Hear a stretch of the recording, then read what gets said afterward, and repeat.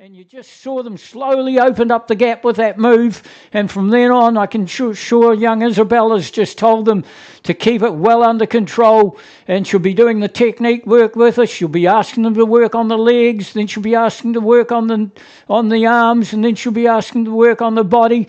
And then she'll get them to put it all together. And that boat's just not dropping in the water at all. It's got a beautiful run on it. 35.5 the rod. The silver and the bronze medal is on their right-hand shoulder. That's Mercer on their right-hand shoulder.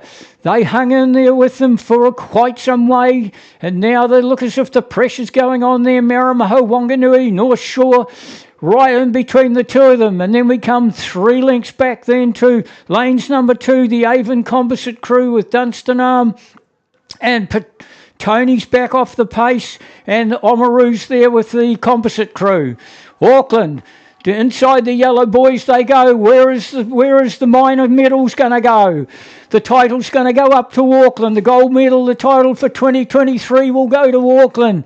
Oh, look at the lineup. Look at the lineup over that far side. We'll keep an eye on them. Look at North Shore. North Shore starting to move on Aramaho Wanganui. North Shore and Aramaho Wanganui, they've picked Wanganui up. It's on the left-hand shoulder of North Shore now.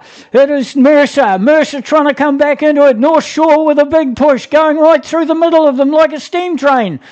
They've gone and put a canvas on them now. They've put a canvas on Aramaho Wanganui. They've come from 4th in the 500 to go peg, and they've gone and shoved their nose in the silver medal position. Gold in the title to Auckland. They'll go down. North Shore with a big row. They're out of Auckland as well. Down to the line, and they're just opening up the gap now of those crews on the left and the right-hand shoulder. The bronze is going to go to Mercer. What a gallant row by Mercer, and they're coming back at North Shore. They came back at North Shore right on the line. Aramaho Wanganui. Then we go Oamaru. The Composite Crew. Across the far side is West End and Petone. We're going to have to see who took the bronze medal. We're going to have to wait for that because North Shore came very quickly in the last 5 strokes.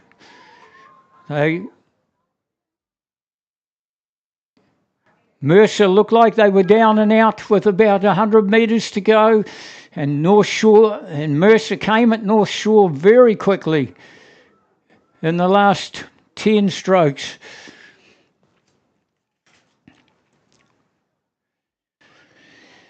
We'll get that up shortly for you, the results. I'm just not too sure who took that. I think Mercer was coming home very quickly, and they might have grabbed North Shore. It'll be very close.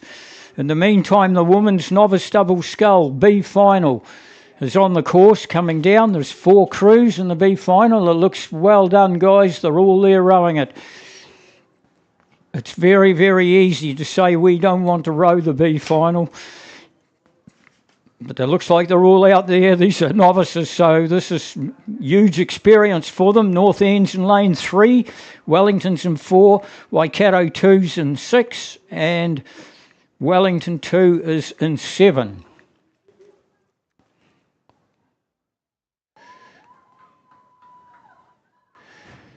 Right, we can give you that result now of race 2-3-2, the women's intermediate, the final of women's intermediate coxed 4. Auckland has gone through in 7:53. Mercer was 6 seconds behind, took the silver medal, and North Shore who've taken the bronze. North Shore by 0.04, that's a bow ball.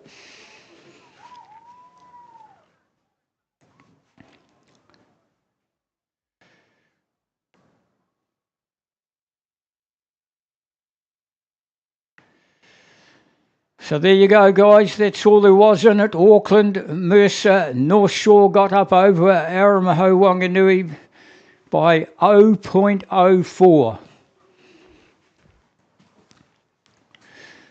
So it looks like all 3 medals gone right to the top of the North Island.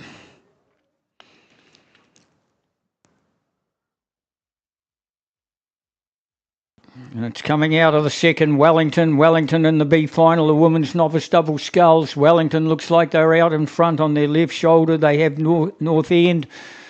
North End on their left shoulder. On their right shoulder is Waikato 2, but they are quite a wee way back at this stage, and out wide is Wellington 2. And they're just off the pace of the two on the inside line as well. So they come down, they're through the 1,000-metre peg, though this is the third 500 they'll get. The next peg will be 500 to go peg, and it's North End. Sorry, it's not North End, it's Wellington sitting out in front. Jazz and Shay for Wellington sitting out in front over North End's Eliza and Livy.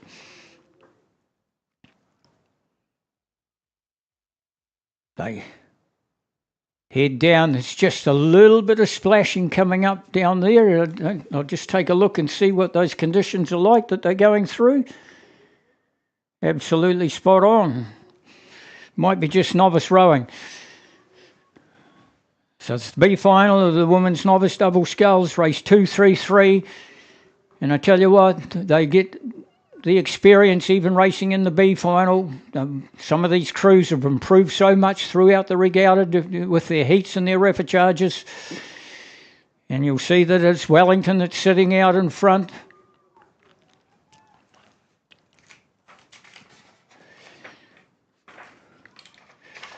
I will have to immediately go up, guys, and bring in the A final for you, women's A final. Oamaru in 1, Waikato in 2, Clifton 2 and 3, Aramaho Wanganui in the fast lane 4, Counties Manukau, who is so impressive in the heats, out in lane 5, Clifton 6, Canterbury 2, 7, and Aramaho Wanganui in lane number 2.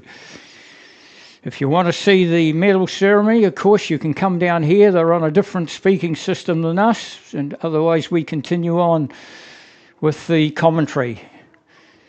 And like I say, Counties Manukau were the red-hot favourites, I would imagine, for this race. They were very impressive in their heats. And we're just going to check to see where they are.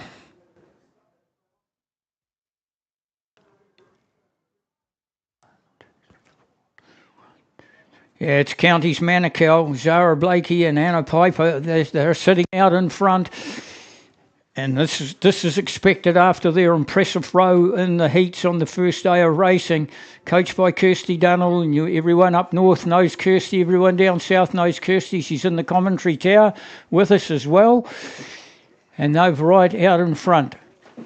They're sitting out in front, and we'll just see where they're chasing. Oh, man, they have got a commanding lead going, not even through the 1,000-metre peg, and they're about 5 lengths out in front of the rest of the field. That's followed up by the crew out of lanes number 2. That's Waikato number 2. So they're away through the 1,000-metre peg, well through it now, Counties Manukau. I'll let you know when the lane number 2 goes through.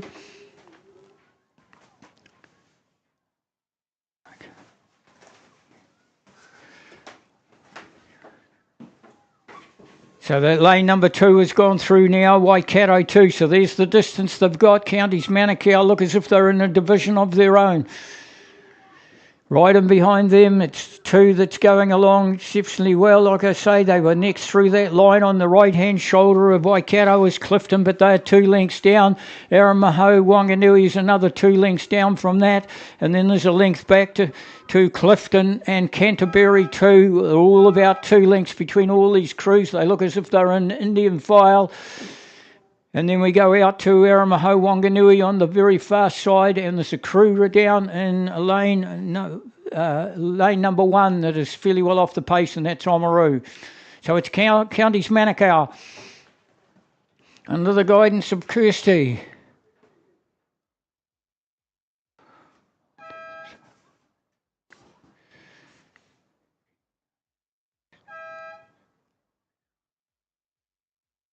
Counties Manukau sitting right out in front of the rest of the field. Like I say, they almost look as if they're in the second division. All the other ones really struggling to get anywhere near them. This is just a big, big win for a New Zealand Championship final. And they have still looking at Waikato. We're the second to go through the 1,000-metre peg, and they're still sitting in second. We forget down the inside, Oamaru, they're well off the pace. And then coming out of lane number 3, Clifton 2 are just starting to drift too. Ahead of them by about 2.5 lengths is Aramaho Wanganui. And then we go out locked up with Aramaho Wanganui. We go to Clifton number 1. Clifton 1 and Aramaho Wanganui are going to be fighting out the silver and the bronze at this stage. But there's a long way to go yet. 2.5 lengths back to the Canterbury 2 crew and Aramaho Wanganui back from there. Back to the leaders. It is Counties Manukau. Zara and Hannah sitting out in front. It's nice and easy. We're going to get a clock and see what rating they're doing for you.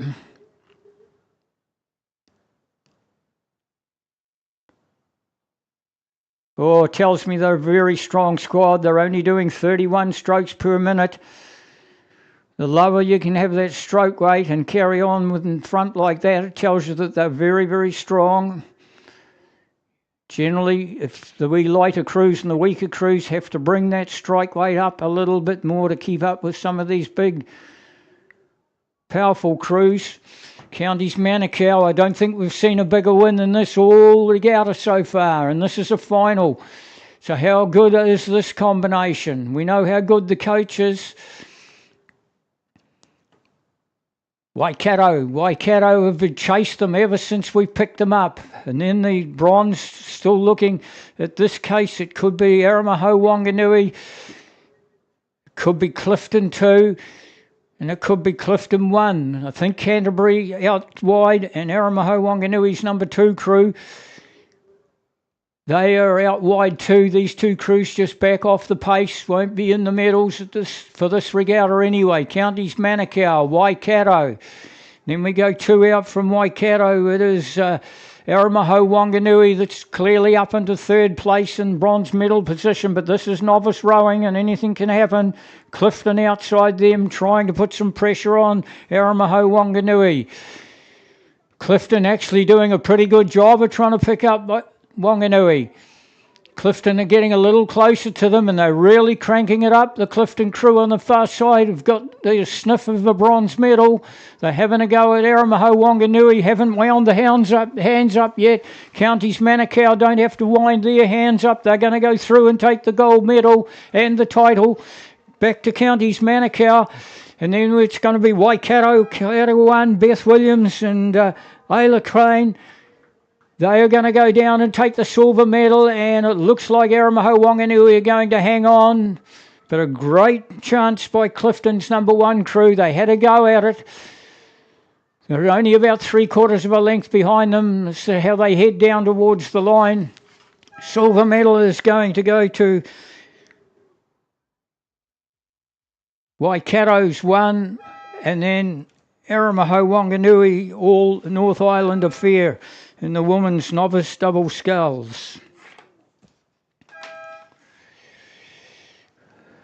The B final, Wellington went through in the B final of the women's novice double sculls in 9:50. I think you'll find that the A final will be considerably quicker than that.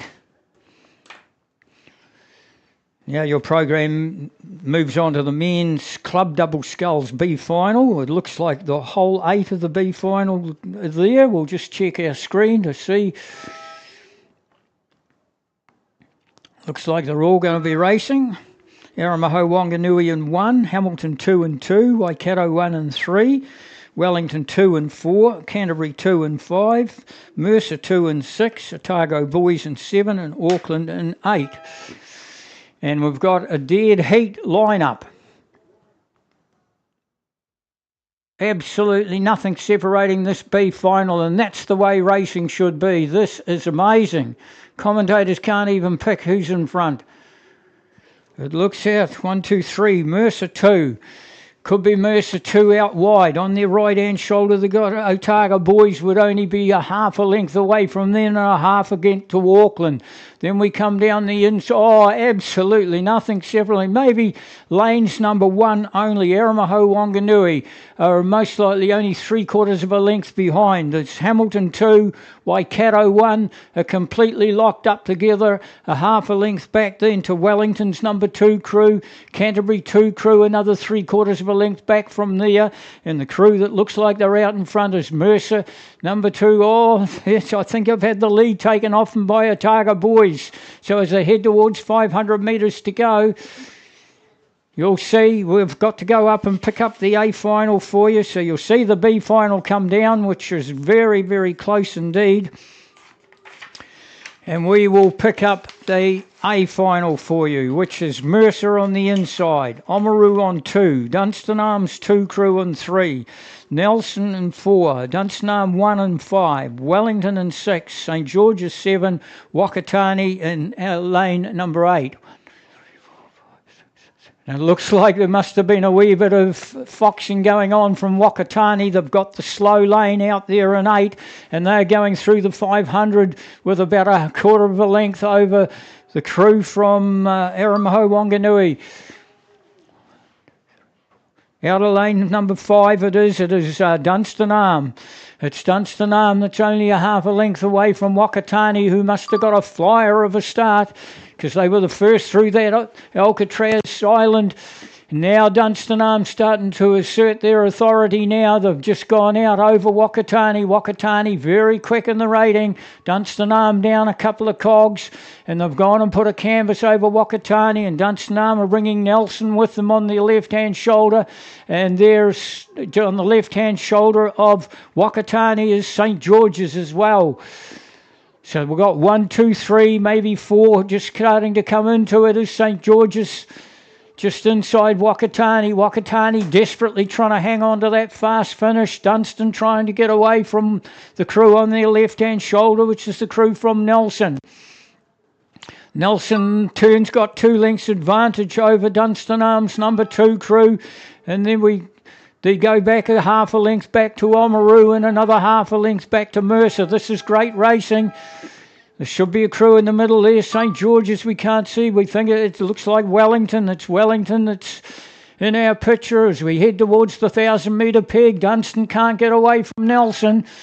And Wakatani is hanging on to it as well after having that very early lead through that first 500. The 2 Dunstan boys looking pretty controlled there. We'll tell you who it is. Oliver Hamilton and Jet Stuke. Of course, Simon doing the coaching for all the Dunstan Arm crews will help along with Natalie and Liam. They go through that 1,000-metre peg. The Nelson boys, a couple of big, strong-looking Nelson boys are up within a half a length of Dunstan. Where's the spectators for Nelson down there in the tent? Come out and have a cheer for Nelson. They're putting some real pressure on them. Wakatani's only about a half a length away from Nelson as well. So these are first 3. They've now opened up a gap from Dunstan Arm number 2. They've opened up a gap of about 2.5 lengths. Another length and a half back to the crew in the Wellington. And then we go down to Oamaru and Mercer, and we go to St George's. Through the halfway mark they all go. Dunstan, you can just see the pressure starting to go on now. There was just a very slight gaze from Dunstan over to the Nelson combination. Bob Gilchrist doing the coaching for the Nelson boys. Bob, your boys are going really well, mate. There's a real tussle going on out there between the Dunstan Arm colours and the Nelson colours. They are neck and neck now. They're in that 500. They're in the 500 and they're absolutely neck and neck as they head down towards the last 500-metre buoy. Dunstan Arm still just hanging on by a couple of feet. Just a couple of feet. Nelson's trying to go at them again. It's down to 1 feet. Dunstan Arm with 1 feet over Nelson now. Now then we go back. Dunstan Arm 2 up into about 4th place. We have Wakatani still hanging on to it. Right out wide just inside them. St George's and Wellington. Then we go down the inside to Oamaru and Mercer. These boats are only about 2.5 lengths away from the bunch. But it's all up front that it's happening. Dunstanarm's still hanging on to it. Whakatani's still only 3/4 of a length away from Dunstanarm, and Nelson's only 2 feet away from Dunstanarm. They're heading down towards that 500 to go mark. It is Dunstanarm hanging on to it. They haven't done a move yet. I'm sure that at some stage they'll put some pressure on Nelson. Nelson's just put their nose in front for the first time in the race. Nelson got 1 foot and Dunstanarm's come back at them again. So they are locking together. It's Nelson with 1 foot. Whakatane Bowman looks across. He's up into 3rd place. Whakatane hanging on to 3rd place. Then we go to Dunstanarm 2. Then we go back down to Oamaru and Mercer just slightly ahead of Oamaru, and the 2 crews on the far side, St. George's and Wellington just starting to feel the pinch in this last 1,000. It's Nelson. Nelson. Oh, Dunstanarm's come back at Nelson. They are locked together, and Whakatane wants to come back into it as well. Nelson's now got about 3 feet, maybe 1/4 of a canvas. 250 metres to go. It's Nelson over Dunstanarm. These 2 crews, who's going to wind up in the yellow boys? Whakatane still out wide. They're in the chances for a silver medal over Dunstanarm. If they can come home nice and quickly, these 3 crews have sorted themselves out. Dunstanarm's can't come back at Nelson. Whakatane across the far side. What a great row from lane number 8. Whakatane putting real pressure on Dunstanarm. Dunstanarm putting pressure on Nelson. Dunstanarm 2 back in 4th place. It's Nelson still hanging on to it. Dunstanarm coming quickly at them. Dunstanarm coming quickly at Nelson. Bob and Simon together, the 2 coaches. They are neck and neck. Bow ball. Nelson, now Dunstan, now Nelson, now Dunstan again. Nelson, that's it, Rose. They've locked together as they go across the line. I think Nelson. And they left Whakatane behind. Whakatane will take the bronze, and that is a brave row from Whakatane out in the slow lane. Dunstanarm 2 takes 4th. And then just a wee race of their own. Right, there's Mercer Oamaru together, and Wellington and St. George's together. Oh, my goodness. B final was won by Otago boys in 7:45. Auckland was 2nd, Mercer were 3rd.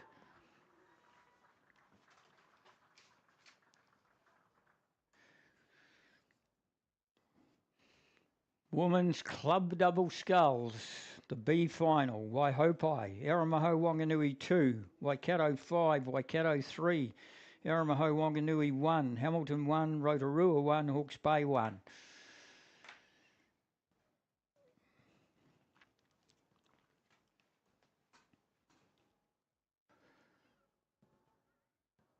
Now, don't forget the system's just a little bit different than other years, guys, that the commentators can give you the A finals without having to wait around for the ceremony, so they're on a different speaking system. So if you want to hear what's going on on the dais, you need to come down this end. And if you want to hear the commentary of the races coming up, you just stay down the other end.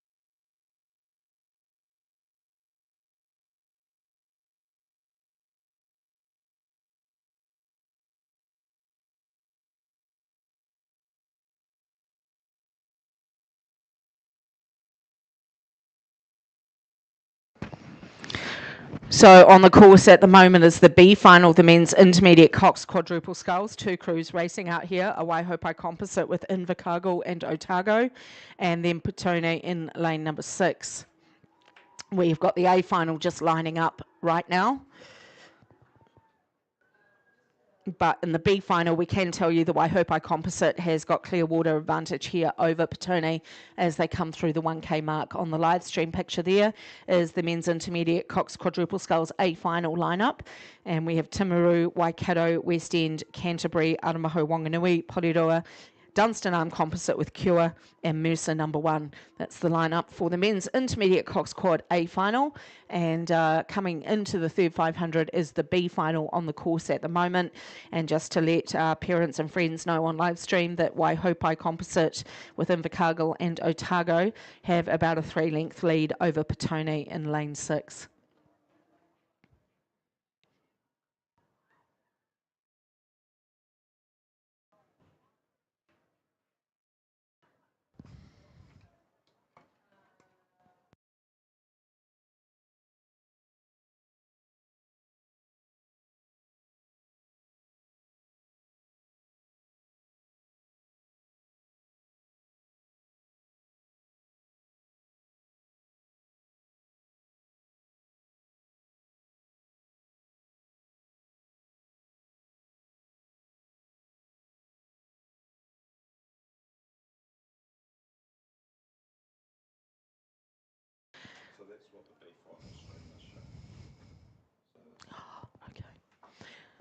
So coming down here is the B final of the men's intermediate cox quadruple sculls. We'll go out to the A final shortly, but for those on the bank here at the New Zealand Murray Nationals, we can tell you as they come down to the 500 metre mark, this Waihopai composite crew is out in front. They have about 3-4 boat lengths now over Petone, and just those 2 crews racing the B final. The A final is underway, which you can see on your live stream picture now. Lane number 6 has gone out pretty fast. That's Porirua number 1. And going with them, lane number 3, West End number 1. So those 2 crews have looked to start pretty fast here in the early stages of the men's intermediate cox quadruple sculls. Out in front of us here on the bank at Lake Ruataniwha is the 2 crews coming down towards their finish. They're inside the last 400 of the men's intermediate cox quad, and it's Waihopai composite leading Petone. That's not going to change as they come down towards the line. So we'll go back out to the A final now, and we are looking at this Porirua and West End crew who are locked together as they come down towards the island and the 500 metre mark. Then we go just outside of them to... We've got Aramaho, Wanganui and Canterbury going pretty well. And just outside of Porirua is a Dunstan Arm composite with Cure. Down through the 500 they go. I give it to West End probably by about half a canvas. Porirua hanging on as well. And then the bronze medal's pretty locked. It's Canterbury, Aramaho, Wanganui and Dunstan Arm all vying for a bronze medal position in these early stages in the second 500 of this A final.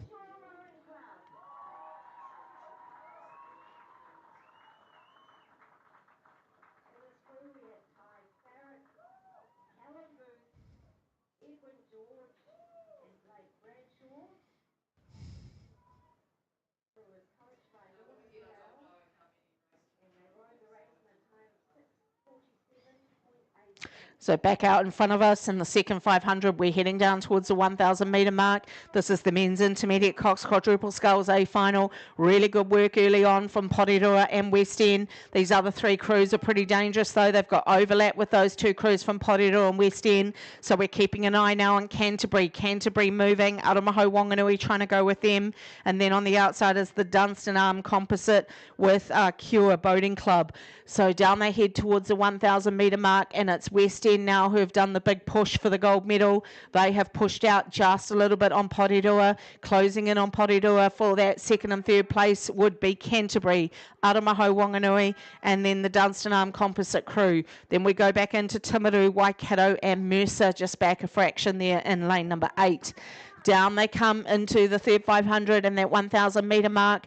A final of the men's intermediate quad. Then we go to the women's premier singles and the men's prem singles. But down we come towards the 1,000 metre mark. They're about to go through. This is a big move from West End Rowing Club. West End are making a push for the gold here. Liam, Eric, Sean, Crew and Caitlin Lawrence, coached by Ethan Blight and Nick Dorr.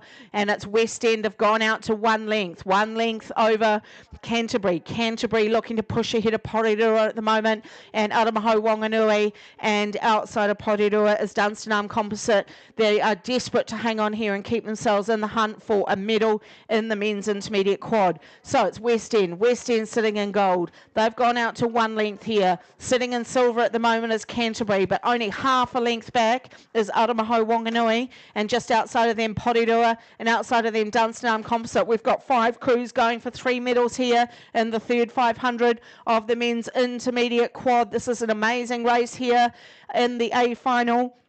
Let's see how this folds out. West End have really pushed out. They've spread their wings and gone for gold with 7:50 to go. West End have gone out to Clearwater. This is a great effort from these guys in lane number 3. Crew Alice Williams is stroking the boat. We've got Sean Brooks Adams, Eric Brownlow and Liam Fox. Caitlin Lawrence is coxing the crew, and that's quite an emphatic move that they've put there on Canterbury. Canterbury sitting in the silver medal position. Mark, Christopher, Sean, Liam and Annabelle Scott is the coxswain for this crew. And then we're starting to see a big move come. Oh no, what's happened there? Aramaho Wanganui stopped rowing. The 3-seaters stopped rowing. They were sitting in contention there. I don't know quite what happened there. We just looked up and they'd stopped rowing, and now they're going to have to pick back up. That's really unfortunate for Aramaho Wanganui. But down we come. Keep an eye on Dunstanarm. They've gone through Porirua. So Dunstanarm Composite with Cure are now sitting in the bronze medal position. Canterbury are holding on to the silver. West End are rowing away with it for gold as we come to the 500 in the men's intermediate quad. Through go West End. Now they've got a length and a half now over Canterbury. Canterbury have half a length over Dunstanarm now and now. Then we go back 3/4 of a length to Porirua, and then we go right down on the inside. Looks like Timaru are trying to push up all the time now. Oh, they've stopped again. What has happened to Aramaho Wanganui? That poor crew, they've stopped again. Disaster out there for them. Those poor guys, they were really in the hunt for a result here. But let's go back here onto the course as we come down inside the last 500, and it is West End. West End a length and a half clear. Then we go to Canterbury. Then we go to Dunstanarm, and pushing hard on the inside is Timaru. Timaru know how to sprint in the closing stages of any A final, but it's West End's to lose here, or West End's to win. West End on their way to a national title here in the men's intermediate quad. They've still got Clearwater over Canterbury. Canterbury have got Clearwater now. No, they haven't. Here comes Dunstanarm Composite. They're only a 1/4 of a length back. They're building up. Here comes Cure and Dunstan. Can they roll over Canterbury to get the silver medal? It's going to be West End's to win here as we come down with about 150 to go. West End Rowing Club are winning the men's intermediate quad. Then we've got Canterbury sitting in silver. They've just pushed out to another 1/4 of a length. They're holding on to silver over Dunstanarm and Cure. Cure sitting in bronze as we come down to the 100 to go. West End are going to go through for the gold now. Then we go to the sprint for silver. It's Canterbury. Then the Dunstanarm Composite with Cure on the outside. Who's going to pick up silver? The gold medal's going to go to West End Rowing Club. They'll be the New Zealand champions for 2025 in the men's intermediate quad. Another 5 strokes for them. Here comes Dunstanarm. Who's going to get silver? Is it Canterbury or Dunstan? Down to the line come West End, New Zealand champions. Congratulations, West End Rowing Club. Canterbury will get silver, and the Dunstanarm Composite with Cure will get the bronze medal. Then we go back to Timaru. Then we go to Hamilton. Porirua. Porirua coming through. Down on the inside, Waikato. And then over on the outside is Mercer. But congratulations, West End, New Zealand champions in the men's intermediate quad.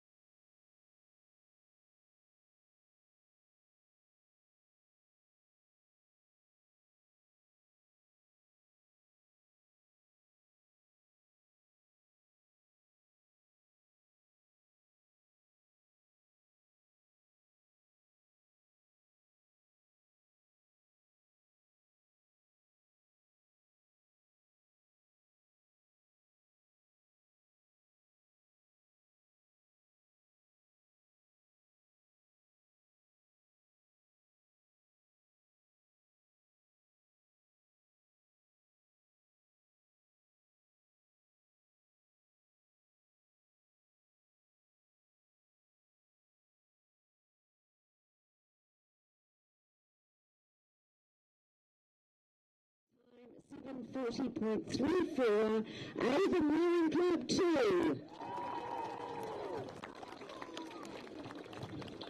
The winners of the silver medal now for the women's senior floor, Waikato Rowing Club.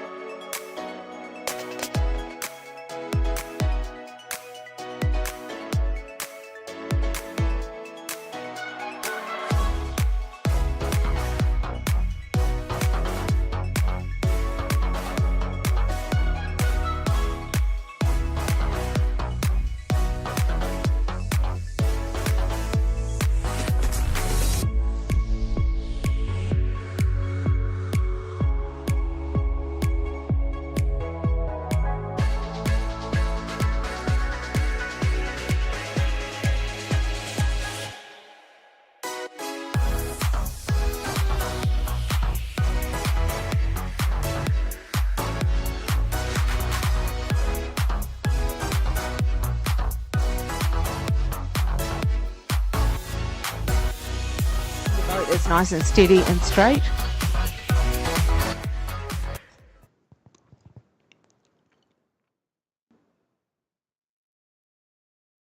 So it's still Rebecca Lee holding on here in the B final. Cambridge is leading the B final of the Women's Premier Singles. Otago University and West End pretty close together as they come into this third 500.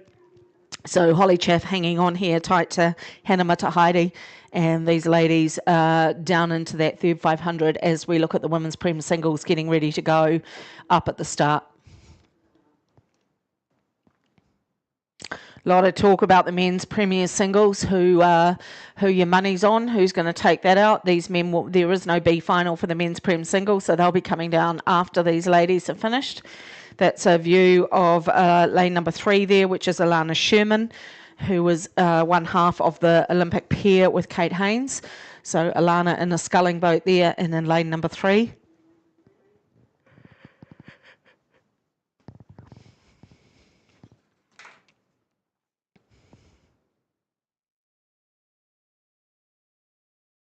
Great racing here in the B final. Still Rebecca Lee from Cambridge hanging on. We're underway now. The Women's Premier Single A final is racing here at Lake Rurataniwha. All crews are out clean and fast. 1, 2, 3, 4. Lane number 5's gone out really quickly. That is Veronica Wall from Ashburton. And Ashburton's gone out super fast here in the Women's Premier Single Sculls A final.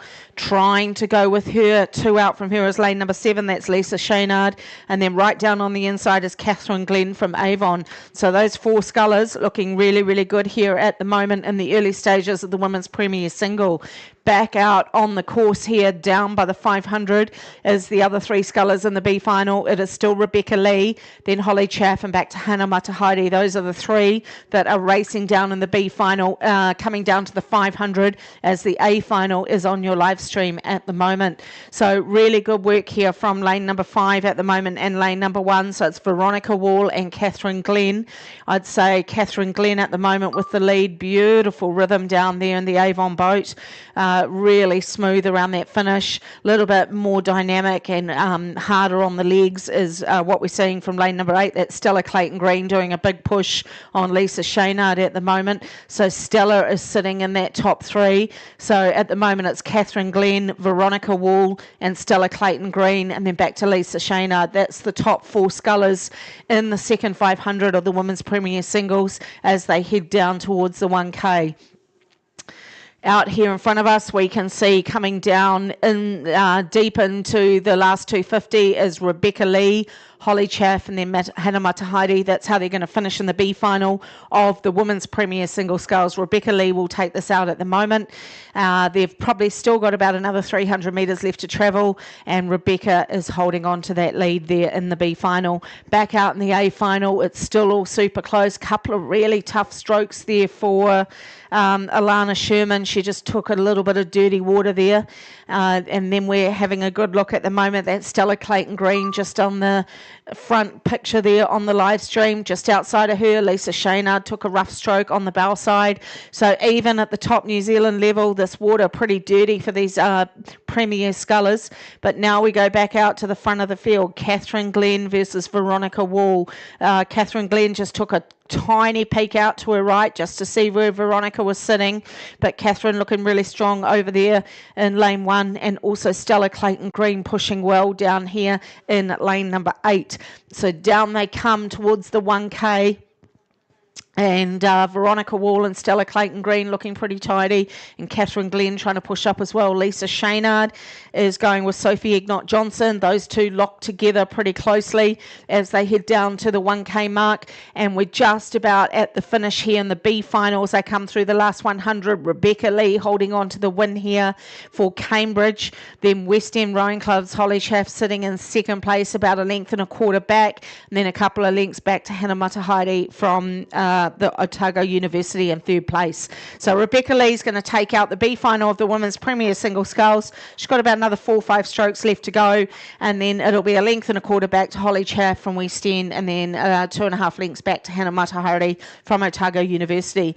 Back out here in the A final we go as they come down towards the 1K. And they're all tightly bunched here. No Emma Twigg representing this year. So wide open for the national title here in the Women's Premier Single Sculls.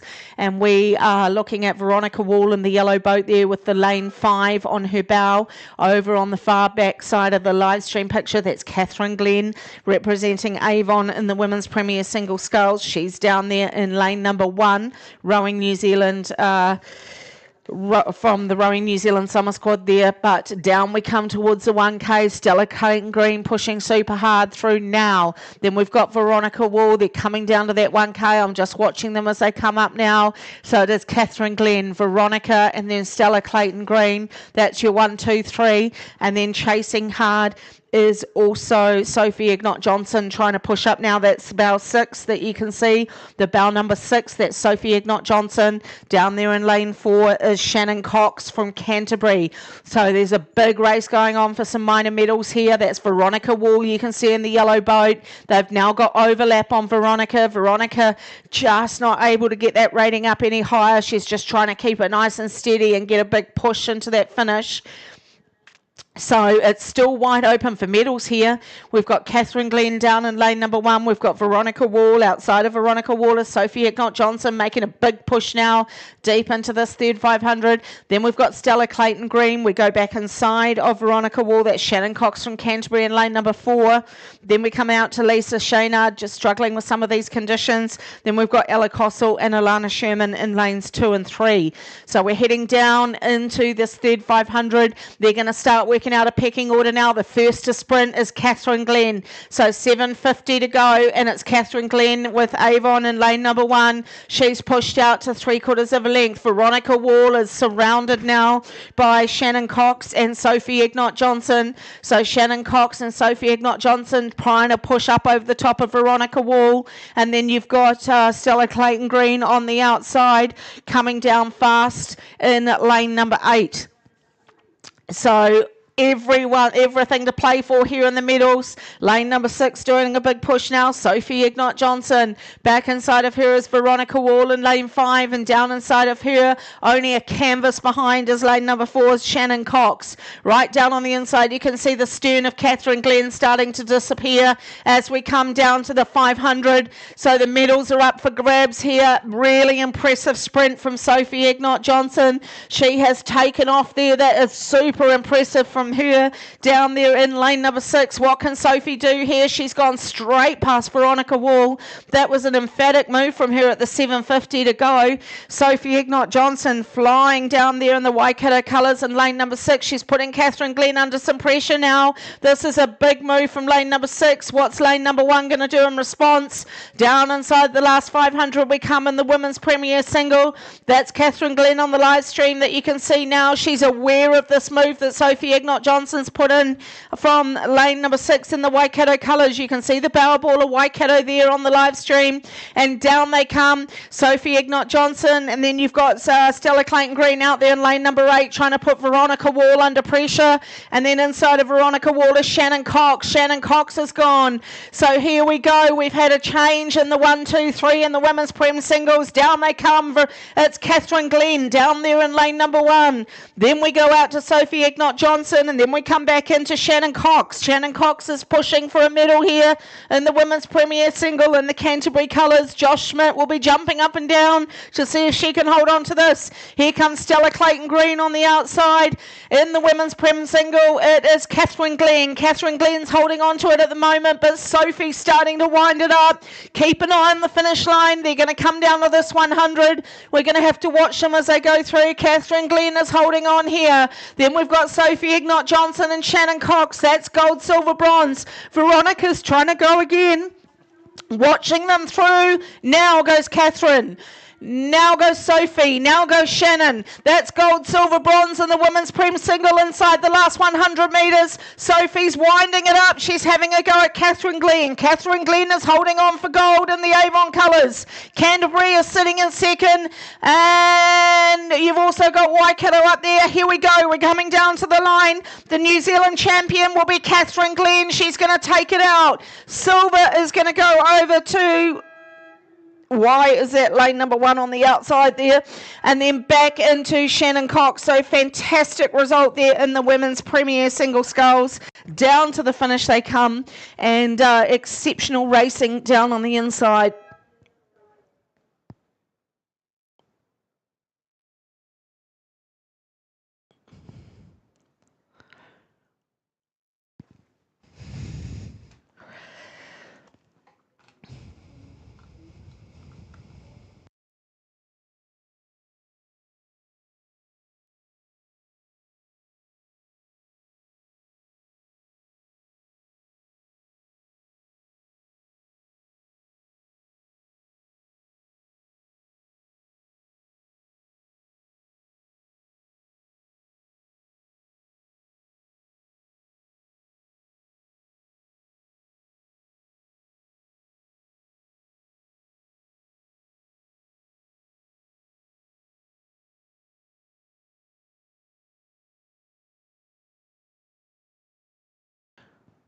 So confirmation of the results in the women's premier single sculls there. Congratulations to Catherine Glenn from Avon, home in a time of 8:29.38.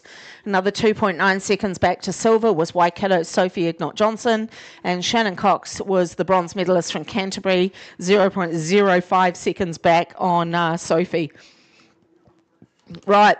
Another big race coming up, ladies and gentlemen. The men's prem single on the live stream at the moment is X4. That is Robbie Manson. X5 is Finn Hamill. He's just turning his boat now. Lining up on the blocks is Finn. He's getting ready. Not quite ready to go yet. He's sitting side on. Taking his time just to turn into those blocks. So it's Finn Hamill getting ready in the Waikato colours. Just in lane number 4 beside him, Waikato number 2, Robbie Manson. So the lineup of the men's premier single sculls A final ready to get underway shortly. We have Waikato number 5 in lane 1, that's Seb Fulton. Lane 2, Waikato number 4, James Scott. Lane 3, Dunstan Arm number 1, Angus Kenny. Lane 4, Waikato number 2, Robbie Manson. Lane 5, Waikato number 1, Finn Hamill. Lane 6, Avon number 1, Ben Mason. Lane 7, Waikato number 3, Oscar Ruston. And lane 8, Tauranga number 1, Luca Harris.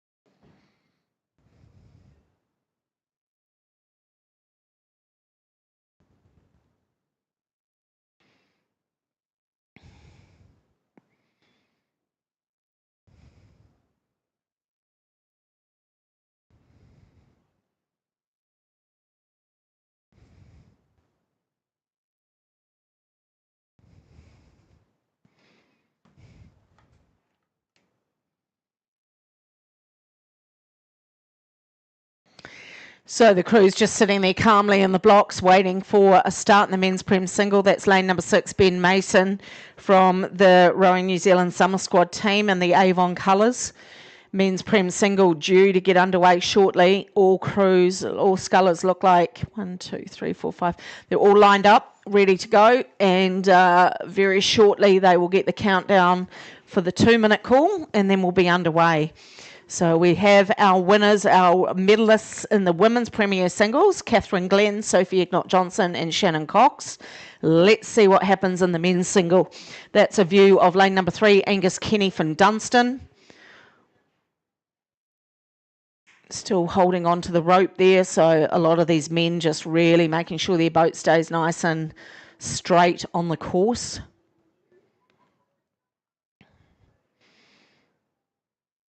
Who's that in lane 3? I think Angus Kenny needs to straighten up a little bit, but I'm sure he'll be aware of that. Beautiful aerial view of these crews. That's Robbie Manson there in lane number 4. Robbie is, excuse me, Waikato number 2.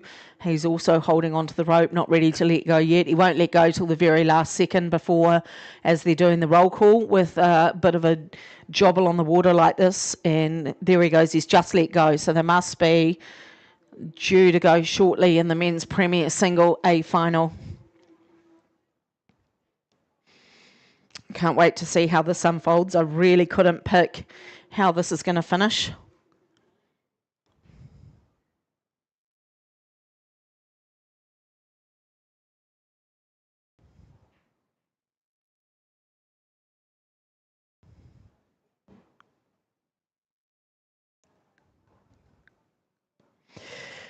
It's a view of the two Waikato scullers. So we just saw Robbie Manson holding on there, Finn Hamill holding on to the ropes, just making sure that their boat stays nice and still in those blocks. All crews looking dead straight now. This is good, but no one's let go of that rope yet. So, oh, yep, here we go. Finn Hamill's let go.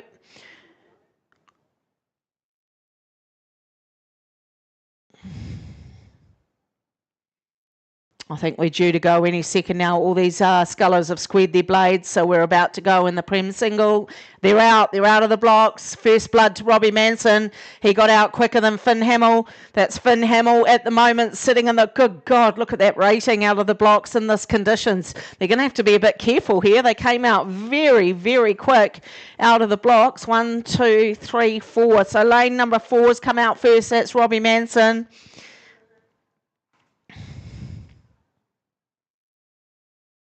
So there's no Tauranga there. Oh, just making sure I did call him. So that's a scratching in lane number 8.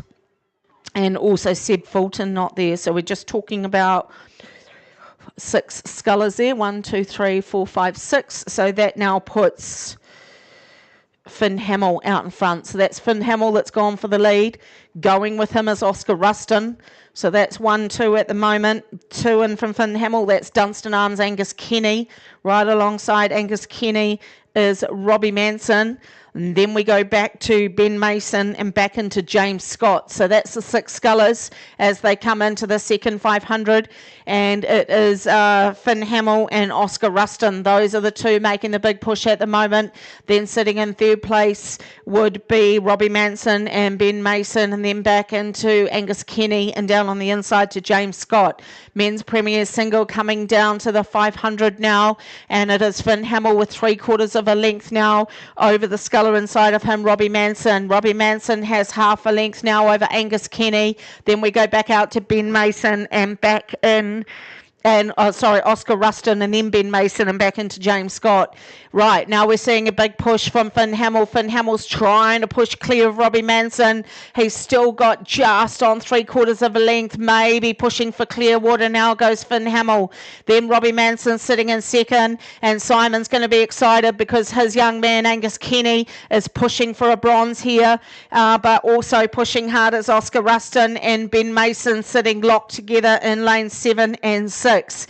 Down we come into the second 500 and pushing down to the 1K, and he's done it. He's going for clear water. It's Finn Hamill. Waikato number 1 is going for the lead here. He's got the lead currently over Robbie Manson. Robbie Manson is sitting second at the moment as we head down to the 1K. Then there's a race for the bronze between Angus Kenny, Ben Mason and Oscar Ruston. Down we come towards the 1,000 metre mark, and Finn just taking a couple of dirty strokes on the bow side there, but he's gone out to clear water now on Robbie Manson. Robbie Manson has got just on a length now over Ben Mason, who's trying to push through Oscar Ruston. Then we go back down to Angus Kenny and James Scott. That's how they're going to go through the 1K at the moment. Look at that high rate. Finn Hamill's rating is just off the charts when he goes into a final. It's so good to watch. And Finn Hamill is roaring down towards this 1,000 metre mark. Robbie's trying to go with him. I'm not sure why Finn looked over his right-hand shoulder there. There's nobody behind you, Finn. Nobody in front of you, I should say. He's well and truly got the lead here in the men's premier single scull as we come down. But Robbie's doing a bit of a burst there. He's trying to push up onto that stern. Ben Mason is currently sitting in the bronze medal position. Oscar has still got overlap with him. Then we go back to Angus Kenny and back to James Scott. Down to the 1K we go, and it's Finn Hamill. Finn is on his way here through the 1K in first place in the men's premier single sculls A final here at the New Zealand Rowing Nationals, sitting in the Waikato colours. I'd love to get a rating on him. I might see if we can find a rating watch up here, and I think it's going to be in the high 30s, and Ian's just going to check that for me. Silver is still sitting a length and a quarter back to Robbie Manson, and then another length and a quarter back to Ben Mason, probably another length and a half now back to Oscar Ruston, and then we go back down on the inside to Angus Kenny and James Scott. 40 and a half is what Finn Hamill is sitting on. 40 and a half for Finn. We'll just have a look and see what Robbie's sitting on, but it's 40 and a half, and he's already coming down to the 750 in the Prem single. How is that possible that he's still holding on there? 37 for Robbie, but 40 for Finn Hamill. Through the 750 they go, and it's Finn Hamill now. Ben Mason's making a move on Robbie Manson. Robbie Manson's making a move on Finn Hamill. Robbie's got overlap now. He's pulling up on Finn Hamill. Finn is responding. He's keeping an eye out. He's just looked over at Robbie. He's keeping an eye on him, and Robbie is making a go at Finn Hamill right now through the 750. He's pulled up a quarter of a length. So this is where he's going to do it. I just saw Robbie look over his right-hand shoulder at Finn. He can see the stern of Finn's boat. He's pulled up to within half a length. What's Finn going to do now as they come down to the last 500? It's still Finn Hamill in the gold medal position, but Robbie has picked up half a length. He's half a length behind Finn Hamill now. As we come down to the 500, this is where Robbie's trying to go after him. Finn has just responded. 2 strokes ago, he took his rating up. He waited. I think he's hoping Robbie's going to blow, but Finn was sitting on 40 and a half for 1,250 metres. What is that going to do to him at the finish? We all know what Finn has got in the tank when he comes down to a sprint. Ben Mason is still sitting in the bronze medal position. Then we go out to Oscar and back into Angus Kenny and James Scott. Down we come. We're inside the last 500 of the men's Prem single, and it's half a length between Robbie and Finn, and Robbie is pulled up now to within a canvas of Finn. Finn's tightening up on the shoulders there. It's half a canvas to Finn over Robbie. Robbie is pulling up on lane number 5.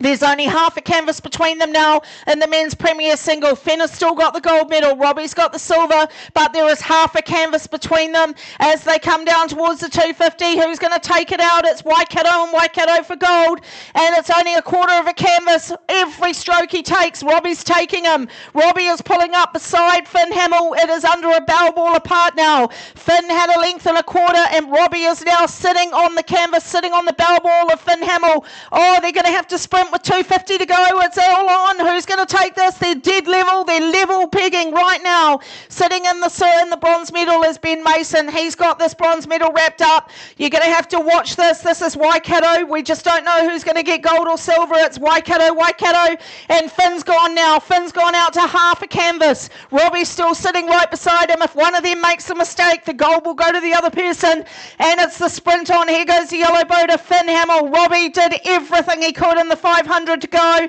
He tried to pull up, but it's now gone out. It's still half a canvas. It's only half a canvas in it. And Finn Hamill's gone up to 45 on the rating. Finn Hamill's trying to take out the men's Prem single. Robbie's sitting right beside him. There's another 7 strokes to go, and the gold medal is going to go to Finn Hamill from Waikato number 1, silver to Waikato number 2, and bronze is going to go to Avon number 1. Congratulations, Finn Hamill. Epic race in the men's Prem single. Oh my goodness. Bronze goes to Ben Mason. 4th will go to Oscar Ruston. Back into Angus Kenny and to James Scott.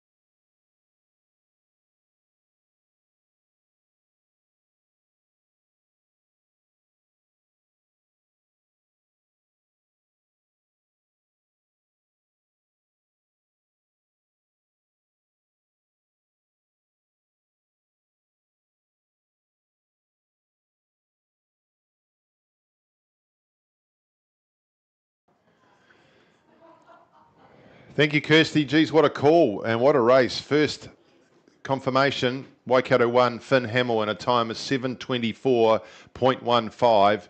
Second, Waikato 2, Robbie Manson, 0.64 seconds behind, and a further 10.5 seconds back to the bronze medal winner, Ben Mason, Avon 1.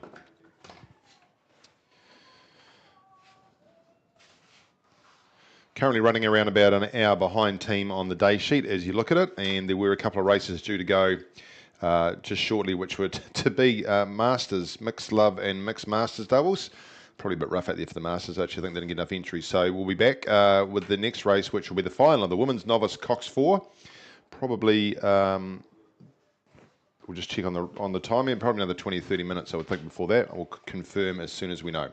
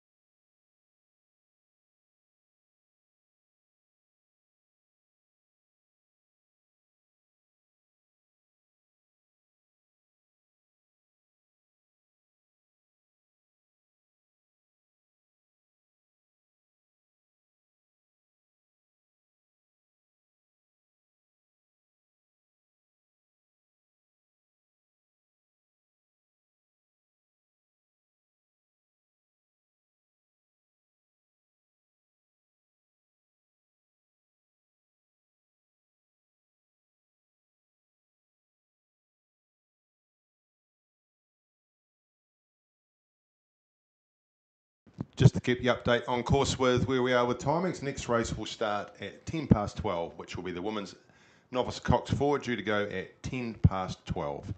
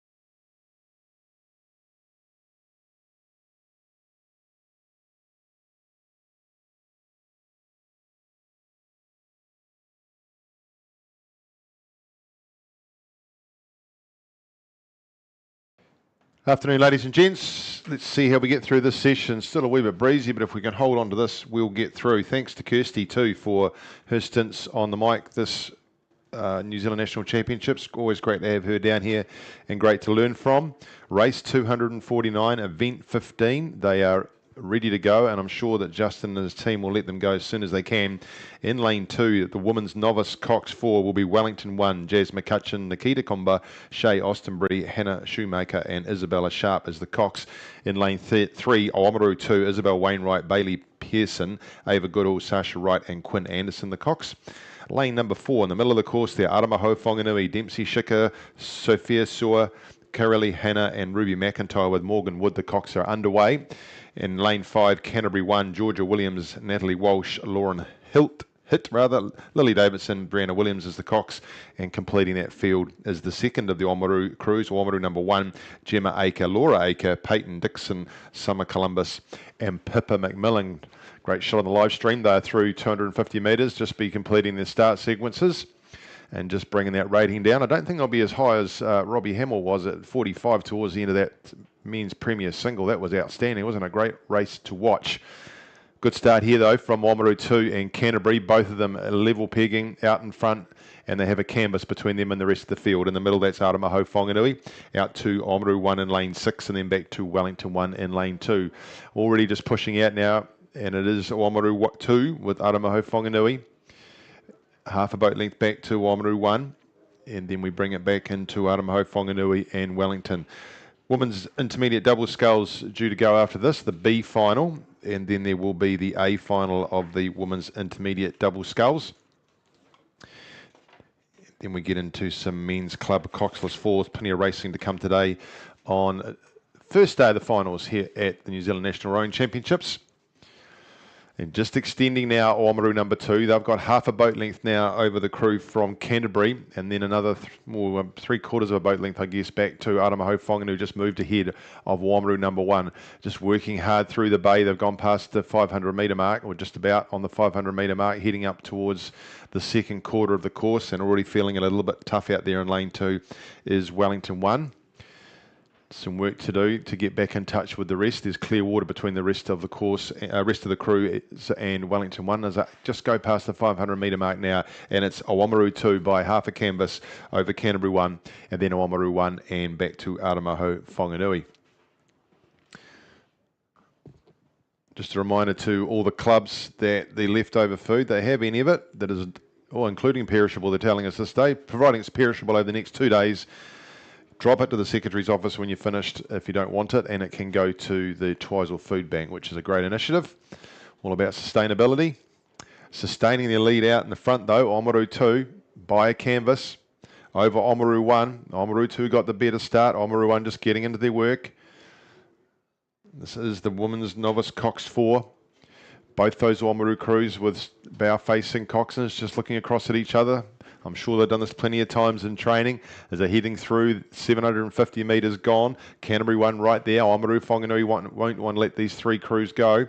And then we go back to Wellington number 1. So Ivan Doherty, Shane Carter coaching both these Oamaru crews. And if they are 1 and 2 ranked like that, the number 2 crew will be looking to put one over the number 1 crew. And they still have the lead on them by out to half a boat length now as Canterbury 1 draw right alongside Oamaru 1, just taking the second position by a bow ball. Oamaru 1 on the outside, back inside to Aramaho Whanganui. They're still in with a shout as we head up towards halfway done, and the coaches will pick them up, just starting to settle down a little bit through the bay by the look of it. Hopefully that's the case. We've had great racing all week, just last night and a little bit this morning with the wind starting to show its face. They're out now. 4 seats clear, Oamaru number 2. Let's see where the pushes come on when they get to the 1,000 metre mark. Just lining up now in the B final for the women's intermediate double sculls. We'll give that a bit of a nudge as it starts to come through. Hopefully they can get them underway pretty shortly. We're running around about an hour behind. There are a couple of gaps to look to catch it up. And Oamaru number 1 just been beaten into that second spot now by Canterbury 1. So Canterbury 1 at the 750, small push, and they'll be looking to take on the Oamaru 2. They're well placed now, Canterbury. This could be their race. If they can hold and extend from where they are, you would think they've got a little bit more in the tank there, George, Natalie, Lauren and Lily. No results here that we can really bring forward from the South Island Championships. That was all looked after by the crews from the schools. and also the same in the North Island really too. So there weren't many club entries in those two championships. So Oamaru 2 holding on nicely though still to Canterbury. Canterbury now in second position and with a handy bow over the, well, they've got a whole canvas over the Oamaru number 1 crew, but the move now has come from Aramaho Whanganui. They've got to the 1,000 metre mark and pushed themselves into third position. So Oamaru number 1 have got some work to do now as they come through into the second half of the course. Still is Oamaru 2. They have led since the start, but just continuing to make a slight move through every stroke is that Canterbury crew. Coxed by Brianna Williams. She's got her game plan. They're moving closely into second now, taking Aramaho Whanganui with them, and it's Oamaru 1 that have got the work to do. So Oamaru 2 holding on. They've got themselves now nearly up to 1,250 gone in the lead. Can they hold on for the other 750, or is Canterbury going to roll over the top of them? Aramaho Whanganui coming into view. The coxswain there for Canterbury 1. Brianna Williams can look over to the right-hand side and see the coxswain of Oamaru getting closer, and she has a look over there, does Quinn Anderson from Oamaru number 2, and she will look over and she will see that Canterbury are getting closer to them as well. Drawing in a nice line here. Coming back into it is Oamaru number 1. These 4 crews starting to level up again as they get in towards 750 metres to go. It still is with Oamaru number 2. Isabel Wainwright, Bailey Pearson, Ava Goodall and Sasha Wright. Quinn Anderson, the Cox, has got a work cut out here because she's under attack. Aramaho Whanganui right on top of them now. And then comes the Canterbury crew alongside them, and Oamaru number 1 pushing in front of that Canterbury crew. They start to get down towards the business end. There's 500 metres to go, and it is now Aramaho Whanganui. They started to push at the 1K mark, and they've taken advantage of it. They're taking Oamaru number 1 with them now, squeezing out Canterbury out the back door. Oamaru number 2 still holding on. It's between the two Oamaru crews for second to third. Canterbury will need to push again if they want to try and get a crack at one of the minor medals. Aramaho Whanganui have made their move. Can they hold on to it now? Morgan Wood, the Cox, she's got her game plan. She's trying to steer this crew down towards a medal here at the New Zealand National Championships as they head up towards 350 metres to go.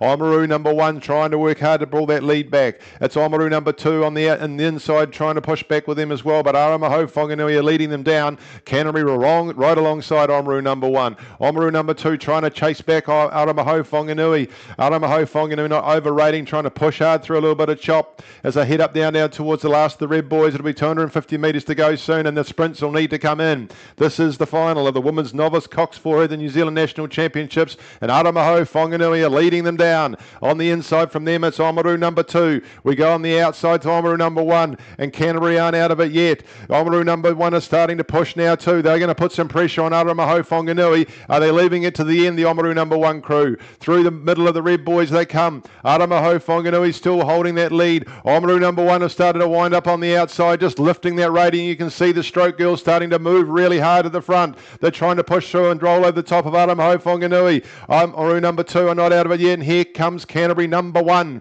through the middle of them. Wellington have gamely fought, but they're out the back door in lane number 2. Through the last of the Red Boys we come. 250 metres to go. Since the 1,000 they've pushed through, they're still holding on to it, Aramaho Whanganui. The challenge is going to come from Oamaru number 1. Oamaru number 2 look like they might have rode their race. They're going to have to hold on well here to keep the bronze because Canterbury are coming at them. Bashing through a couple of breakers comes Oamaru Whanganui. They've still got the lead. They're out to 3 seats over Oamaru number 1. And now they start to go. Aramaho Whanganui pushing those golden blades quicker and quicker through Ruatanafa. Oamaru number 1 trying to chase them down. Oamaru 2 under real threat of losing the bronze now because here comes Canterbury right at you. Down now 120 metres to go. They're just starting to tie up now to Aramaho Whanganui. They've been working hard since the 1,000. They'll have to watch that Oamaru crew are starting to really wind up on the outside. Oamaru Whanganui just holding on. The Bow missed a stroke, I think. They've just gone to a standstill. Oamaru number 1 are going to go past them unless they get moving again. Bronze is going to go to Oamaru number 2 if they can hold their position. Canterbury pushing them. They've pushed back again. Aramaho Whanganui. Oh, there's a game fight for them. They've gone back out to a canvas. The gold medal will go to Aramaho Whanganui. Second will go to Oamaru number 1. Oamaru number 2 are going to hold on for the bronze, and just beaten into fourth will be Canterbury. That's the final of the women's novice Cox 4. Completing the field will be Wellington number 1.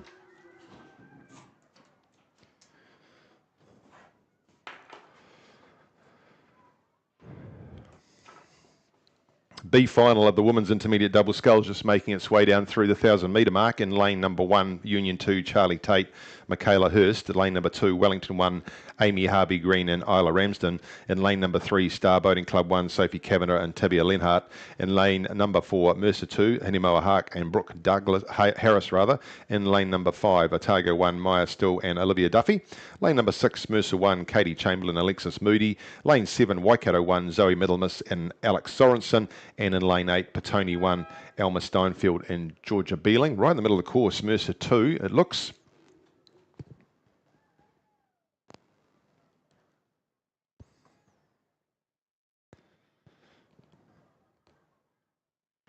It's not, it's Waikato. Waikato right out in front there, Zoe and Alex in the B final, out there in lane number 7. Just back from them, Mercer number 1. I thought we're not too far away. Then they go across to Mercer 2, holding third. In the middle of them is Otago, not far in front of, in fact, they're just behind Star Boating Club. Then we go to Wellington and Union, and on the outside it is Petone number 1. So that's the B final. The A final, they're just sitting patiently at the blocks, ready to go.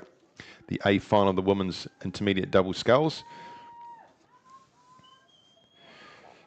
Time for you in the women's novice coxed 4, Aramaho Whanganui, in a time of 8:44.07.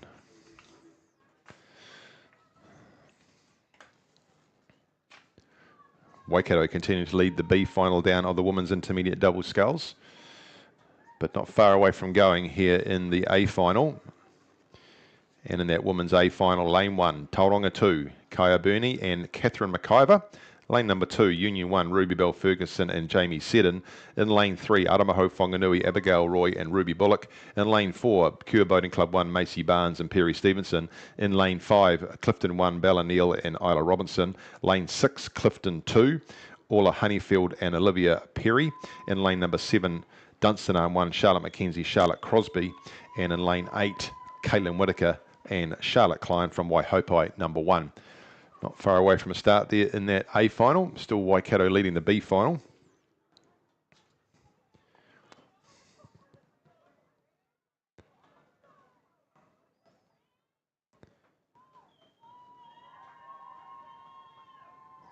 Just over Mercer and Otago still as they head up towards, and just down there in lane number 2, it's Wellington have made a real push through since the last 1,000. Sitting there in the maroon and the white. Amy and Isla just pushing up now and almost into first now. I think they've gone past Waikato in the B final. So it's a nice result if they can get through there in lane number 2. So Wellington just taking the lead over Waikato from Mercer. And then Otago.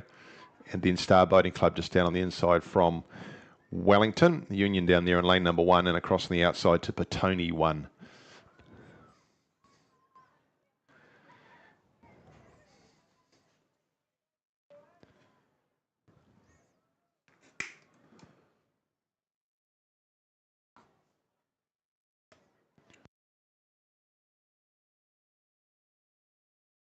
Metres to go in the B final, and it's all Wellington. Out to a boat length over Waikato. Back inside we go to Star Boating Club, and then it is Mercer and Otago. That looks like how they'll finish. Nice finish coming down from Union in lane number 1. Then we go back to Mercer number 2, and it will be on the outside Petone. Just waiting for them to go in the A final. Just moving around a little bit.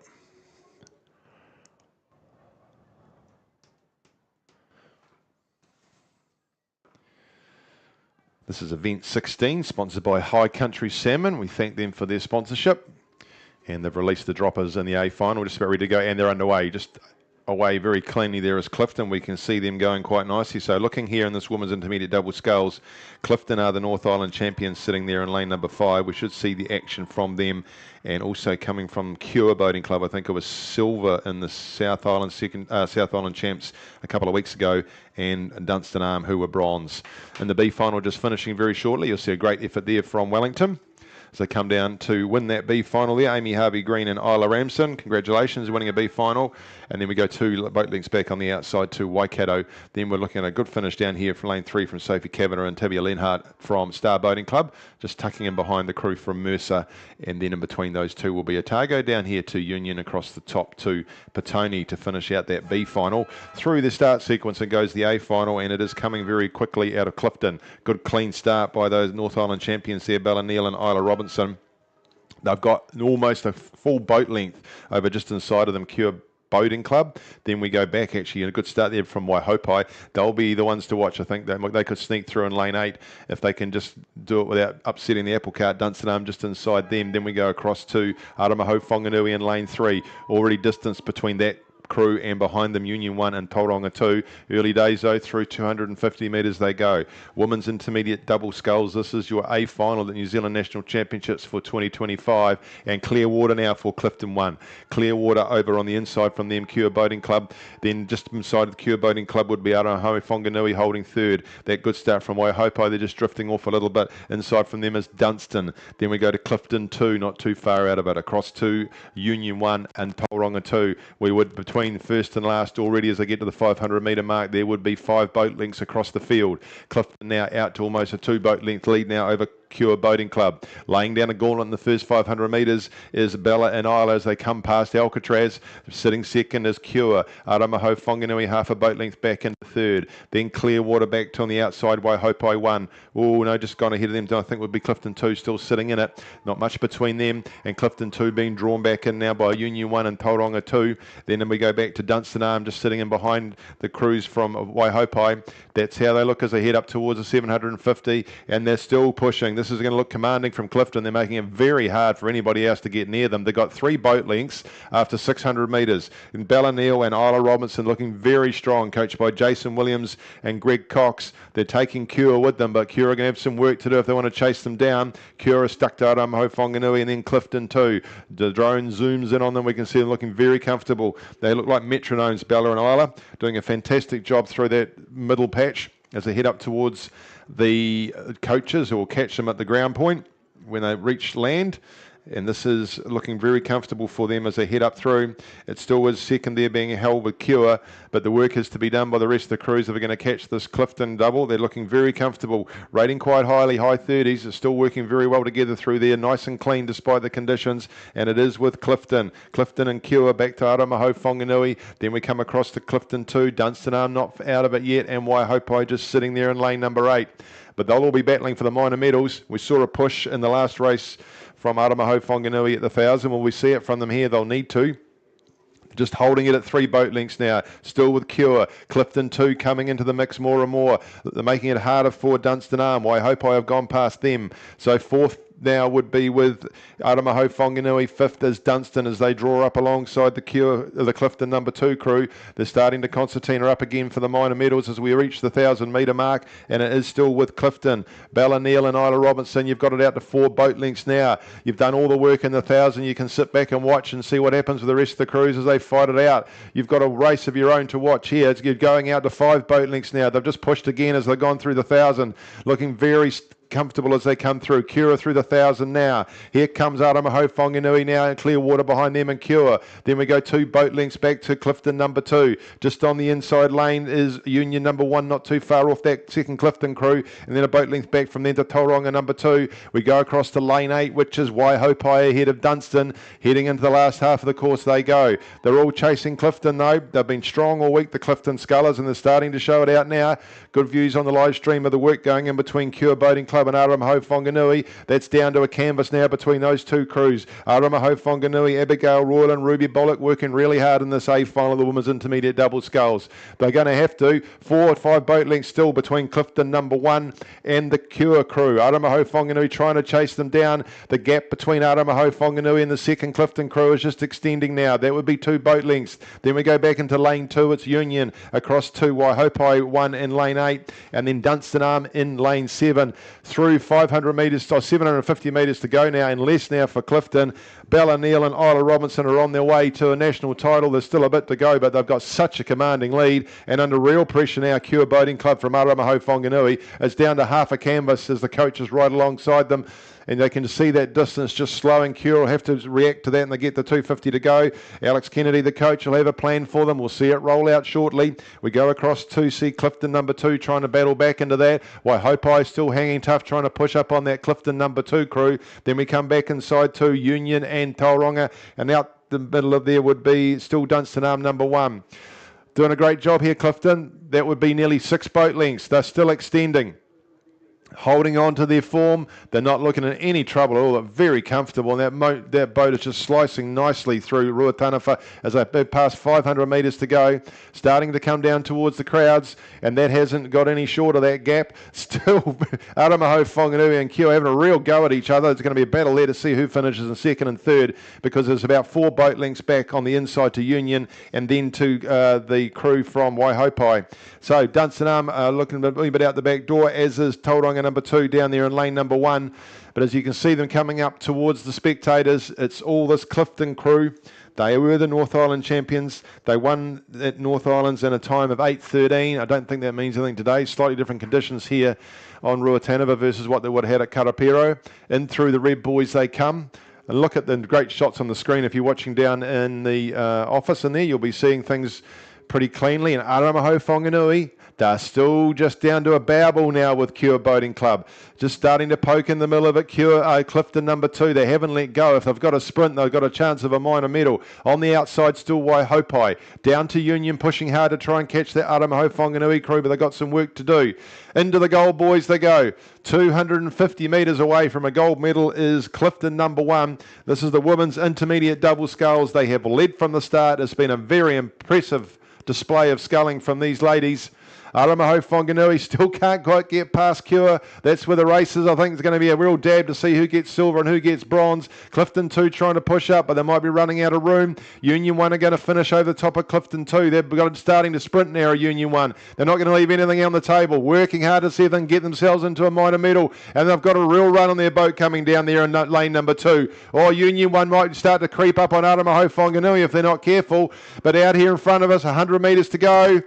Ladies and gents, these will be your champions coming down here in Lake Ruataniwha. It'll be Clifton number 1, Bella Neal, Isla Robinson take a bow, well coached by Jason Williams and Greg Cox. Aramaho Whanganui have left at the very last minute to go past Cure Boating Club. They continue to push really hard. Abigail Roy and Ruby Bullock coming back at them as Cure Boating Club, fighting out for second and third, but no doubt about the winner. Clifton number 1 take the buzzer and the gold medal and the national title. And down we go, Aramaho Whanganui and Cure. Oh, Cure coming back at Aramaho Whanganui now right down to the end. I think Cure have done the time they run nicely, and they'll go across the line with about a half a canvas on the end. They'll take silver. Bronze will go to Aramaho Whanganui. Nice finish for 4th for Union. Cross the top to Clifton number 2. Then on the outside lane, and lane number 8 will be Waihopai down here to Tauranga, and completing the field with 100 metres to go now will be Dunstan Arm number 1.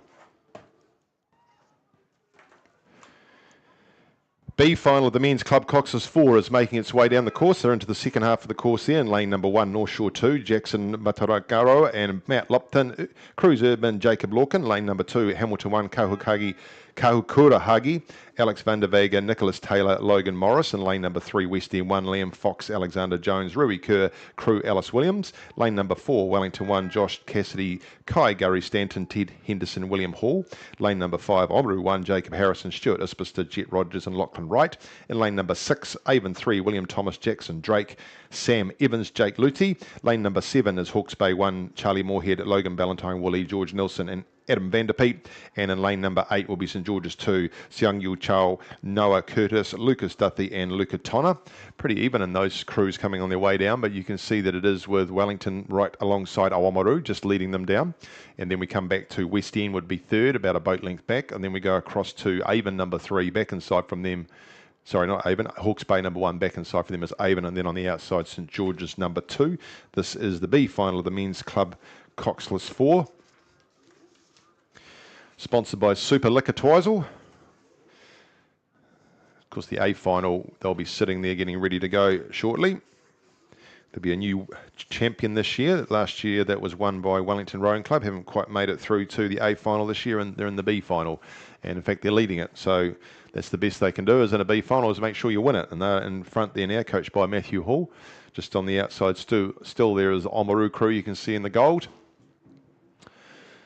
And then still would be Hawke's Bay over there, coached by Matt Mannington, holding on to third. Very close between the rest in lane 3, West End. North Shore number 2 and lane 1 just going ahead of West End, I think. Then we come back to Hamilton 1, Avon, and right on the outside, St George's number 2, just confirming the time for the A final of the women's intermediate double sculls, Clifton, in a time of 8:14.63. Which is a pretty smart time, really, given what we're dealing with. In fact, they won the North Island Championships in 8:13, and taking into account the differences between Karapiro and Ruataniwha, that's pretty cool. Cure Boating Club was second, 10 seconds back, and then just 0.26 of a second back to Aramaho Whanganui taking the bronze medal. B final, the men's club coxless 4, commanding here for Wellington. They have got a boat length nearly 2 over Oamaru. Then we go to Hawke's Bay. Then we go to North Shore number 2 down here in lane 1. Just inside from them is Hamilton, now pushed ahead of West End. Then we go out to the crew from Avon and St George's as they head down through 250 metres to go. They're underway in the A final of the men's club coxless 4. Let's have a look at that field. That is in lane 1, St George's 1, Sebastian Line, Zane Cook, Finley Dickens, Daniel Taylor. In lane number 2, Avon 2, George Kinder, Lockie Nicholas, James Tavendale and Danny Webb. At lane number 3, Wido Composite between Wido and Nelson, James Ripley, Ethan Steele, Ryan Flintoff, Liam Kirkland. Lane number 4, Auckland 1, James Little, Louis Upton and Jackson Compain with Alex King. Lane number 5, Avon 1, Charles Beale, Benjamin Ashman and B. Guerra. Luke Tompkins there, that's the Avon crew. Just watching Wellington do really well out here in the final of the Bs. North Shore doing like they'll finish 4th. Second will go to Oamaru. Across the outside Hawke's Bay, back inside to Hamilton. Well done to Wellington taking out the B final there, and second indeed will be Oamaru and North Shore. Look like they might have timed their run nicely. They come down the end. Oh, that's going to be a photo between North Shore and across on the outside to Hawke's Bay. Very little there. Then Hamilton, West End and the Avon crew and St George's. It's back to the A final as it makes its way through into the Bay, being led in the middle there by Avon, Auckland just on the inside of them, and then also the Oamaru crew, which is Patrick Spillane, Cowper Lynch, Ned Newlands, Carter and Cody Marshall. Then Waikato 1, Ruben Lovell, Jonty McIntosh, Matthew Poulton and Charlie Moon, and in lane 8 there in that final is Aramaho Whanganui, Anton Zebchik, William Hurd, Joshua Cortini and Toby Harris. It's sitting there with Avon. Avon have got all down to one seat over Auckland, and as they come past the 500 metre mark. In the third spot there would be Wido Composite just over St George's. There's very little between them. In fact, I'll give it to St George's. Then we come back into Avon number 2, across to Oamaru 2, Waikato 1, and then on the outside Aramaho Whanganui. So Avon 1, coached by Liam Barraclough and Alice Drummond, leading the final of the men's club coxless 4 through 600 metres. Back down to half a canvas now as Auckland come back at them. Third is being held by St George's. Then it's the Wido Composite. Then Avon number 2. Not much in it though. We come out now to Waikato 1, just trying to move past Oamaru number 2 in lane 6. On the outside to Oamaru Whanganui, Aramaho Whanganui. Pushed again, have Avon. Back out to 2 seats now as they go through probably about 750 metres gone. In this final of the men's club coxless 4, Wido Composite hanging in there. St George's down in lane 1 looking sneaky. Then we go back to Avon 2. Still is very little between Oamaru number 2 and Waikato 1. You could just tie a string between those two bow balls. Coxless, so they're driving their own traffic. Out to 3 seats now, Avon. They're coming up to the 1,000 metre mark. When are they going to push? Looking very comfortable there at this stage. Just sitting with about 3 seats over that Auckland crew. Auckland will have some gas in the tank, you would hope. James Little, Louis Upton, Jackson Compain, Alex King, Peter Mills and John McDermott doing the coaching. These two crews just hugging the inside of their lanes as they head the drone swings round, and we can see is the same thing you've got as they come down the course towards us. It's Avon and then Auckland. Just watching Waikato and lane 7 starting to move into position. Still with Avon as they come through the 1,000 metre mark. Look at that crew down there from St George's in lane 1. Avon number 2 just squeezed in between them. They'll hit the 1,000 metres and heading into the last half of the course in the men's final of the club coxless 4. Avon still lead handily, watching Waikato coming up past the crew from St George's if they can. Then we go back to the Wido Composites hanging right in there, and Avon are right alongside them. St George's still looking good down there in lane number 1. One of the easier lanes if it's not sloshing around too much, but Avon hold this advantage. Avon and Auckland starting to pull away from the rest of the field and taking St George's with them, trying to drag Waikato Waikato's trying to hang with them to be part of the cool kids as they come up towards 750 metres to go.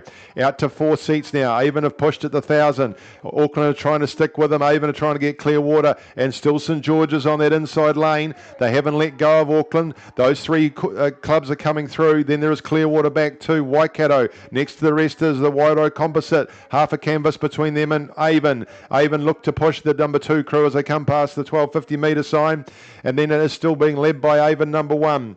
Coming on down towards 500 metres to go, knocking nice and strong around the finishes, that Avon number 1 crew. They've got this under control, but Auckland will be trying to have a crack at them in the red back boat. Nice SLR boat they've got heading down there. They can see on the inside of them in lane number 1, St George's, coached by John Cook. The coaches have picked them up and are accompanying them down the course. Here comes Avon though. Avon are heading up towards 500 metres to go. They've still got the advantage. They're burning off the crew from Auckland. I think Auckland are going to be under real pressure from St George's. These three now got Clearwater by a boat length or 2 over the rest of the field, including Wairau Composite as the best of the rest. Then we go to Waikato. Then we come back to Avon number 2. Then we go on the outside to Aramaho Whanganui. Waikato, Oamaru number 2 just ahead of Oamaru Whanganui. So here comes Avon, still continuing to push down the course and try and get rid of that Auckland crew. They've got Clearwater back to them and back to St George's. Waikato pushing though in the outside lane. Look at Waikato in lane number 7 trying to push up past St George's. They've got some work to do. Wairau Composite looking as if they've started to crank up. They're in that blue boat out of the Nelson sheds as they go past the Avon number 2 crew, coming now towards 350 metres left to go, and looking very solid is this Avon crew. The big red boat's pushing its way through towards 250 metre mark. The last of the red boys. They can't quite shake Auckland. Still under challenge from St George's, and Waikato pushing along and out there in lane number 7. Those are the 4 ahead of the rest. Wairau Composite trying to join the party, bringing Avon number 2 with them and go across to Oamaru number 2 and Aramaho Whanganui. But since the start, it's been this Avon number 1 crew. Charles Beale, Benjamin Ashman, B. Guerra, Luke Tompkins heading towards the yellow boys. They're well into them now. St George's, the bowman, takes a look across to see where he's at. He can see Waikato coming thick and fast down in lane 7. St George's start to go again to try and make sure they hold them off. It's still all Avon, and the crew from Auckland have got silver under control. The Wairau Composite's trying to come back into the mix, but it's going to be a bit late. Waikato will have to keep moving. They're going to pick up bronze. St George's still trying to work hard to go over the top of Auckland, and they're getting closer. It's Avon still holding. Auckland trying to go again and stave off St George's. St George's on a flying down the tandem rig boat on the bow side down the inside lane, trying to push right past Auckland. They've got the run on their boat. Avon are going to come down and take the gold medal. There's no doubt about that. Auckland are going to try and hold on for silver. Fast finish here from St George's, but Auckland will hold silver. Bronze goes to St George's across the outside to Waikato. Then we see the Wairau Composite come down in lane 3. Oamaru number 2 finishing strongly in the middle, just staving off the Avon crew. And then on the outside will be Aramaho Whanganui.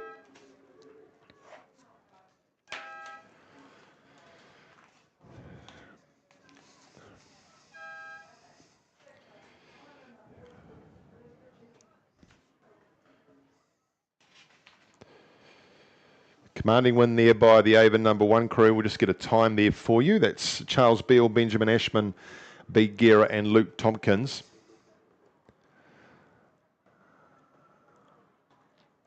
They were the fastest away, Avon, and they didn't let it go. B final went through in a time of 6:59. As the barge comes on in, we'll just wait for the A final. We've got the B final of the men's senior double on its way down. And a number of scratchings in there. Just the 3 crews making their way down. In lane number 5, Dunstan Arm 3, Josh Bartlett, Angus Lowe. Lane number 6 is Tauranga 1, Luke Berquist and James Hollard. In lane number 7, Auckland 2, Harry Newbury-Lee and Logan Tyrrell. 7:50, so 9 seconds quicker than the B final. Avon 1 taking out that A final.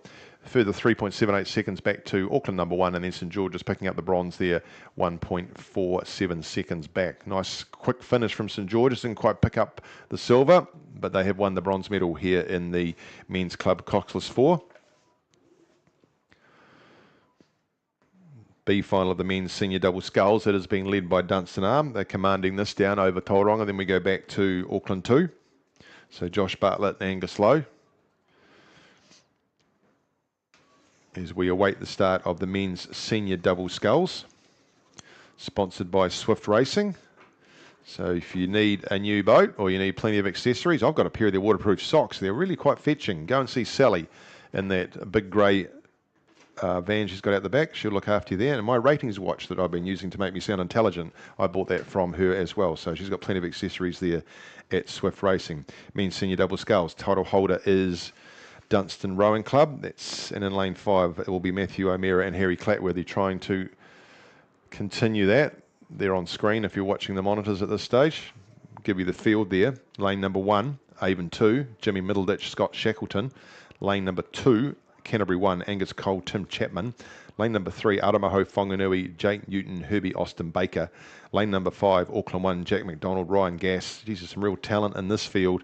Lane number 5, Dunstan 1, as I said, that's Matthew O'Meara and Henry Clatworthy.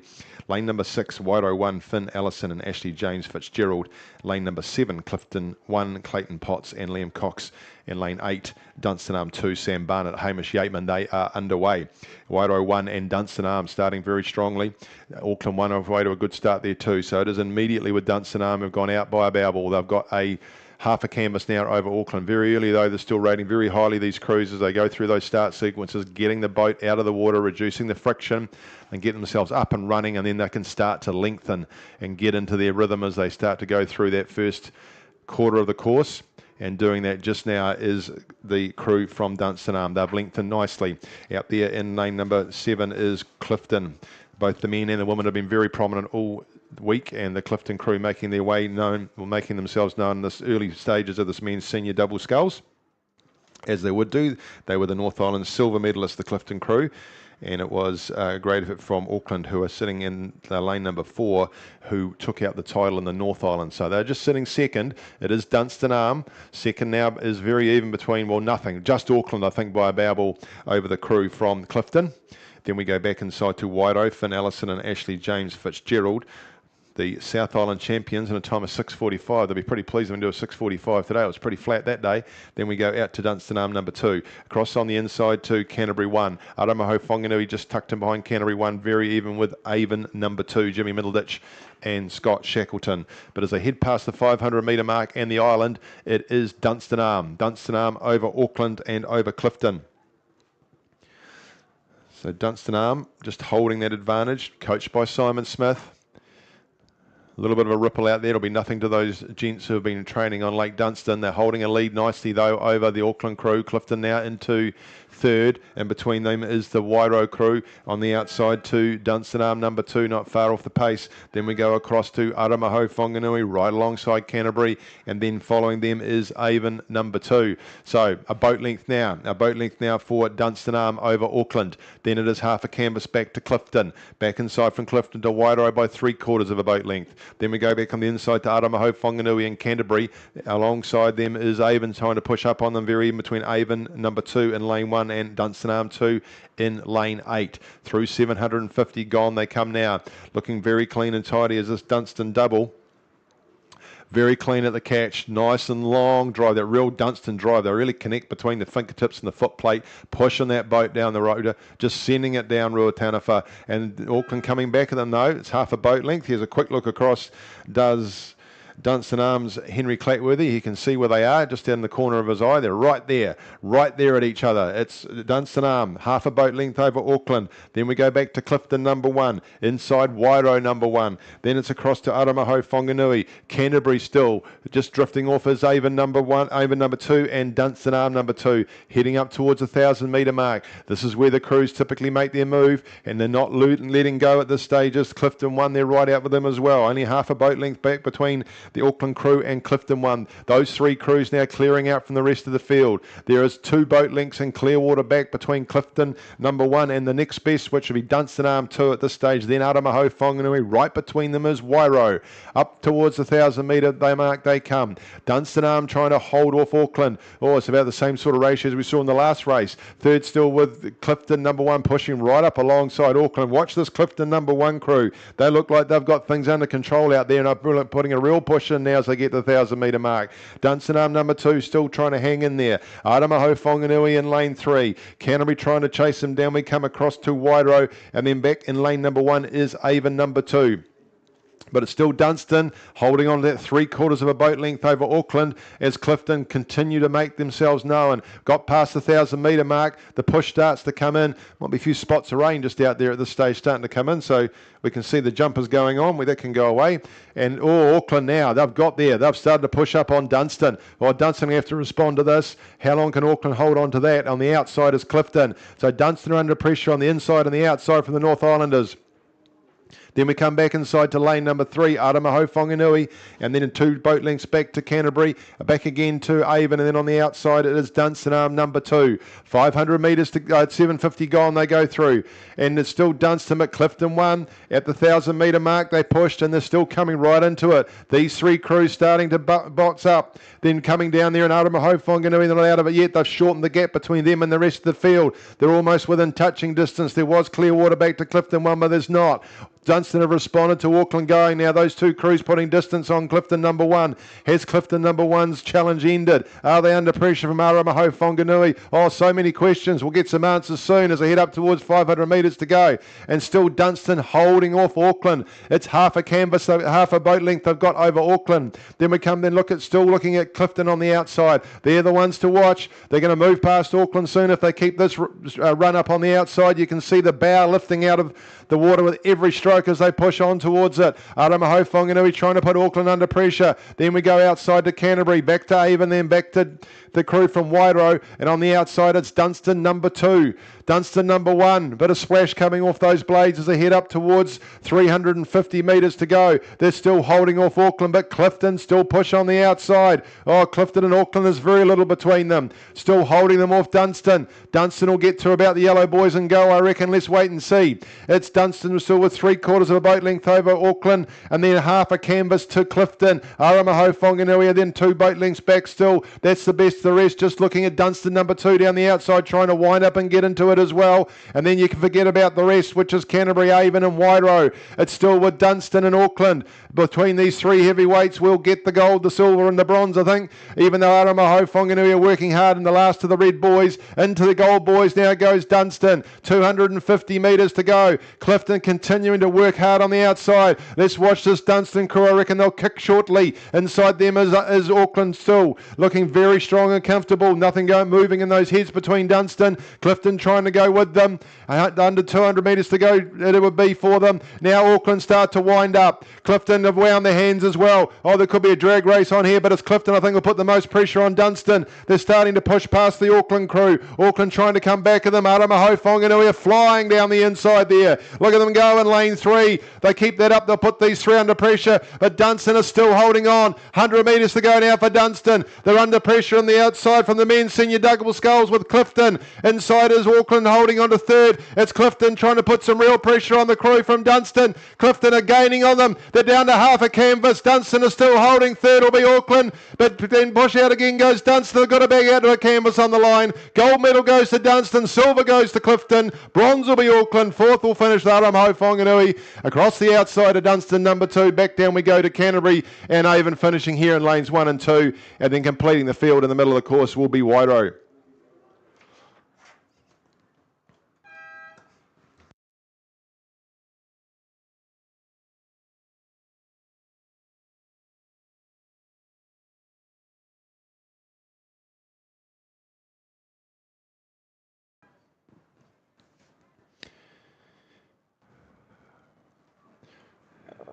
Just confirming the result for the B final. That means senior double sculls. Dunstan arm number 3. They won that in a time of 7:32. That was Josh Bartlett and Angus Lowe, with Tauranga 1 finishing 2nd and Avon number 2 were 3rd. That was in the B final.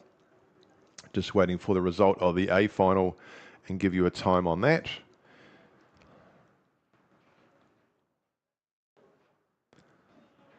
And we have one. So Dunstan arm number 1 winning the A final of the men's senior double sculls here at the New Zealand National Championships for 2025 in a time of 7:25.20, 1.28 seconds ahead of Clifton and a further 1.11 seconds back to Auckland.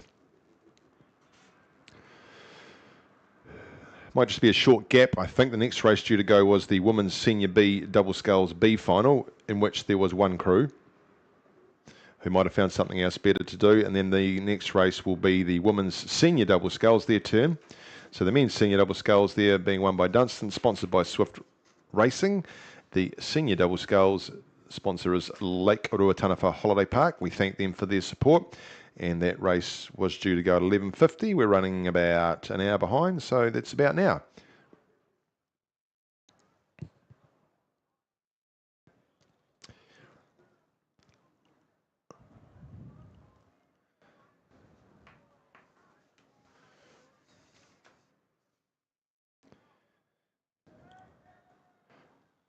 And it looks like we might be underway in that. The women's senior double sculls in lane 1, Waikato 2, Lauren Wood and Grain Walsh. Lane number 2, Avon 1, Claudia Kinder and Poppy Wyndham. In lane number 3 is Waikato 3, Tessa White Parsons and Amelia Barrell. They are underway.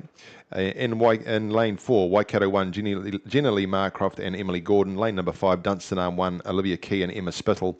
Lane number 6, Twizel 1, Sadie Mason, Kiara Thine. Lane number 7, Dunstan Arm 2, Olivia Pybenga and Millie Scott. And lane number 8, Cure Boating Club 2, Mila Graham and Messina Sewer. And it is with the arrow coming on its way down. 1, 2, 3, 4, 5. That is Dunstan Arm. Dunstan Arm have a boat length already over Waikato 1. They are through 250 metres, probably 300 heading towards the island, and it is Waikato 1 holding second, Dunstan Arms holding first. Then we go third would be Twizel down there in lane number 6. Then we come back to Waikato number 3, cross into Dunstan Arm number 2, back to Avon 1, who are actually sitting just behind Waikato 2 ahead of them. And then we come out to Cure Boating Club number 2, sitting out there in lane number 8. Looking to see the Waikato 1 crew do here well. They are the North Island champions. Gold medalist 3 weeks ago at North Island Rowing Championships, nearly 4 weeks ago, and right up against the South Island champions, which is Dunstan Arms. So those two crews sitting right alongside each other, and at 500 metre mark, there is 2 boat lengths between those two crews and the rest of the field already. So your North and South Island champions laying down the gauntlet to the rest of these scullers, 3/4 of a boat length between the leader, Dunstan, and the crew from Waikato. Then we go back to the rest. Looking to see something come out of Dunstan Arm number 2. They were the South Island silver medalists as well, and the North Island silver medalists were Waikato number 2. So the Dunstan 1 and 2 and the Waikato 1 and 2 will be the ones that we'd look to see do well in here, but you never know on finals day. But it is still Dunstan, 3/4 of a boat length, looking quite comfortable as they come through the middle of the course. 2 boat lengths back to or now 3 boat lengths, I would say, back to Avon number 3. And the rest of the field are chasing them, I think. And then we come on the outside to Twizel number 1 right in there. They've got some work to do. There's going to be a fight for the bronze medal at this rate. And then on outside of them is Dunstan Arm number 2 back to Cure Boating Club, as these two crews just make their way up through towards the 1,000 metre mark, rating about 32, very similar to each other. We go back inside to Waikato number 3, and then across to Avon 1 a wee way back from Waikato number 2 in the middle of the course. Then we go out to Dunstan Arm and Cure Boating Club. So just pushing up alongside Dunstan is the Waikato crew, almost like they're pacing each other as they come up towards the 1,000 metre mark, as the 8s make their way up towards the bay and the races to come. But as we head towards the 1,000 metre mark, well through 750, there will be a gap of 5 boat lengths between the Waikato crew and the Dunstan crew and the rest of the field. It's daylight. So they put some real work in here. Have Olivia Key and Emma Spittle from Dunstan and Jenna Lee Marcroft and Emily Gordon from Waikato. And Waikato now just take a bow ball into the lead over the Dunstan crew. Well back come the rest of them. And we look on the outside as Twizel number 1 hanging in the middle there, just trying to get themselves up into a bronze position. Then we go back to Waikato number 3, out to Dunstan Arm number 2, back to Waikato 2, outside to Cure Boating Club, then back inside to Avon at the 1,000 metre mark. They are now. They've just gone through, and it's a canvas to Waikato. A canvas to Waikato over Dunstan Arm in the final of the women's senior double sculls. The drone's got a pan well out to see the rest, and then they go back 6 boat lengths, and they'll see Waikato number 3. Then Waikato number 3 have got 3 boat lengths back to Twizel number 1. Then we go back down to Waikato 2, and then we have a look at Dunstan Arm number 2, back to Avon and back to Cure Boating Club. They are well spread out. There's no doubt about who's fighting out for the gold and silver. It's going to be between Waikato and Dunstan. At this stage, it's a bow ball to Waikato, so there's nothing between these crews. Who's going to blink first? They've got to 7 boat lengths now back to Waikato, but there's only 2 boat lengths now between the Waikato 3 crew and Twizel. You're still in the mix here, Twizel. Then we go outside to Dunstan Arm number 2, Cure Boating Club, back inside to the Waikato number 2 crew, then Avon, heading up towards that 1250 metre mark. Waikato starting to take the advantage. They won't want to get too much further ahead than that, Dunstan. They're out to half a boat length now. Almost got the 2 seats gone. They've pushed then now. To the 12.50 mark, Waikato made their move. They're pushing right past that Dunstan crew. Dunstan will have to have something up their sleeves to pull them back and have another crack at them, but they've almost got clear water now, have Waikato. So it's Waikato over Dunstan. Then we go back to Twizel, back inside to Waikato number 3. On the outside we go to Dunstan arm number 2. Back out to Cure, and then further back on the outside is Waikato number 2, then Avon. In fact, Waikato number 2 a bit further ahead than that. It still is Waikato number 1 though, the North Island champions, or Dunstan are not letting them go any further than that. They've got it back to half a boat length. It'll be a nice sprint between these two. Then it's still 6 boat lengths back to Waikato number 3. They've pushed it to 12.50 as well because they've opened the gap up between themselves and Twizel. Twizel got some work to do to get a local medal. Back down on the inside lane we go to Waikato number 2, then Avon. Across the outside to Dunstan number 2 and Cure. They're not letting them go is Dunstan. Waikato are doing a good job here holding them off. They've still got it at half a boat length. You've got the yellow skiff of the Waikato crew making its way down the course, and the white Dunstan one just on the outside of it. Then there's Daylight. It still is with Waikato number 3 holding that 3rd position just over Twizel. Outside finishing there is Dunstan arm number 2 trying to get themselves back in the mix, giving it a wind. Then we come down to lane 1. It's Waikato number 2 just ahead of Avon. Across the outside to Cure Boating Club, heading up towards 350 metres to go. Slight push again. It's like cat and mouse here, but the cat is Waikato. The mouse is Dunstan. Oh, who's going to take the advantage? Just pushing a wee bit further. Almost got clear water now, Waikato. We'll get to the yellow boys and see what happens. It's still 6 boat lengths back to the Waikato number 3 crew, but they're within touch is Twizel. Outside Twizel to Dunstan arm number 2. Then we go down to Waikato 2 in lane number 1. And outside them is Avon. Across the other side to Cure Boating Club. They're a long way back from these leaders. And Waikato have got clear water now over Dunstan. Now the work to be done is from Dunstan. 250 metres to go, and Waikato are holding the advantage. Twizel trying to make a run at the second Waikato, 3rd Waikato crew, but Waikato number 3 have got the 3rd medal under control. Early days yet. Here we go down with Waikato though. They're still holding off Dunstan. Dunstan trying to push back at them. They've overlapped again. So Waikato holding. Dunstan now start to wind. Here we go. They've trying to increase the hand speed to get themselves past that Waikato crew. Waikato have reacted. I think Waikato got the advantage here, and Waikato 3 are holding bronze. There might be too much work to do for Twizel. Could be 1 and 3 here for Waikato, and they've gone past them now. 100 metres to go very shortly. In fact, now, as the drone hovers above them for Waikato, they're coming down to take out this gold medal in the women's senior double sculls here at the National Rowing Championships for 2025. They've got the advantage over Dunstan. The Waikato number 3 crew still holding on to bronze. They won't be able to get into it, will Twizel, but we come down towards the end of the finish, and they've held the advantage. They've got out to Clearwater. A fantastic effort here from Jenna Lee Marcroft and Emily Gordon. Waikato take the gold. Silver will go to Dunstan. Bronze in 3rd place will go to Waikato number 3. Finishing the field in 4th will be Twizel. Then will be Dunstan number 2. Back down to Waikato 2. Just ahead of the Avon crew, and then on the outside will be Cure Boating Club. Congratulations to Waikato, the winners of the women's senior double sculls.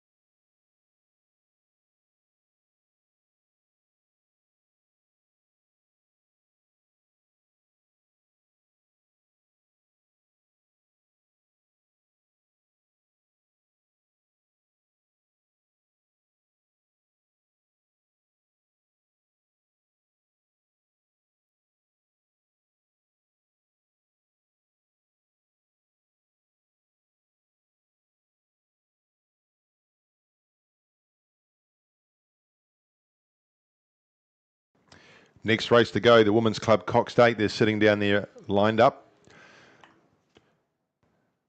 Due to go in a couple of minutes. Cure Boating Club number 1 in lane 1.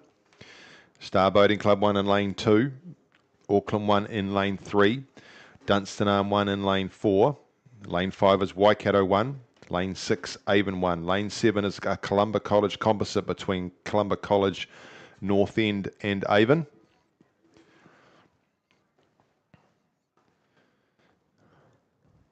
Sponsored by SL Racing. We thank them. There'll be a couple of SLRs at least, you would think, in this race. Current title holder is Avon Rowing Club.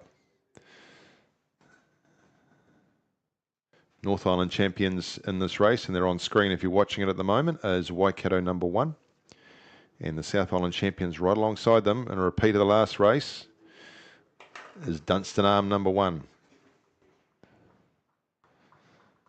So Waikato 1, Louise Goodwin, Kate Stewart, Peyton Bernard, Pippa Dixon, Alice Smith, Tegan Negus, Francis Casey, Madison Wright, and Heidi Baldwin. The Cox are away.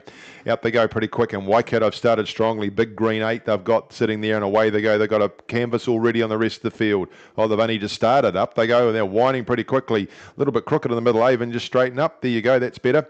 And then they start to get themselves aligned, these Coxes. So Avon Waikato have gone out strongly. They've got out to 2 seats now already over Dunstan. Right along next to Dunstan is Auckland, working hard, these crews, to get these 8s up and running, and away they go.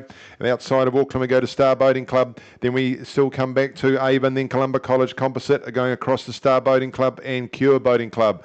Through 250 metres to go. Dunstan Arm, the South Island champions, Emma Bryant, Lola Ritchie, Nemo Doherty, Ellie King, India Nichols, Olivia Ollerenshaw and Bella Breen, with Maggie Hepburn and Fred Phillips, the Cox. A lot of these rowers have had a number of races this week. It's probably why we've seen so many scratchings. There's more scratchings than a second-rate backpackers this week, but they've managed to get through to the final, and it is Waikato still holding by a canvas over Dunstan. They're not letting them get away too far, and the next one sitting out there is Auckland. These 3 crews making their way out in front of the rest of the crews already. Clear water between the crew from Waikato and Avon on the inside of them. Then we go across. We still see just by about 2 seats now already is the Dunstan Arm crew. Then we go back to Auckland on the outside to Cure, just ahead of Star Boating Club now. In the final of the Women's Club Cox State, they're just about at the 500 metre mark already. They'll be enjoying these conditions, these big 8s. And as these 3 have emerged already from the pack, Auckland sitting in the 3rd spot. There's Dunstan a 2nd, Waikato a 1. Which we call leading. So Auckland with the South Island silver medalist, so they should be in the pack there somewhere too. Just watching Cure Boating Club down there in lane number 1, not letting them go. They were silver medalists in the South Island as well. They've got a wee bit of work to do because they're about half a boat length back from 3rd position. Then we come right across to the Columba College Composite. Then it is the Star Boating Club crew. Then it's Avon, just in behind the crew from Columba College.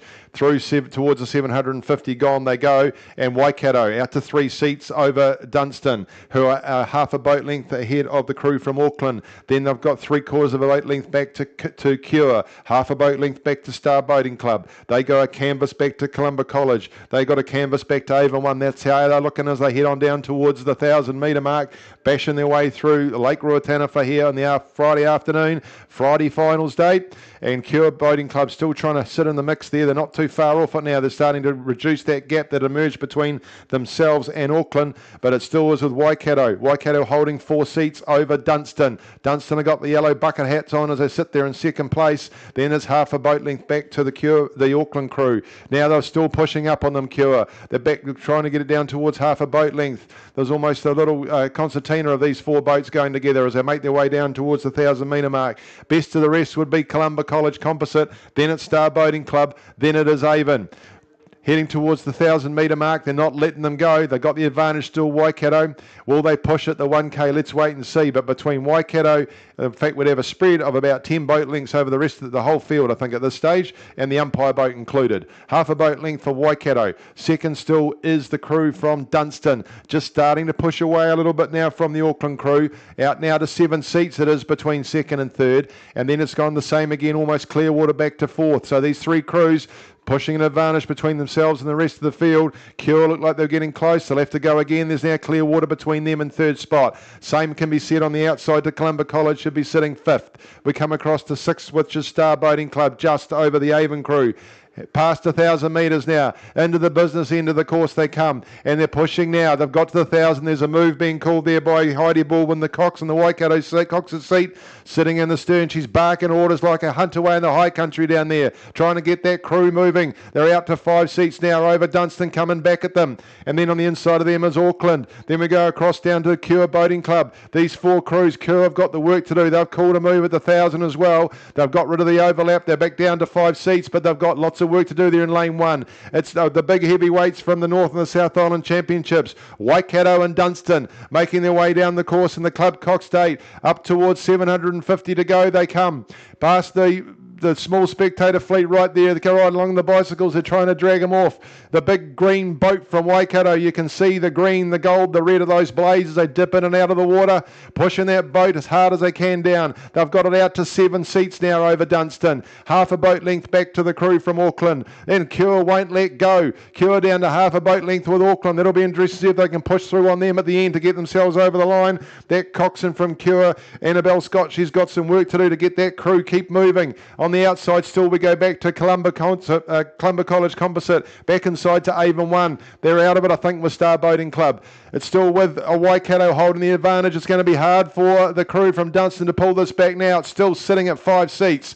Half a boat length still back to third. And Cure are gaining on the inside. They've got it down to 3 seats now for the Auckland crew, trying to push into that bronze medal spot. The 4 of them are at it. 500 metres to go. The sun starts to glisten across on those golden caps of Dunstan, but they'll have to move quicker if they want gold medals because Waikato are in front of them. Waikato have now got it out to the Coxon. They're trying to make clear water now of the Waikato crew. They've moved again at the 500 metre mark. She's called another move, has Heidi. Fred Phillips, what have you got with that crew of yours? You're going to have to get them moving because you're going to have clear water if you don't come back at them. Coming again still is the crew from Auckland, and Cure still hanging tough down there in lane 1, but are they going to run out of course? Oh, this is impressive from Waikato. Louise Goodwin, Kate Stewart, Peyton Bernard, Pippa Dixon, Ellis Smith, Tegan Negus, Francis Casey and Madison Wright. Heidi Baldwin's got you well oiled under control. They're now coming back at them as Dunstan, though. They've shortened the gap up. Here comes Auckland. Cure have run out of room, I think. It's between Waikato. Dunstan are moving at them. They're shortening the gap. They're coming right alongside them now. They've got it down to 4 seats. Can they get it to 3? They head into the Golden Boys. 250 metres to go in the final of the Club Coxed 8 for the women. Here comes Waikato. Auckland trying to close the gap up with Dunstan. Oh, they've gone again at Waikato. I think they've got this under control. It's just too much for Dunstan to do. Is it or is it not? Here comes Auckland still. It's going to be 4th for Cure Boating Club out to Columba College Composite back to Avon, and down on the inside be Star Boating Club. But it is Waikato. Waikato holding the advantage with 100 metres to go. Give them a clap, ladies and gents. They come down to the final of the Women's Club Coxed 8 here at the New Zealand National Rowing Championships for 2025. They went out from the start like a bullet. They're out to a canvas over the rest of the field within about 10 strokes, and they're almost down to clear water now as they come down to the line in the final of the Women's Coxed 8. The gold medal will go to Waikato in the National Championship. Silver medal will go to Dunstan. Third will go to Auckland, and finishing gamely down in 4th will be Cure Boating Club. Out we go to the Columba College Composite, back down to Avon, and completing the field will be Star Boating Club.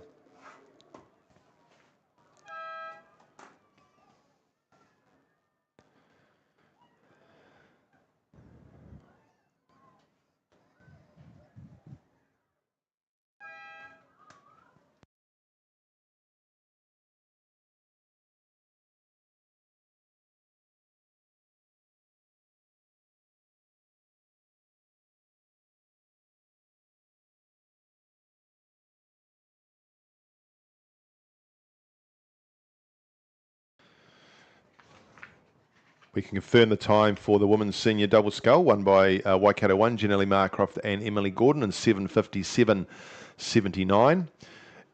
3.38 seconds ahead of Dunstan Arm 1 and another 14 seconds back. That's how dominant these two crews were to Waikato 3.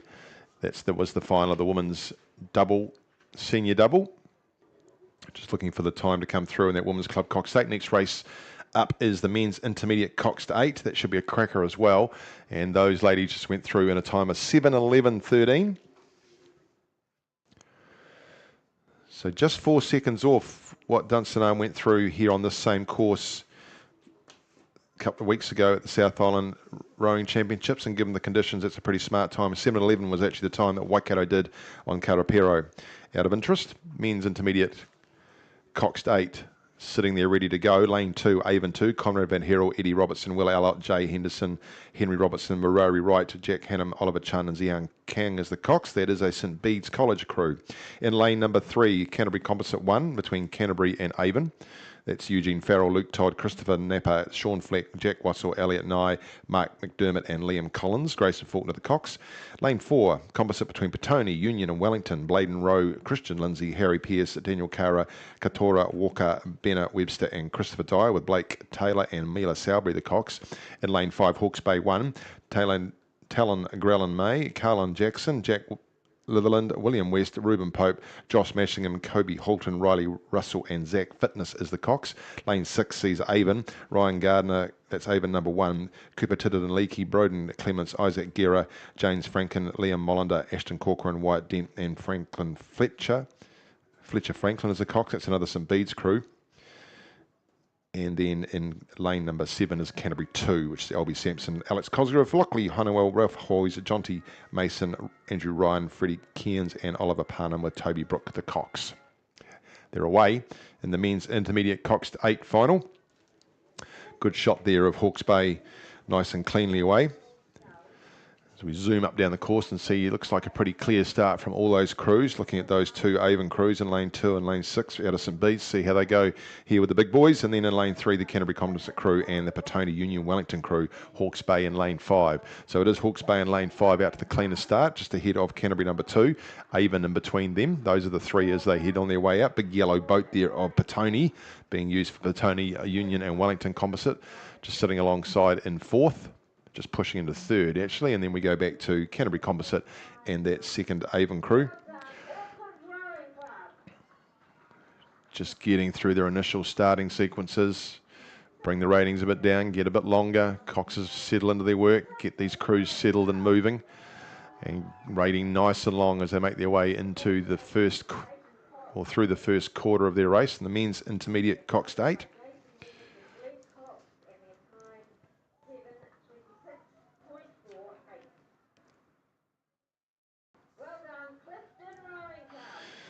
So the heading on down now, lane number 2 is the Avon crew, that's St Bede's under 15. Then we go across to lane 6, Avon number 1 is the St Bede's under 16 crew, but being led by Hawke's Bay. Just sitting there, just. In fact, Avon number 1 have just taken an advantage over them. I think Avon have got half a canvas over Hawke's Bay. So Avon over Hawke's Bay over Petone, that's the 3, under pressure on the outside from Canterbury. Then we go back to the Canterbury Composite, and then just going past the island now, the St Bede's number 2 crew, or Avon number 2, sitting out there past the 500 metre mark. So it is with Avon 1 past Hawke's Bay. Avon 1 have got 1 seat now, so head through 600 metres over Hawke's Bay. Then Petone holding on to 3rd just from that Canterbury crew coached by Tom Fraser and Claudia Kinder, just slipping back into 4th now. Petone just, oh, that's because I've missed a stroke. So that's sad. The number 2 man for the Canterbury crew is crabbed, as has the 3 man. They've got themselves back underway again, but they've lost all the momentum. Now they're away. Good on you, boys. Keep going. And that's what they're doing. So they're just still sitting in there in 5th spot, but back at the top of the field, it's with the crew from Avon. They've got half a boat length now over Hawke's Bay. Then they've got 3/4 of a boat length over Petone. They've got half a boat length back to Canterbury Composite. Then we go 2 boat lengths back to Avon number 2, and just behind them now, further back, would be the Canterbury number 2 crew. Even though, as they make their way through the 750 gone and just looking to extend, they are in the big white boat, and I think it is an SLR boat they've got there, as they make their way down towards the 1,000 metre mark where the coaches will pick them up. They've got half a boat length over the crew from Hawke's Bay. Then Petone, drawing alongside Petone now is that Canterbury Composite between Canterbury and Avon. Coach there, Josh Schmidt, Michaela Turfus. Heading up towards that 1,000 metre mark, they come in just about out to 5 seats now is this Avon crew. Hawke's Bay coming second, but they're starting to extend. They'll have a move shortly too, I would imagine. Long way back to the Avon number 2 crew, and then further back to the crew from Canterbury number 2, just battling a wee bit with some of the conditions out there, I think, for them. Young crew as well, good experience for them. And as they make their way through the 1,000 metre mark, it's all Avon now. Avon number 1, coached by Aaron Maxwell. Past they go the Hawke's Bay crew. They've just about got clear water on them. Inside to Petone Union, Wellington Composite. They're back to them. They're under pressure now from the Canterbury Composite crew. Will be moving into 3rd. So Petone Composite and Canterbury Composite battling for that 3rd medal at this stage. There's still more than 750 metres to go. Sitting there in 2nd is Hawke's Bay. But it's all Avon, the red and white of the Avon singlets, and that white boat making its way through the sunshine as they head up towards 750 metres to go. Avon leading by nearly a clear boat boat length over Hawke's Bay. Then we go back to the Petone Composite. They're still under pressure from Canterbury Composite on the inside of them, have almost half a canvas over them. On the outside then to Canterbury number 2. Back we go to the Avon number 2 crew, who I think have found a different lane. That's good, though. I think the middle of the course is better. They've gone into it. They'll feel much more comfortable there. Out in front, though, is the Avon number 1 crew. Battling nicely away they are. They've got Clearwater. Clearwater with Avon number 1 over Hawke's Bay. They come back inside to 3/4 of a boat length over Petone. Just in behind that Composite crew still. And moving on the outside is Canterbury Composite. Canterbury Avon Composite have gone past Petone. Petone will have to fight back. Then there's half a boat length to second. All those two crews starting to close up on that Petone, on the Hawke's Bay crew. Hawke's Bay have been there all the way along, but have they been battling too much? But looking dominant out in the middle of the course, it is this Avon crew. They've got themselves Clearwater, looking very clean and tidy as they come through. Good rowing together. They're swinging nicely, nice and clean and in and out, nice and strong at the finish, getting that oar back in again as they go up. They've got Clearwater still over the crew from Hawke's Bay. Moving is still was Canterbury Composite. They've gone well past Petone. They've got themselves up to a couple of seats. Petone will have to come back if they want to get a bronze one. They've just stopped in the middle of the course, I think, of the Avon number 2 crew. They might have a couple of mechanical issues, I think. They've got going again. They're trying to catch up with the Canterbury number 2 crew, but they'll get finished. But where it's going to happen is down here. They're going to bookend the course, Avon, because at the other end it is the number 1 crew. Some Bees under 16, rowing down here in the middle of Lake Ruataniwha in lane number 6. Good prep for the rest of their season. They're trying to stave off Hawke's Bay. Hawke's Bay have got to get past Clearwater and get overlap back. 2 seats in third to the Canterbury Composite crew. Petone will have to move. Petone, Union and Wellington. That Cox in there, Mia Sowbury need to get them working. Cox for some Bees. Fletcher Franklin, he's got his crew moving. They're looking very comfortable as they head down the middle of the course. Still holding off Hawke's Bay in second. Canterbury Composite over here in third. Back to the Petone crew. Back to Canterbury. Back to Avon number 2. Oh, very impressive this for Avon. Coaching team, you'll be happy, Aaron Maxwell. You might not have won the quiz night the other night, but you're doing all right out here. You'll get a medal for this. They come down through with 150 metres to go. Avon number 1 will take out the final here of the men's intermediate coxed. Very impressive rowers. They come to the Red Boys and make their way down. Second will be Hawke's Bay. The battle, though, is in the middle here for the third medal. Is it the Petone Composite or the Canterbury Composite? It looks like Avon have just got it over the top of them. Avon have just got to come back at Petone. Petone have gone ahead of Avon. They're going to come together. There's a bit of steering there, I think. But down to the business end, the gold medal goes to Avon number 1. Silver medal go to Hawke's Bay. Petone have put their nose in front of the Avon Composite. It's Petone are going to hold on and take the bronze medal just on the line from the Avon Composite.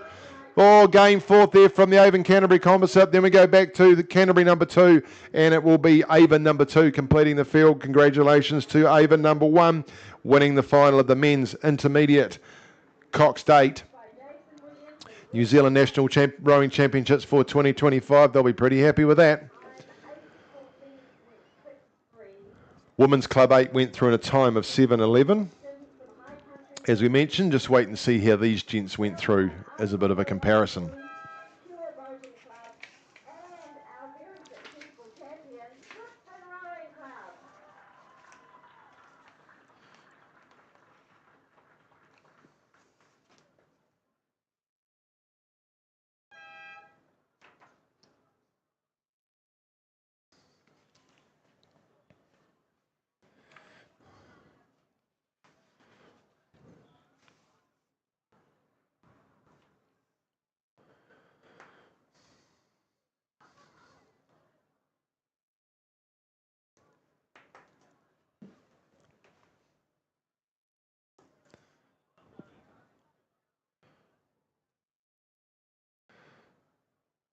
$6.50 they went through Avon number 1, winning that men's intermediate coxed 8. Not exactly world record time settings out there. Now we move to one of the premier events on the card, the men's premier coxless pair. In lane 1, Avon 1, Ollie Welch and Ben Taylor. In lane number 2, Waikato 3, Jack Cooper and Callum Tutbury. In lane number 3, it's Zach Rumble and Finn Watson, Avon 2. Lane number 4, Waikato Composite, Matthew Dunham and Finn Hamill. Finn Hamill just won the premier single out here. And how he's only left the tank, I don't know. It's guess what they train for. Lane number 5, Waikato 1, Cameron Crouch and Josh Vodonovich. Lane number 6, Blake Bradshaw and Ethan Blight from North Shore 1. And lane number 7, number 1, Henry Kirk and Fred Vavasau. We saw Ollie and Ben from Avon take out the under 22 pair yesterday, with Henry and Fred finishing second. So they're backing up today, see how they go. Matt and Finn from Waikato Composite have been successful this season.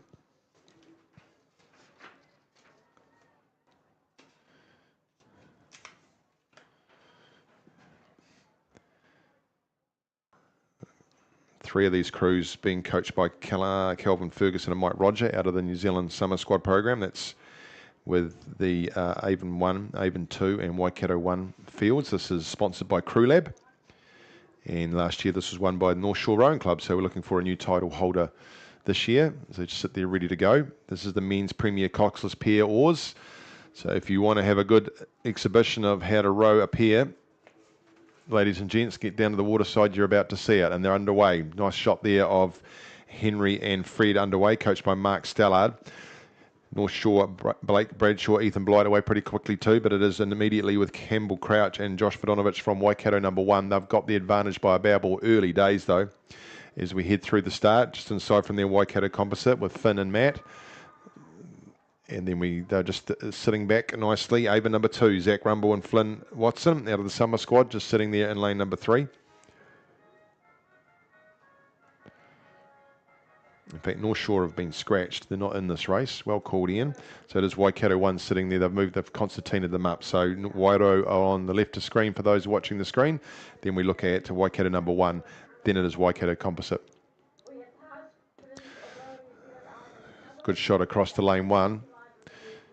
But it is very even as they head on down through the rest of the course. Just getting into their stride and a bit of rhythm going as they head towards the 500 metre mark. Very little between Waikato 1 and Wairo 1, just pushing up on each other. And then it is Avon 1 underway nicely in lane 1. They've had a bit of a longer rest than some of these other other rowers. So lane 1 is Avon 1, just from Waikato 1, then Wairo 1. Then we come back inside 2. It is Avon number 2. Matt Dunham and Finn Hamill in lane 4, just starting to get into their rhythm and move. They were the slowest out of the blocks, but they're just starting to get a bit of a run on their boat as these rowers make their way through the first half of the course, heading towards the 500 metre mark, led by Avon 1, Ollie Welch and Ben Taylor in lane 1. Then it is lane 5 at Waikato 1, Cameron Crouch and Josh Vodonovich. Then lane number 7, Henry Kirk and Fred Vavasau from Wairo 1. Those are the three just moving over the rest of the field. Not easy conditions out. There's a bit of a crosswind for these guys, and so steering is a bit of a challenge. Then we go down to the Waikato Composite, which is lane 4, Matt Dunham, Finn Hamill, just ahead of Avon 2, Zach Rumble, Flynn Watson, and then Waikato 3, Jack Cooper and Callum Tutbury. Out to a boat length now is Avon number 1. They've got lane 1, won't be too bad down there for them. They've got it out to 3/4 of a boat length over Waikato 1. Then it is Wairo 1. Then we come back to Waikato Composite number 2, inside to Avon number 2, and then Waikato 3. Heading through 750 metres gone up towards the 1,000 metre mark. This is the final of the men's premier coxless pair. High Performance and selectors will be watching this. Good shot there of our Waikato 1 and Wairo 1 crews. Just waiting to see how much left in the tank we've got from lane 4, Waikato Composite, Matt Dunham and Finn Hamill. But it is Avon 1, Ollie Welch, Ben Taylor in lane 1. They've got this under control very early days. They head towards the 1,000 metre mark and looking very comfortable there, those two being very strong. Nice, big, long stroke as they head up past the safety boat. They won't be needing that. Head towards the 1,000 metre mark, and they're starting to see the rest of the field in front of them out to their right. Second still, though, is Waikato 1. Then Wairo hanging with them. Wairo finished second yesterday in their under-22 pair. We come back to Waikato Composite, sticking with them, see what they've got left when it comes to sprint. Then it's Avon 2 and Waikato 3. Next race to go after this will be the women's premier coxless pair. Looking for that to go, and we head now towards the 1,000 metre mark, and just edging in front of Waikato number 1 is Wairo 1. Still leading down there in lane number 1 is Avon 1. Up well past the 1,000 metres they go. They've got clear water nearly 2 boat lengths back to the Wairo crew. Then back to Waikato 1. Then there's clear water and a boat length back to the Waikato Composite, Avon 2 and Waikato number 3.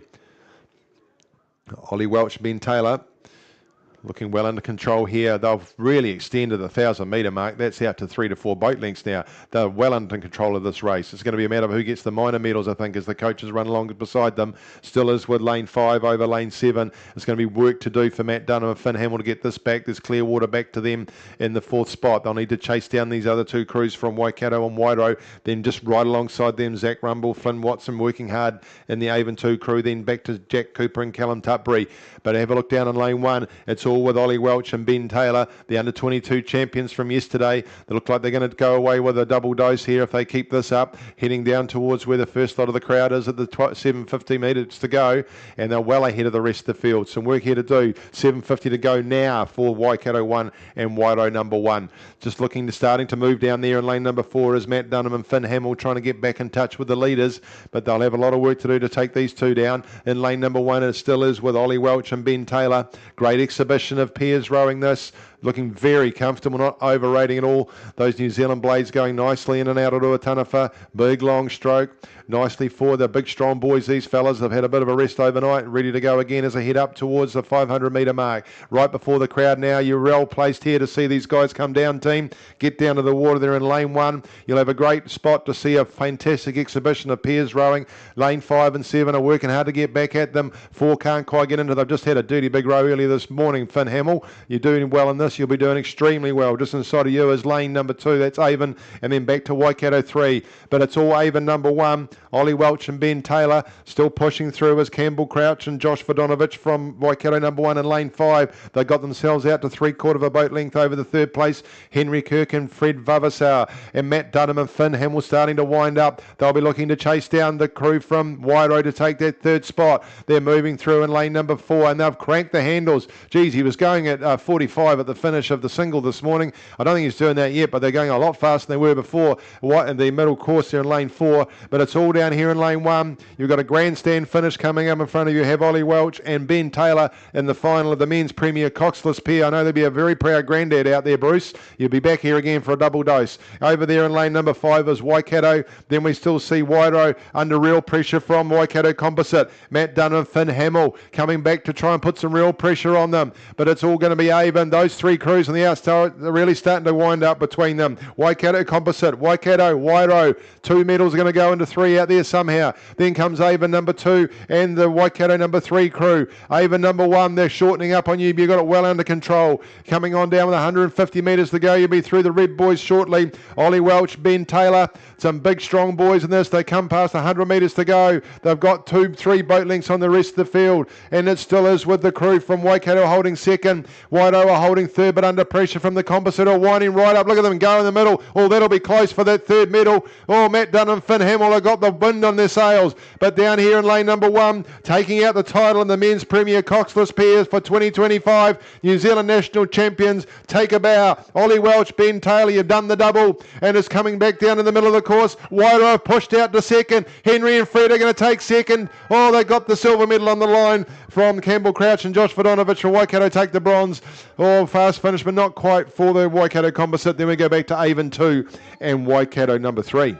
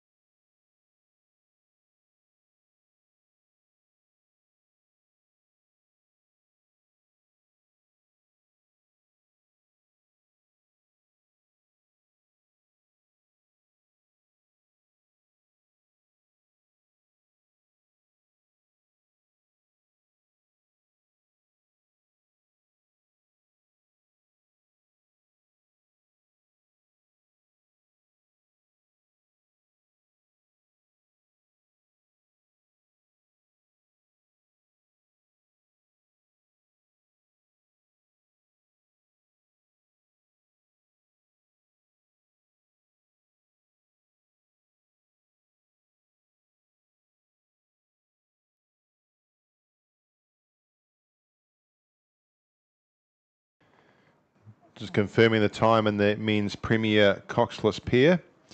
7:04, Ollie Welch and Ben Taylor, just waiting for a start in the women's Premier coxless pair. They're just sitting down there patiently. Just the three crews. Lane 3, Cambridge Otago University Composite, which is Hannah Mataheri and Rebecca Lee. In lane number 4, Waikato 1, which is Isla Blake and Alana Sherman. And in lane number 5, Waikato 2, Katie Lush and Isabel Eliadis Watson. Just sitting there patient at lanes 3, 4 and 5.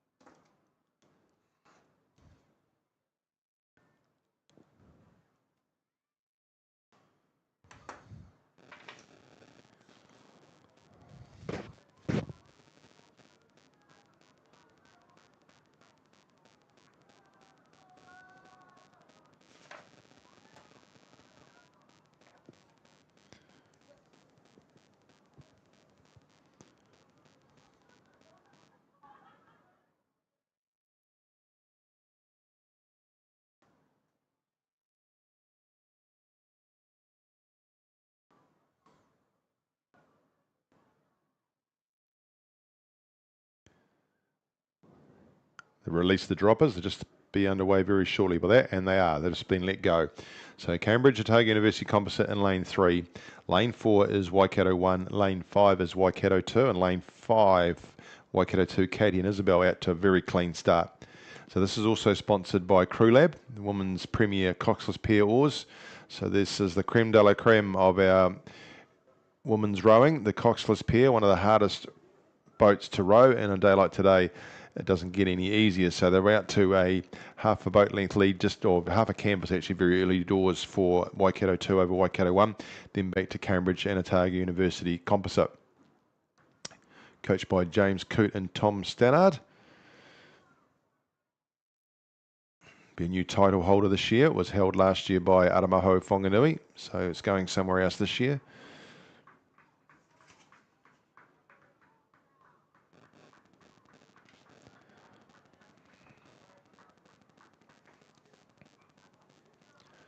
Just a reminder that clubs can drop any leftover food to the Secretary's office, including perishable, as long as it's not going to last. If it's going to last more than a couple of days, it'd be good. They can send it to the Twizel Food Bank. So all those donations will be appreciated. Still nice, strong start here from both those Waikato crews, just trying to move past the Cambridge Otago University crew, and I think they've done so already as they head through towards the 500 metre mark.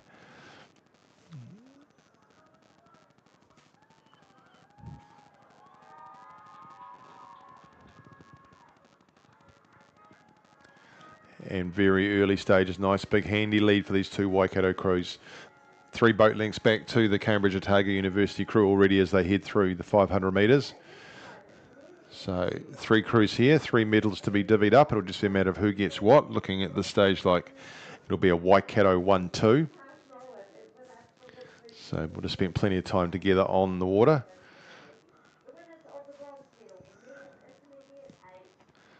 Hannah Mataheri in the bow seat for the Cambridge Otago Uni Composite with Rebecca Lee from Cambridge stroking as they just go past the 500 metre mark. So 3/4 of a boat length lead between Waikato 2 and Waikato 1, then 4 boat lengths back to the Cambridge Otago University Composite. Just being flanked by the boats, the umpires and safety boats as they come down. A small break after this race between blocks. And then we'll just confirm what time we come back to you after that.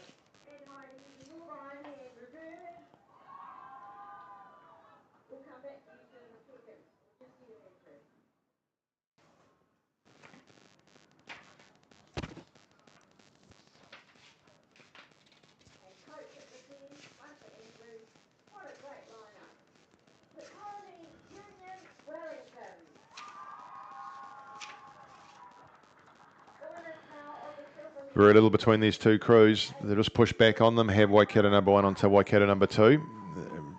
Was out to 3/4 of a boat length and now down to half a canvas. And almost not quite stroke for stroke with each other, but looking very strong. Be looking forward to getting out of the bay into the 1,000 metres going back towards us. And I'm just a wee way back there now to the Cambridge Otago University crew. These two crews pacing each other. Nice shot from the drone from those that are watching on the screens. And you can see they're making their way into the second half of the course. Soon be with the 1,000 metre mark and into the business end.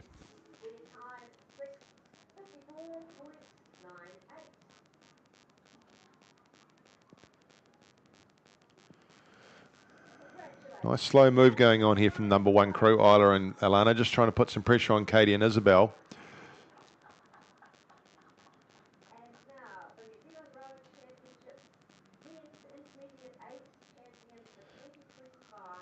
Just a slight course correction, just sitting there rating around about 29.30 and drawing right up alongside them. So it'll be a nice race off here between Waikato 1 and Waikato 2. So Waikato 2 have led for the first 1,000 and it looks like Waikato 1 are looking to take over that mantle as they head up towards that place into the second half of the course. And probably 6 or 7 boat lengths back now to Cambridge Otago University.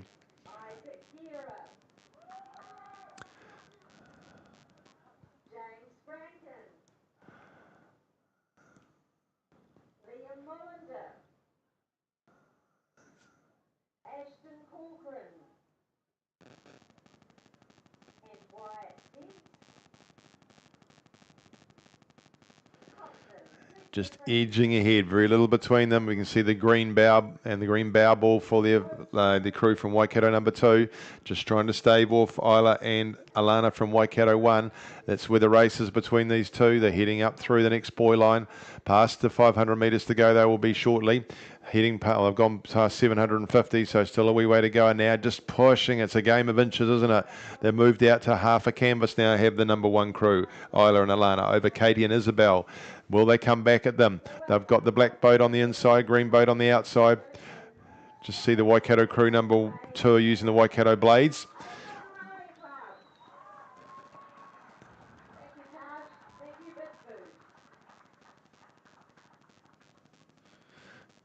Just rating a little bit higher by maybe 1 or 2 points as the inside crew, Waikato number 2, but a bit more power coming out of that number 1 crew as they push past.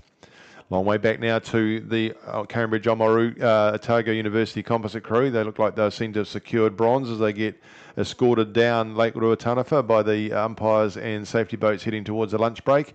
But it is with the number 1 crew, number 2 crew, fighting to get back into it, and they will do, but they've gone out now to half a boat length now. Since the 1,000, they just edge past them inch by inch. They'll need to come again, Katie and Isabel out there in lane number 5. Pretty good conditions now as they start to head down past that 500 metre mark. They will come shortly. So it is with Isla Blake and Alana Sherman from Waikato number 1 still holding the advantage and continuing to extend on the Waikato number 2 crew.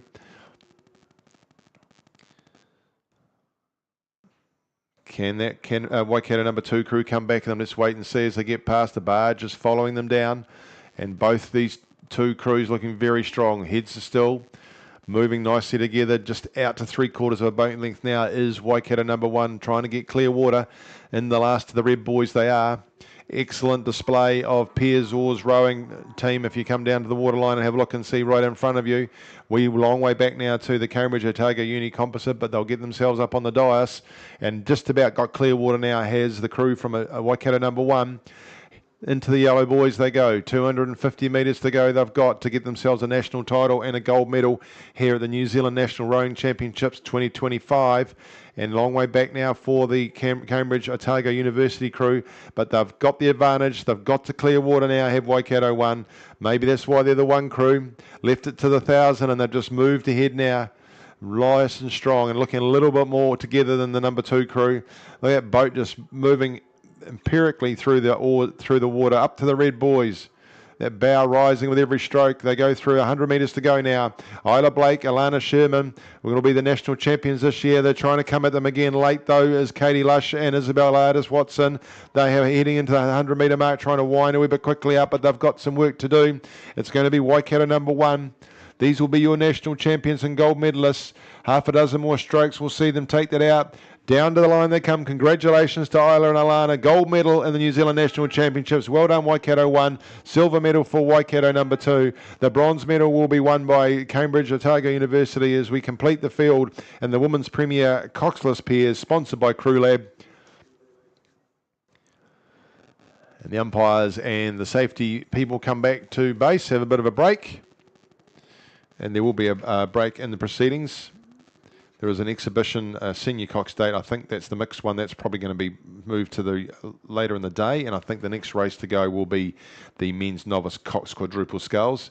Is completing the field and winning the bronze medal is Hannah and Rebecca from Cambridge Otago University Composite. That completes the field in the women's premier coxless pair.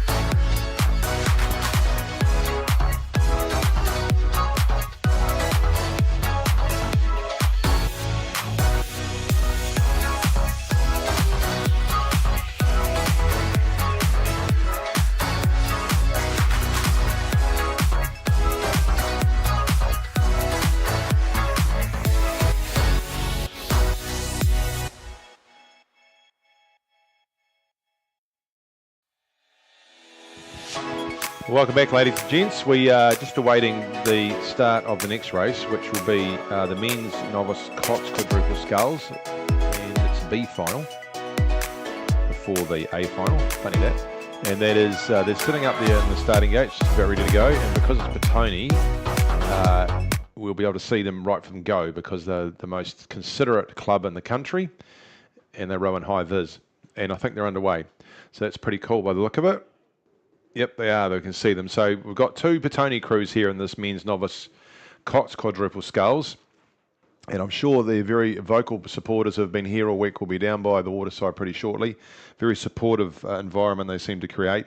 Two crews. In lane 5 is Petone 2, James Lurwell, Valor Firestone, Blake Simcock, Joseph Simcock, and Mila Sowbury is the cox there, coached by Kevin Stevenson. In lane 4, Petone 1 with Toby Ireland, Mitchell Kilmister, Liam Jeffries, Finnegan Jones, and George D is the cox. Coach of that crew is Kevin Stevenson, and every person in a crew obviously is important, but there is one particular gentleman who is in the bow seat of that Petone 1 crew, Toby Ireland, who is worth just watching these crews as they come down. Young Toby is 16 years old and he is visually impaired. A great article recently on Rowing Hub written by Andy Hay, and if you aren't a subscriber to Rowing Hub and taking stock of Andy's articles, then please do. He's got some great articles on his one, and just while I'm there on websites and things, Felix Moran, who's involved with Rowing New Zealand, also contributes to a website called juniorrowingnews.com. Hop onto that, there's some great articles there too. But coming back to Toby, visually impaired, his individual coach is Andrew Bird, the principal of Karori Normal. Toby's a student at Hutt Valley High School. His dream, fantastic dream this, is to get to the LA 2028 Paralympics. And the way that he controls his rowing is he listens to the verbal commands of his crew and he feels the boat. Now, having dabbled in masters rowing, if some of our rowers would use those two strategies of being quiet and listening to their crew and feeling the boat, we'd probably go a lot better. So fantastic to see Toby out there. This is his first season rowing. There is the article from Andy. He's also been featured on Radio New Zealand 9 to noon. And these two crews sitting right alongside each other here, Petone 1 and Petone 2. So Toby's crew in lane number 4 as they come down. And just to see how he goes, and fantastic to see him out here at the New Zealand National Championships, rowing in a B final here of the men's novice coxed quadruple sculls. So keep an eye on that. Watch the bow seat in particular of the Petone number 1 crew as they make their way through. They're heading up towards the 1,000 metre mark now. So this is the B final. We'll bring this through as far as we can for you before they get underway in the A final, the men's novice coxed quadruple sculls, sponsored by Allen Sheet Metal. So thank you to Allen Sheet Metal, the sheet metal specialist, for their support. We appreciate that. None of these events run for nothing, as we all know, because we're involved in rowing. So Petone 1 in lane 4, Petone 2 in lane 5, starting to come into view very shortly, and very little between these two crews, just pacing themselves nicely as they come down. Petone 2, James Lurwell, Valor Firestone, Blake Simcock, and Joseph Simcock with Mila Sowbury. Just while we're waiting, just for these guys to get a little bit further down the course, here comes the Petone cheerleading squad.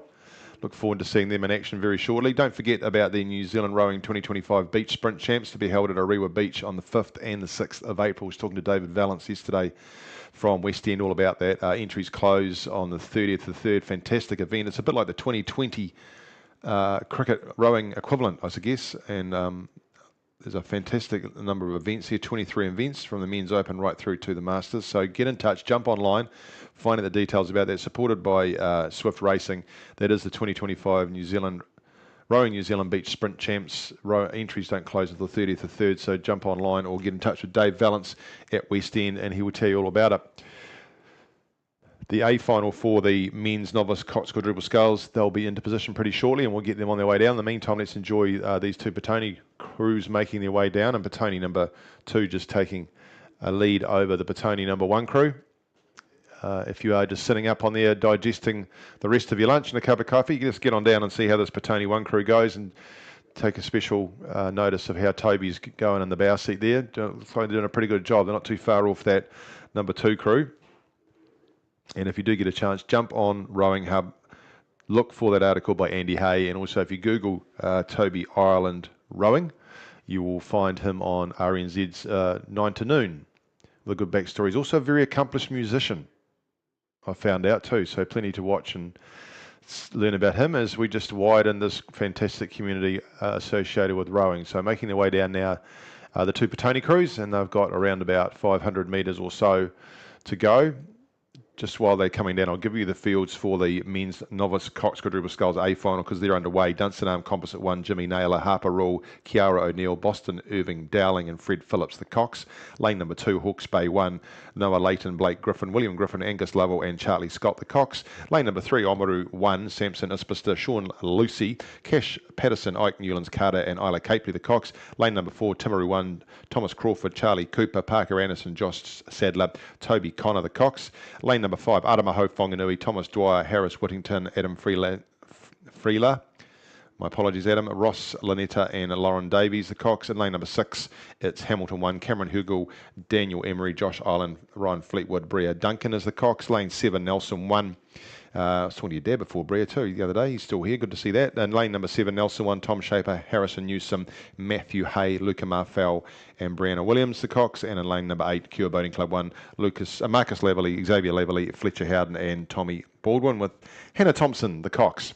They're through 500 metres, heading towards the 1,000 metre mark. We'll come back to them shortly. It looks pretty even actually there in that A final.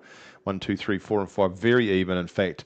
Oamaru, Timaru, Aramaho, Whanganui and Hamilton. Hamilton right out in the middle, you can see the red and white just shining through, and then to the right of them we can see Nelson and Cure Boating Club. So Aramaho, Whanganui and Hamilton leading those crews down. Aramaho, Whanganui with the advantage as they come past 500 metre mark. But let's look out here and we see Petone 1 and Petone 2. So Petone 1 in lane 4. Check out Toby in the bow there, Toby Island. Looks like he's doing a pretty good job to me. And just looking to chase down that Petone number 2 crew. Looking across, there's a good race on here. And I know Toby was pretty hard on himself after the Hawke's Bay Rowing Club regatta, but it looks like he's made some great strides and keeping nicely in time there with his 2-seat. And just listening to the Cox in behind him. So swinging together nicely, that Petone number 2 crew. Good job in there. So Mitchell Kilmister sitting there, 2-seat, 3-seat Liam Jeffries, and in stroking Finnegan Jones, George D issuing the instructions so Toby can hear what's going on, and he's just sitting nicely in time there. Petone number 2 though got the lead though. That's James Lurwell, Valor Firestone, Blake Simcock, Joseph Simcock, Mila Sowbury dishing out the instructions from the bow there too. Great to see. And here they come on down with 100 metres to go, and just about a half a boat length there to Petone number 2 over Petone 1. But good on you, Toby Island. You're sitting there in the bow. You're doing the right things. Great job. Nice and relaxed on the slide. Lots of energy. Finishing nicely. That blade's pretty clean in and out, so plenty of promise there to get you through to LA 2028. You just keep doing what you're doing. So just going to edge out by a boat length here. Petone number 2 will come down and take out first place in the B final of the men's novice Cox quadruple sculls, and second place going to Petone number 1. Congratulations to both crews.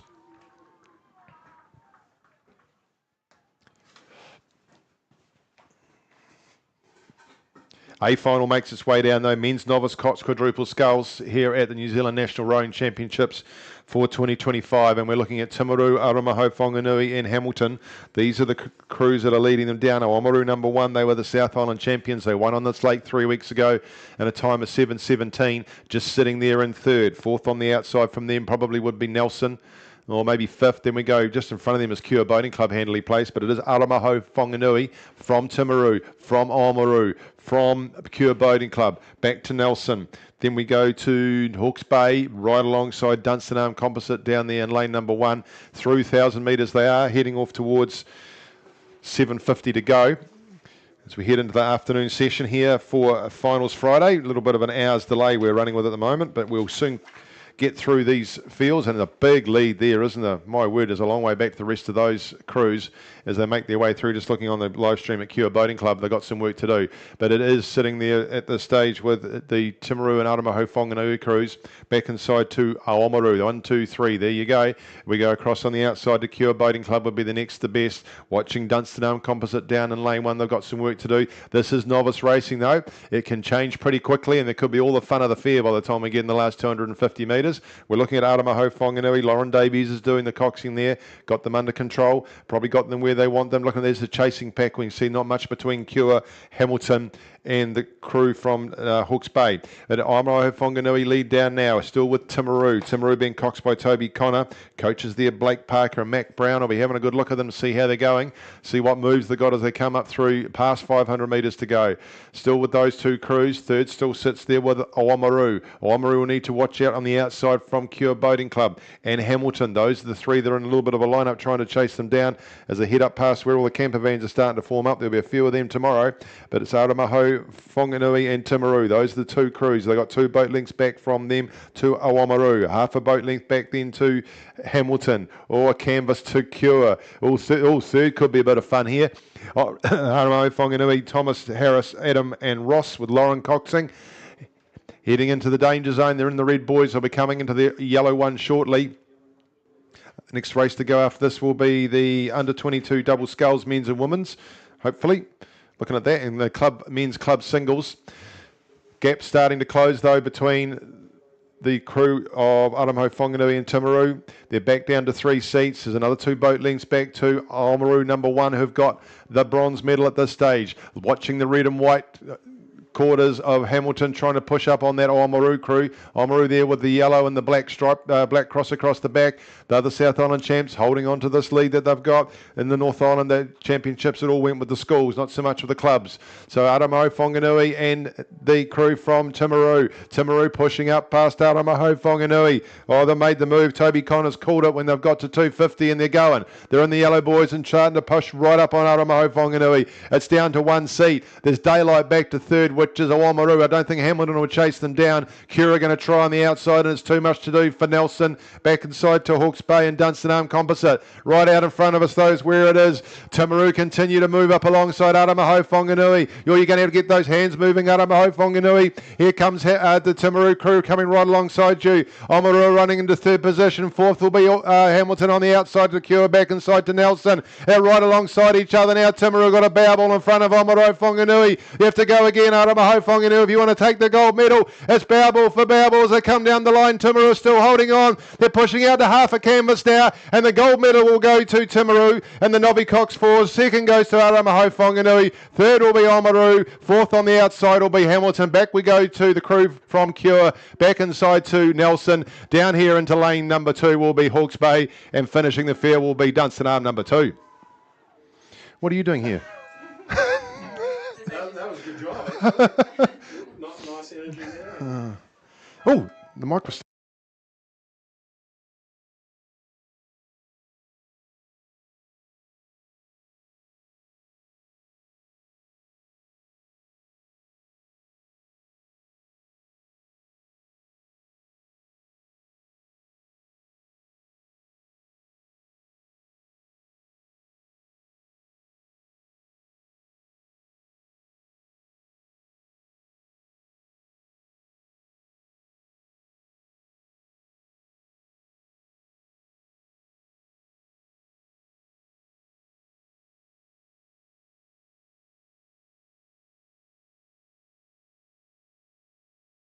Sorry, that wasn't very professional. I got invaded.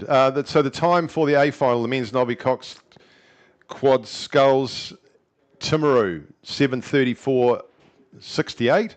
Further second, 1.15 seconds back to Aramaho Whanganui. Great race between those two crews, and then 11 seconds back to Oamaru taking out the bronze medal.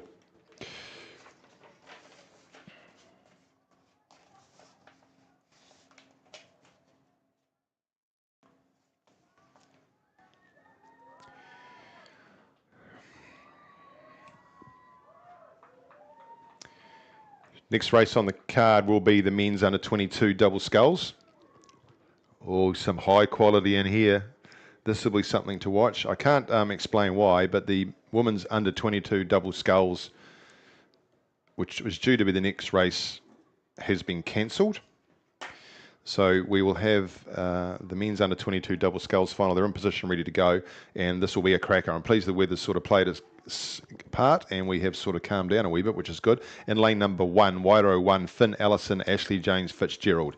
Lane 2, Auckland Composite 1, Alex Fletcher and Ryan Gass. Lane number 3, Nelson Composite 2, Liam Collins and Flynn Mercer. Lane number 4, Aramaho Whanganui, Jake Newton, Herbie Austin Baker. Geez, Herbie's been busy today. Lane number 5, Waikato 1, Leander Calazan and Ben Olifers. Lane number 6, Dunstan Arm 1, Matthew King, Hamish Yateman. Lane number 7, Mercer 1, off the Waikato River, Jack Semelink and Max Semelink. And in lane 8, Tauranga 1, Luke Berquist and James Hollard. Just holding the droppers down there, getting ready to do their thing.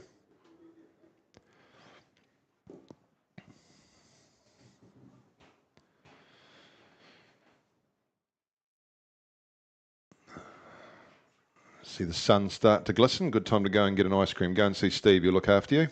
Great supporter of South Island rowing and Rowers Waistline since ages ago.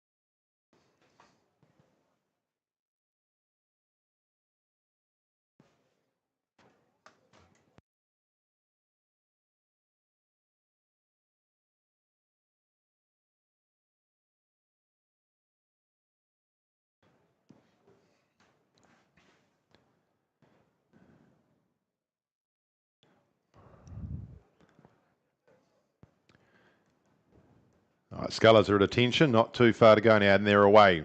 Nice shot there of the composite crew from Nelson underway. Liam Collins from Wairo sitting in the bow there with that composite. Away they go nicely, just slightly crooked there in lane number 5, Waikato. They'll be looking to straighten themselves up, and they're doing that now, but they're doing it while they're leading at the same time, so that's pretty impressive. Waikato are underway nicely from Dunstan Arm, just on the inside to Aramaho Whanganui. Across to Wairo number 1 in lane number 1, out there would be third. Then we come to Tauranga number 1. Nice and clean start away for everybody. Auckland Composite sitting there in lane number 2. Back inside from them, Nelson Composite in the blue boat. The Auckland one's got the red back on the top of it. I talked to Peter the other day. He wasn't too happy about having that, Peter Mills, but he's got used to it, the red and black stripes on the top of the boat. And then just at the back of the field already would be Mercer 1, Jack and Max, but they've got plenty of time to go. But away pretty quickly, these first 3. This is the men's under 22 double sculls. These are the up and comers. There's some high quality scullers in amongst this lot. They'll rattle down this course as it started to get its itself sorted out. They're through 250 metres already, and they'll be just sitting there starting to lengthen. So it is just by half a canvas. Waikato number 1, just ahead of Dunstan Arm. Matthew King, Hamish Yateman, looking to see how they go. Then lane number 6 just pushing up along, so 7 is Mercer just coming back a bit, but lane 1, Wairau away still cleanly. It's Waikato, Dunstan Arm. Early days through 500 metres, still hanging on there is Auckland Composite. A long way to go yet as they come up well past 250, heading up towards the island, and lengthening they are now. Starting to get into a good little rhythm as they make their way down towards that 500 metre mark. Wairau rating away at 38, but it is the crew from Dunstan that have started to move alongside Waikato and go past them. So those where we are now, half a canvas to Dunstan, Waikato, Aramaho, Whanganui and Wairau. Back inside to Auckland Composite, Nelson Composite, down to Tauranga and then Mercer. Through 500 metres they go. It's about 6 boat lengths across the entire field. This will be close. Dunstan are in the lead at the moment, but not by much over Waikato. Some big strong men in this field. There'll be plenty to come as they get to the business end here now. Wairau still sitting nicely out there in lane number 1. They'll be looking to sneak through in there. Auckland Composite and Nelson Composite in behind them, but still with Matthew King and Hamish Yateman from Dunstan. Half a canvas there, just sitting over the top of Waikato, Leander Calazan and Ben Olifers. Coming back into it now, Auckland Composite are moving past Wairau. Lane number 4 is Aramaho, Whanganui, Jake Newton and Herbie Austin Baker, not far away from there either. Then we go on the outside to Tauranga, back into lane 7. It's Mercer.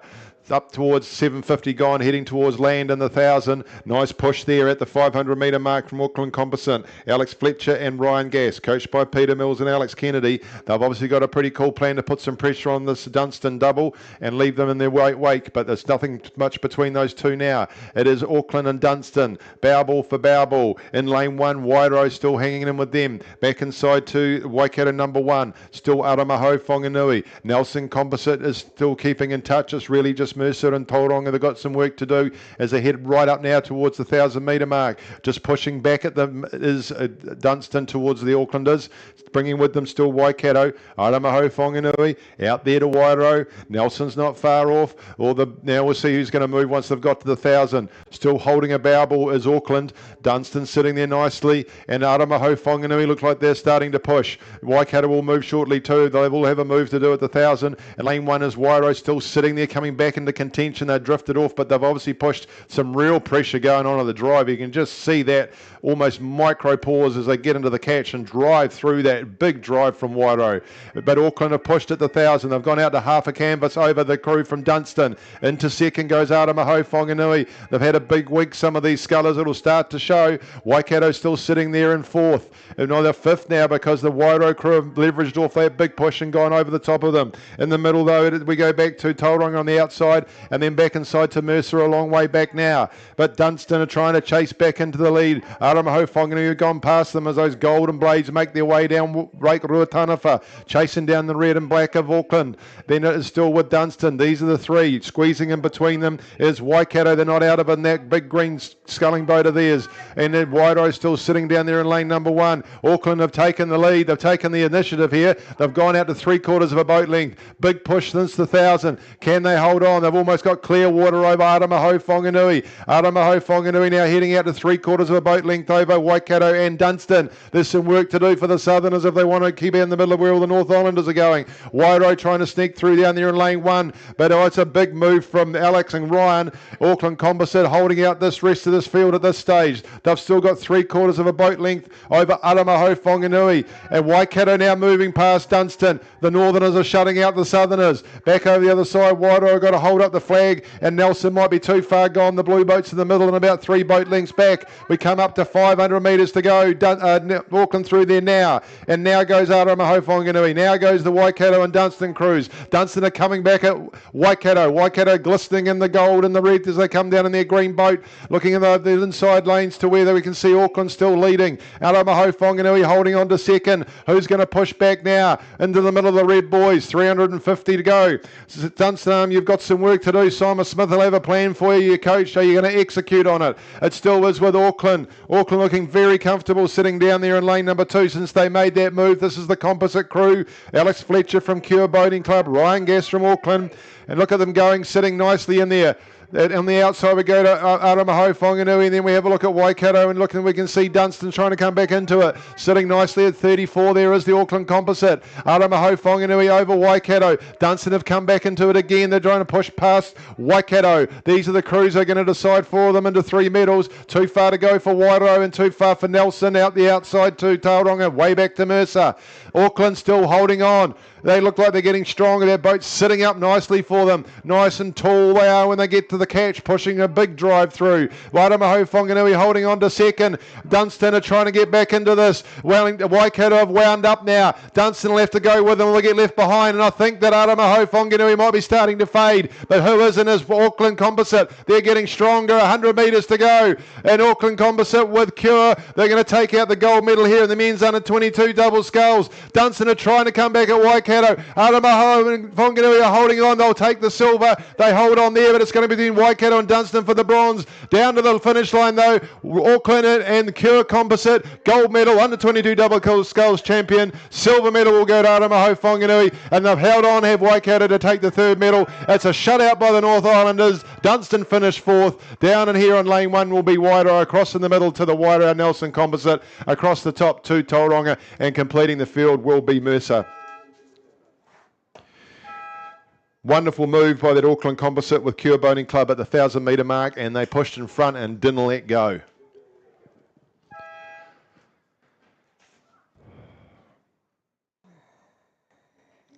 Women's under 22 double sculls not racing, so the race we have coming down in front of us now is just into the second half of the course, is the men's club single sculls. It is the B final.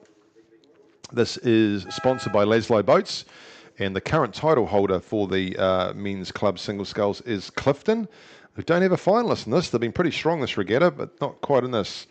In lane number 1 of the B final, Whakatane 1, Ash Schultz. Lane number 2, Chao Uni 1, Hibiki Hishikaki, coached by Glenn Sinclair. And lane number 3, Cure Boating Club 1, Ashton Corkery. Lane number 4, Taupo 1, Joseph Williams. Lane number 5, Waikato 1, Jameson McConaughey. Lane number 6, St George's 2, Frank Eisen.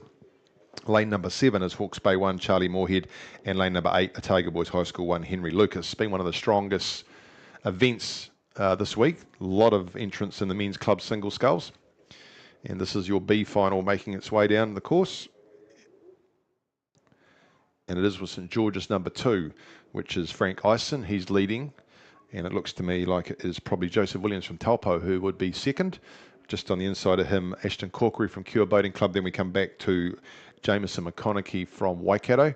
Across right on the outside, Henry Lucas, Otago Boys High School, just holding there over Charlie Moorhead from Hawke's Bay. Then back into Hibiki Ishikaki in lane number 2, Choa Uni, and then back to Whakatane Ash Schultz down there in lane number 1. So we're looking for the A final, and I think the A final is actually underway. And we'll give you the field for that because it's a pretty strong field on its way down in the A final, the men's club single sculls. In lane number 1 will be Avon 1, Lawrence Birch. Lane number 2, Hamilton 1, Ethan Claridge. Lane number 3, Wellington 1, Tim Winkler.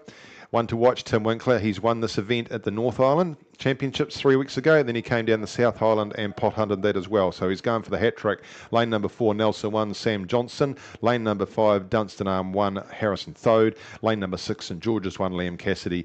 And lane number 7, Aramaho Whanganui 2, William Hurd. And lane number 8 in the A final, which is hitting through 250 metres, Waikato 2, Harry February. The B final makes its way up to around about 7:50 to go. We can tell you the time for the men's under 22 double sculls, 6:56. So the time's getting a little bit quicker as the course flattens out. We've got fantastic conditions for the rest of the day here. That is wonderful. And if you are a St George's supporter, you'll think it'd be wonderful to see that Frank Eisen is out there still leading in lane 6 in this B final from, it still looks like Joseph Williams from Taupo. No, actually Ashton Corkery's moved past him. So Ashton's in second. Then we go back to Jameson McConaughey from Waikato, Joseph Williams from Taupo. They're leading this bunch down. We'll follow them for a wee way, but let's go back and see how it's emerging in the A final. That's the main thing, to be fair and to be honest. And it is being led at this stage by Liam Cassidy from St George's. He has got clear water over Harrison Thode from Dunstan. Then we go across to Tim Winkler from Wellington. Then it is Nelson's Sam Johnston. Not much between him and Ethan Claridge from Hamilton. Right across to the other side, William Hurd, Aramaho Whanganui, and then flanking the field, Harry February from Waikato 2, and with the arrowhead back there in lane 1, Lawrence Birch. A little bit of work to do, but a lot of work going in early doors there from St George's number 1, Liam Cassidy. The St George's number 2 is leading the B final still, just over Waikato, but both of them under pressure from Cure. He looks across, does Ashton Corkery to his right. You can see where he is, and you can see that he's probably just gone into the lead over St George's and Waikato. Then we go back for him to Joseph Williams from Taupo in the blue with the yellow stripe cross right across the middle of the back of his row suit. Those are the 4 that are going to take out the B final of the men's club single sculls. As we get to the business end of finals day here, we can see the Premier Women's Doubles making their way up to the start. As we look across the left, there does Frank Ison as the B final comes to a conclusion, and that's the way these guys will probably finish. I think it'll be Frank Ison when, well, he might be, Cure's gone through just now, the very in between these two. It still is with St George's leading the A final down. That A final, St George's still over Dunstan, still over Wellington, back to Nelson. Then we go to Hamilton. That's where they're at as they head up to the 1,000 metre mark. The B final, though, just looks like it's a wee sprint there. St George's through an extra couple of strokes, and he looks across. He's got it under control. Has he? Cure's chasing him down, and past the ducks they go. And that's going to be just St George. Oh, that's something for the photographers to do. Between St George's and Cure, third will be Waikato. Then we go to Taupo, across to Otago Boys High School, back inside to Hawke's Bay, and then we'll be down here to Twile University. Whakatane down here in lane 1 just having a couple of battles but enjoying his time on the lake. Let's see what's happening in the A final. They've just gone through the 1,000 metre mark. And well through they go. Still with St George's, Liam Cassidy, Dunstan Arm, Nelson, Wellington. Wellington still third. Making their way in the second half of the course. Just a little bit of a glisten coming out there. Easy to see the St George's sculler there. They've got the red with the white bib across the shoulders. Then we go to Tim Winkler. Fonzie's not out there, right? It's Tim Winkler from Wellington, then the maroon with the white across the back inside to Harrison from Dunstan Arm. They've got some work to do to catch this sculler from St George's. Doing a great job out there in lane number 6, coached by John Cook. Got this well under control. He'll be looking to hold off Dunstan. You won't see across there to Wellington, then back inside to Sam Johnson. Ethan Claridge from Hamilton will be the next to rest down there in lane 2. So we've got 4 scullers sitting out there and emerging. He's gone past St George's now, has Harrison Thobe from Dunstan, throwing the gauntlet down, and St George's will have to come back at him. Harrison sitting there in the bucket hat, just holding on to a boat length lead. This is the men's club single sculls. Harrison was silver in the South Islands. He'll be looking to go one better here in the Nationals, and he's got himself out to 3/4 of a boat length. Nice move at the 1,000. Starting to go with him is Sam Johnson. He's in the blue boat from Nelson. He's got the pink cap on. Pretty easy to see. Those two starting to move through those Southerners. And still going with Nelson is Tim Winkler from Wellington. Then we go back over inside to lane number 6. St George's just starting to drift back a wee bit through the field. Maybe it was a bit too much for him early on. It's a long way to row. On the outside to Aramaho Whanganui. Back we come down to Hamilton, Ethan Claridge, then a bit further back to Avon 1, which is Lawrence Birch, then right on the outside to Harry February from Waikato. So Dunstan has the advantage. He's continued to push out now. He's now got clear water over Nelson. So the yellow bucket hats leading the pink cap as they head on down through towards the 500 metre mark to go. Harrison Thobe from Dunstan Arm. He's got it over Sam Johnson. Following them through is Tim from Wellington. Liam Cassidy from St George's just starting to fall off, but he's pushed back into 4th. He's under pressure for that 4th spot now from Ethan Claridge from Hamilton. Just trying to move up alongside him. We go back outside from St George's to Aramaho Whanganui, but there's really a long way to go for those guys. And Ethan Claridge back there in lane 1 is the best of the rest. Looks like he just missed a stroke and stopped there, has Liam Cassidy from St George's. Might have just grabbed a buoy. Yep, don't want to get into there. That's unfortunate. He just lost his mojo, but he's up and running again. Harrison Thobe, though, he's got us all under control at this stage out there in lane 5. This is the final of the men's club single sculls, the A final here at the New Zealand National Rowing Championships. He's going to watch Sam Johnson, coached by Bob Gilchrist, come up alongside him. They've got 2 boat links back to 3rd, which is Tim Winkler from Wellington, looking to accomplish a rare feat. a North Island Club medal, a South Island Club medal, and a Nationals medal. Not too many people would have done that, but he's going to have to watch. Liam Cassidy's coming back again, not giving up without a fight out there in lane number 6 of St George's, trying to push up to get into a bronze. Ethan Claridge trying to get in there as well. He has a look around to his right shoulder, does Tim, the German sculler. He's enjoying his time here in New Zealand, but Harrison Thode has got the advantage still over Sam Johnson. This has been a strong row since he pushed to the 1,000. I think Sam Johnson's got something to come. He'll have to push hard though, because Harrison's always just starting to get a little bit lumpy out there, I think, for these scullers. There's a few sprays coming off those oars as they go through. Just a little bit lumpier out there in lane number 5, and he's right alongside him now is Sam Johnson. Sam Johnson pulling up alongside Harrison Thode. Looks like a little bit of a weight going through there almost. There's a bit of a swell of going through, but he's trying to go again. He's moving those oars quickly, but Sam Johnson just seems to have a better run on his boat. He's moving past Harrison Thode. Harrison looks and he's wound up now, and the 100 metres to go. It's between Dunstan and Nelson. The Nelson sculler just looks a little bit stronger, does Sam Johnson. What have you got, Harrison? It's half a boat, half a canvas to get back. Third's going to be Tim Winkler from Wellington, but he's continued to push through. Here's Sam Johnson. A well-timed run here from Nelson. He's gone out to half a boat length. He's got stronger as he's finished, and through he goes. I think he's broken the sculler. He's gone through to take gold, and he's our champion in the men's club single sculls for 2025. Congratulations, Sam Johnson from Nelson. Silver medal goes to Harrison Thode from Dunstan.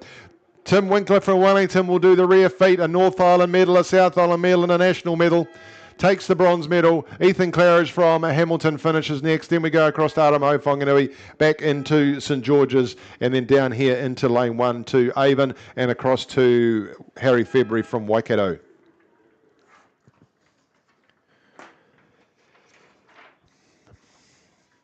The B final of the Women's Club Coxless Quadruple Sculls just making its way down the course now. They're through 1,000 metres. In lane 1 is Waikato 2, Caitlin Cotter, Edie Crouchley, Martha DeLong, Ratara David. In lane number 2, Star Boating Club 2, Maddie Wellington, Alana Johnson, Lola Story, Eve Williams. In lane number 3, Bay of Plenty Coast Composite. That's Bay of Plenty Coast and Tauranga. That's Elsa Alexander, Caitlin Wayne, Amy Everett, and Jemima Glayholm. In lane number 4, it's Hamilton 1, Mahiri Radamaker, Sarah Healy, Ella Cloak, and Rowan Giles. In lane number 5, Hawke's Bay 1, Aisling White, Libby Vindhager, Megan Ritchie, and Hannah Field. In lane number 6, Wairo Composite. That's Wairo and Star Boating Club and Wellington. Amy Harvey Green, Isla Ramsden, Sophie Kavanagh, Zoe Kong. In lane number 7, it's Waihope 1, Charlotte Klein, Caitlin Whittaker, Lila Jack, and Ella Norman. In lane number 8, Dunstanarm 2, Drew Thomas, Liam O'Doherty, Lola Ritchie, and Emma Bryant. That's the Women's B final for the Club Coxless Quadruple Sculls.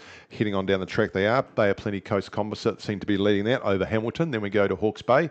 And then we go, well, they don't actually, because Dunstanarm are doing the leading. I was looking at the other side of the field. That's 2nd, 3rd, and 4th. Dunstanarm got it well under control coming past the safety boat on that B final as they make their way out. But I think the A final is underway.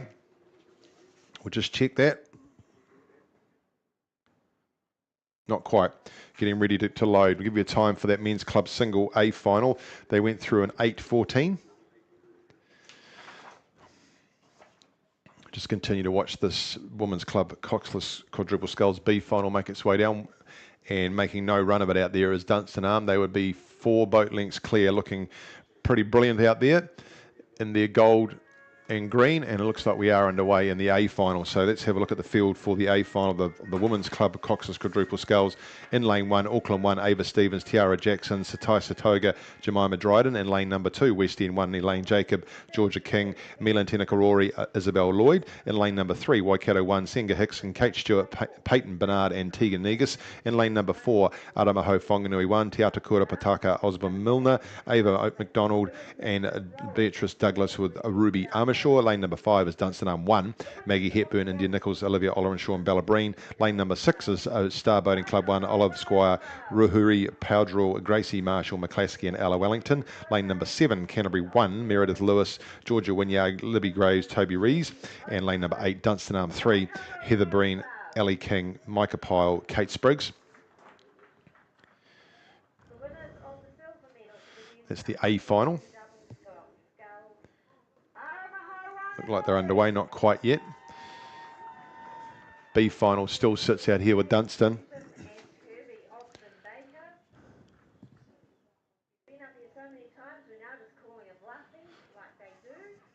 Bay of Plenty Composite holding on to 2nd.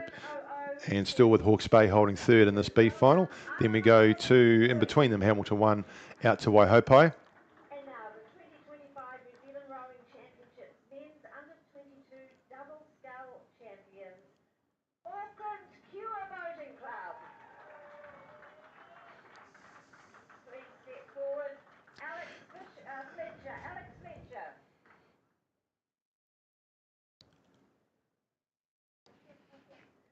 Ryan Gay. Just looking for some information for you. Looks to me as if they're taking the starters in the Women's Club coxless quadruple sculls away from the start zone back through the bay. So there must be some wind issues up at the start. That's all we can assume. I'll try and get some more information for you shortly, but what we can tell you is that Dunstan are going to win the B final. Way out in front here by about 3 boat lengths over the Bay of Plenty Coast Composite. Back inside from them will be Hawke's Bay, then we'll have Hamilton, then it will be Waihopai, and completing the field will be the Wairau Composite, back in here to Star Boating Club and Waikato number 2. So looks like there's a bit of a delay to the start of the A final, and it looks like they may be taking them out of harm's way for reasons of wind. I'll just go and check that for you, and we'll be back with you in a minute.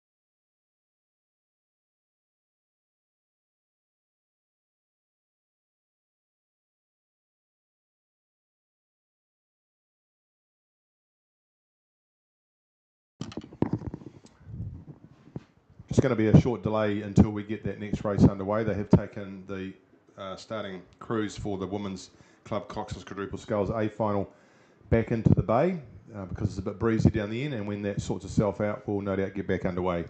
So a good opportunity to go and buy an ice cream, get coffee, have some Belgian waffles, spend some money, and just a reminder that the clubs can drop off their leftover food to the Secretary's office, including perishables. That'll all be donated to the Twizel Food Bank. And for the rowers out there, including some of the masters, just have a wee Google and find out all about the 2025 Rowing New Zealand Beach Sprint Champs being held 5th and 6th of April at Arewa Beach in Auckland.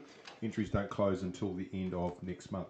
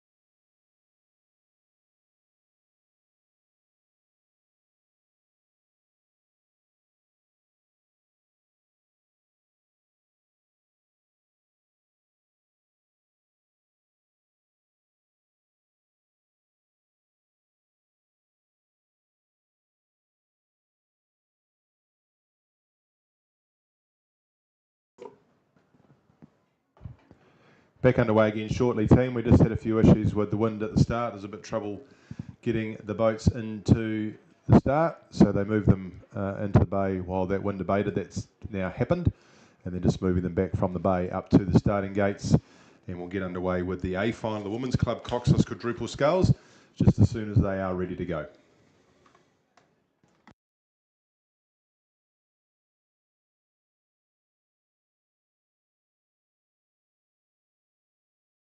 Confirmed that Dunstan Arm number 2 won the B final of that Women's Club coxless quadruple sculls in a time of 7:54, 11 seconds ahead of the Bay of Plenty Coast Tauranga Composite, and then Hawke's Bay took the third spot, 2.5 seconds behind them.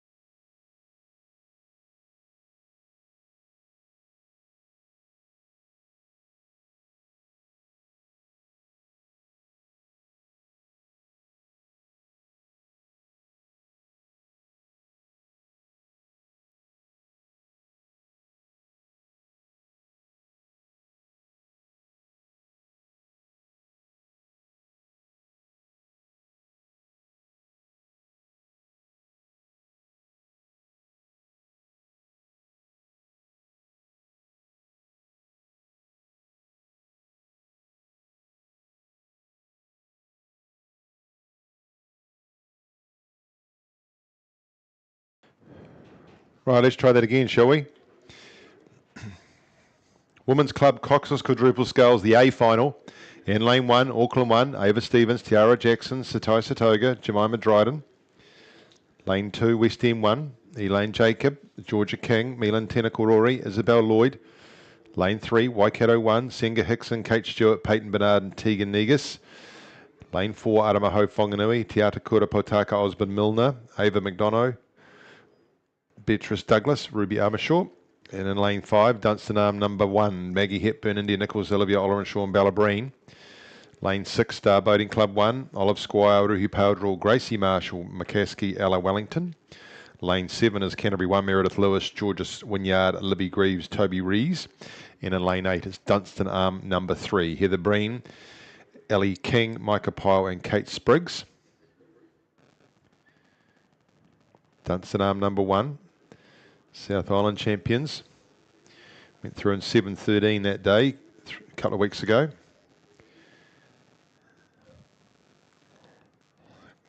Clifton won this at the North Island recently. They're not in this race. Waikato number 1, they finished second in the North Island Championships, so we're looking for a strong showing from them. Canterbury 1 were also second in the silver, second in the South Island, and away they go. Nice good start there in lane 6 from Star Boating Club. Underway here in the Women's Club Coxless Quadruple Sculls, sponsored by the Distinction Mackenzie Country Hotel. Our thanks to them. And they head their way through the first couple of 100 metres, making their way up towards the 500 metre mark eventually. So good start there from Dunstan Arm in lane 5, as you would think. We go 2 across to Canterbury, underway nicely too. Those 2 leading just in between the 2 of them. Star Boating Club, then across we go to Aramaho Whanganui, just on the outside into Dunstan Arm number 3, just falling back early doors, but a long way to go. Across to Waikato 1, West End and Auckland.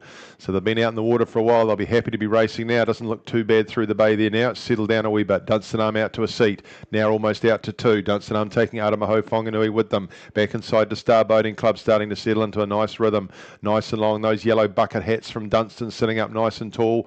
The blue and white hoops of Star Boating Club right next. Then we come out to the white of Canterbury. Oldest spot racing club in New Zealand, they reckon. 1861, the Canterbury Rowing Club was established. Some long history in that boat. Over we go to the Waikato crew in the big green boat sitting out there in lane number 3, and we look and see Dunstan continue to extend. Big arrowhead coming down towards the 500 metre mark. They'll be well into the rhythm now, and it's Dunstan. Dunstan by 2 seats over Aramaho Whanganui. They were sitting in 3rd, Star Boating Club, but Waikato starting to get a bit of a rhythm going in their boat, the North Island silver medalists. Then we come across to, in lane number 7, Canterbury. Canterbury back to West End in lane 2. Then over to right next to them, Wellington, Auckland. They can't shake them off. The umpire boat just sitting in behind them. And then we go right out to Dunstan Arm number 3 in lane 8. Through 500 metres they go, and they've got 4 seats already, Dunstan, and they look very relaxed. Oh, I bet they're not, but geez, that's very smooth going through. They're just nice and relaxed, and the big connection, the drive from the fingertips through the foot plate, and that boat's moving along nicely. Just outside them in lane 4 is Aramaho Whanganui. Canterbury trying to push back into it, and Waikato are right there too, along with Star Boating Club. Well, this has got the smell already of a close finish, I think. Then we go across to West End in lane 2, Auckland in lane 1, and then back out of it at this stage in lane 8 is Dunstan Arm number 3.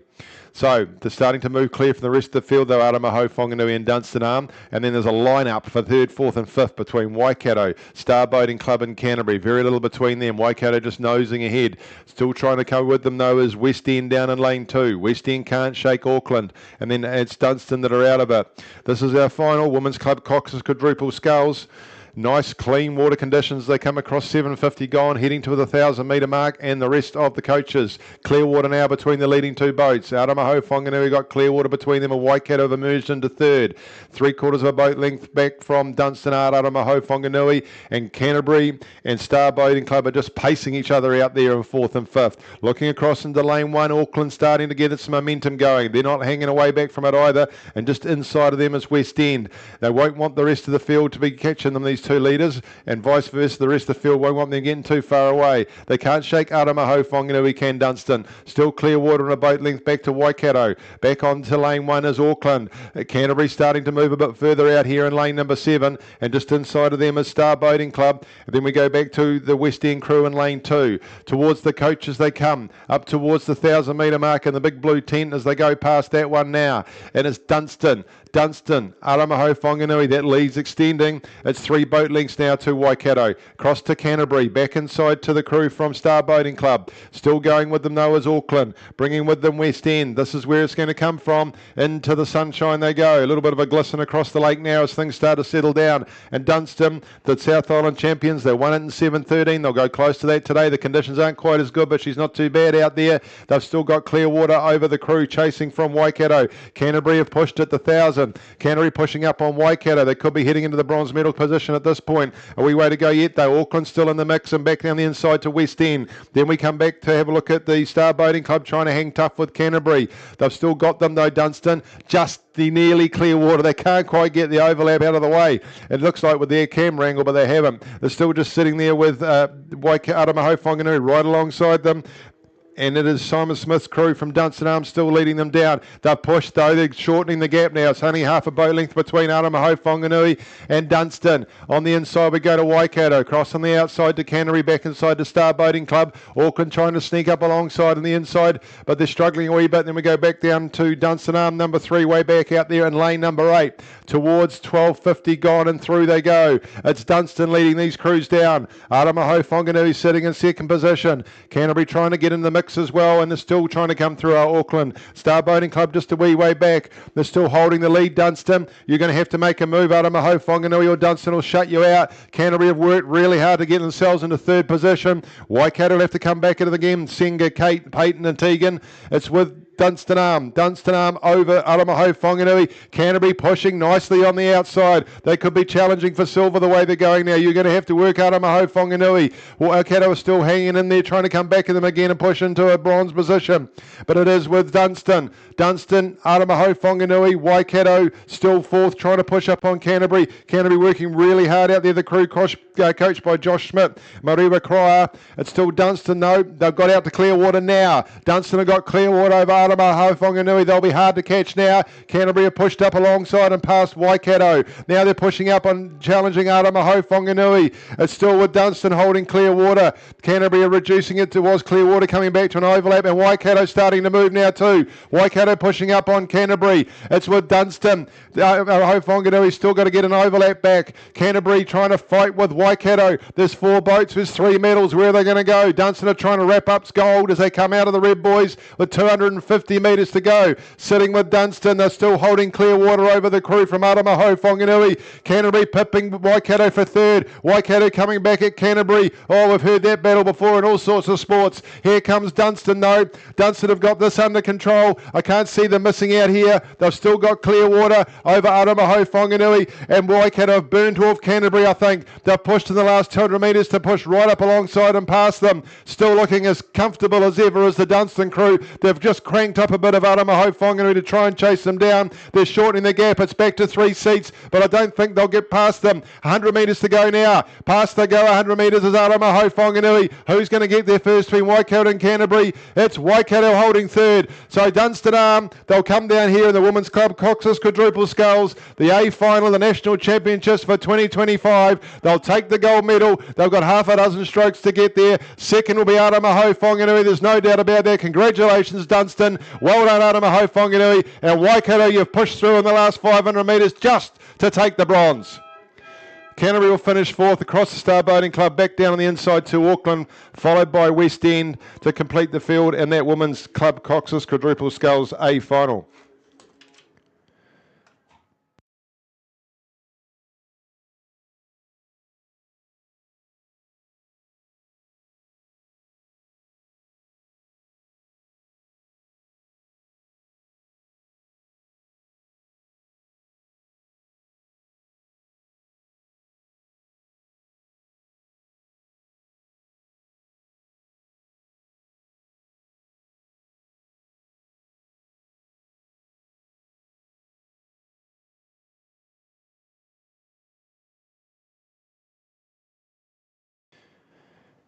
well underway in the men's Premier Double Sculls. Small field, but it is quality. Lane 3, Waikato 1, Robbie Manson, Oscar Rustin. So Robbie's just finished second in the Premier single earlier on today, for those that were here then. In lane number 4, Waikato Composite 2, Matt Dunham and Finn Hamill. They've already rode the pair together, and of course Finn won the Premier single earlier today. Lane number 5, Avon 1, Flynn Watson and Ben Mason. Ben finishing third in the Premier single earlier on today. And in lane number 6, it is Jack Pearson and Angus Kenny. But if you look out there into lane number 3, it is Robbie Manson and Oscar Rustin. So Robbie well spurred on by what happened this morning, and has had a little bit more of a rest, I think. But they'll be very competitive here, obviously, and they've got 3 boat links out on the composite crew, Matt Dunham and Finn Hamill. Matt and Finn actually won this event at the North Island Champs just recently, and so they would be looking to come and repeat that here, but they're under pressure, of course, to try and chase down Robbie and Oscar. So ladies and gents, if you've got a moment, and no matter where you are, turn your eyes to Lake Ruataniwha and you will see an exhibition of world-class sculling taking place in front of you here in Twizel, with Robbie Manson, Oscar Rustin leading that Waikato double down. They've got 2 to 3 boat links now clear of Matt Dunham and Finn Hamill, of course, who are just lightweights, so they are coming through. And then in lane number 5 is Avon with Flynn Watson and Ben Mason. Ben spent a lot of time here, of course, having started his rowing career at Otago High School. A lot of time on this lake. And Dunstan Arm, Jack Pearson and Angus Kenny doing a fantastic job out there in lane 6. And just look at the power that's going in from that Waikato double at the connect. When they connect, it just, there's some real, it almost lifts the boat out of the water, which I guess is the idea, but some real connection when they get to the catch, and that boat is just humming along. So it'll be interesting to see their time. But this is the men's Premier Double Sculls, sponsored by the Coghlan Foundation. They are great sponsors of New Zealand Row. We thank them for their support. The title holder here is the Waikato Rowing Club, and it doesn't look like that's going to change. Starting to hunt them down a wee bit, Matt Dunham and Finn Hamill, but it's still a long way to go. And in this sort of event, that is a big distance to try and overcome. So have a look at this. This is high quality sculling in front of us, world class sculling we've got in front of us here, ladies and gents. Robbie Manson, Oscar Rustin making no race of this. They've got 2 to boat links, nearly 3 boat links now on Matt Dunham and Finn Hamill. And some of these elite athletes, great to have them out here in front of us. We can watch them coming down in lane 3. Flynn Watson, Ben Mason, they will finish 3rd, and pushing up into 4th will be Dunstan Arms, Jack Pearson and Angus Kenny.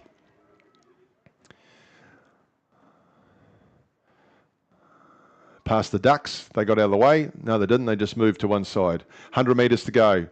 And look how clean they are at the catch, these guys. Fantastic exhibition. If you're new to rowing, or even if you've been experienced for a while, this is great to see out here in front of us. They're winding up and trying to finish as fast as they can. Look at that finish coming in from Matt Dunham and Finn Hamill. Finn said, Matt, we're going and you're coming with me whether you like it or not. They are closing in on them, but it'll be the silver medal. Congratulations to Waikato, Robbie Manson, Oscar Rustin. They are our men's Premier Double Sculls gold medalists. Silver medal goes to Matt Dunham, Finn Hamill. Fantastic effort. And bronze will go to the Avon double, Flynn Watson and Ben Mason, taking out the bronze medal here in the men's Premier Double Sculls. Give you a time there for the women's club coxless quadruple sculls, going through in 7:14. That was, of course, for Dunstan Arm. And just while we wait for the next race, which will be the women's Premier Double Sculls, just to note, I've been handed to me by Pete Midgley, and just to note the passing today, unfortunately, of Reg Douglas. He was until today New Zealand's oldest living Olympic rower. He represented New Zealand, British Empire and Commonwealth Games. He rowed in 1954 Vancouver in the coxless pair, 1958 Cardiff in the coxless pair, 1954 in Vancouver the double sculls. He rowed to the 1954 and 1958 British Empire and Commonwealth Games, and twice won the gold medal in the men's coxless pair alongside Bob Parker. And my apologies, I don't recall the name of the club, but I did see a boat today with the name Bob Parker on the bow, so I imagine that's related. Reg also won the silver medal in the men's double sculls, the 1954 British Empire Games, partnering with Bob Parker, and they competed at the 1956 Summer Olympics. So up until today, he was acknowledged as New Zealand's oldest living Olympian. So sad note there to hear the passing of Reg Douglas, and we are going to be lowering the flag in his memory, but also celebrating his achievements in this wonderful sport of rowing.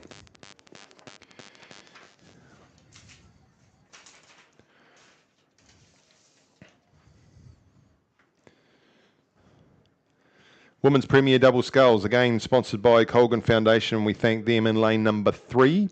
Waikato 1, Katie Lush and Sophie Ignock Johnson. Lane number 4, ESR Theta Composite. That's between ESR Theta, that's Lisa Skinard, from Holland or the Netherlands, and Shannon Cox from Canterbury. In lane 5, Ashburton Composite, Catherine Glenn and Veronica Wall, coached by Dick Tonks. Lane number 6, Waikato Composite 2, Stella Clayton Green and Ella Kossel. That's out of Waikato and Hauraki Plains. Again, if you're not doing anything, and you're here for a reason anyway, these ladies are about to get underway, and get yourselves lakeside to watch some very high quality sculling. We've got some Olympic scullers, and of course Catherine Glenn winning the single sculls this morning. Fantastic race. That's her just sitting there on the screen. And of course Veronica Wall, no stranger to this lake. She won multiple titles at junior level. I think she's the only person that we know of who has won the under 16, 17 and 18 single in Māori. And she completed that down here. In fact, won the 18s twice.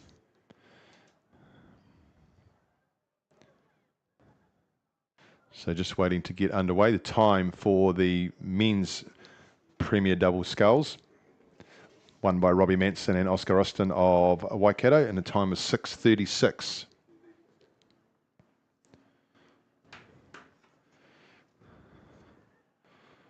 So probably running about an hour and 20 behind we are. But still plenty to come. Just waiting for this race to get underway. And then we will move into the men's intermediate double sculls, the B and an A final. And then all the fun begins with the men's senior coxed 8, the women's senior coxed 8. And then there is a little bit of a break. And then there is a couple of exhibition rows. And then the last race of the day is actually a re-row of the men's novice coxed 8, which did take place earlier today, but it is to be re-rowed at the end of today.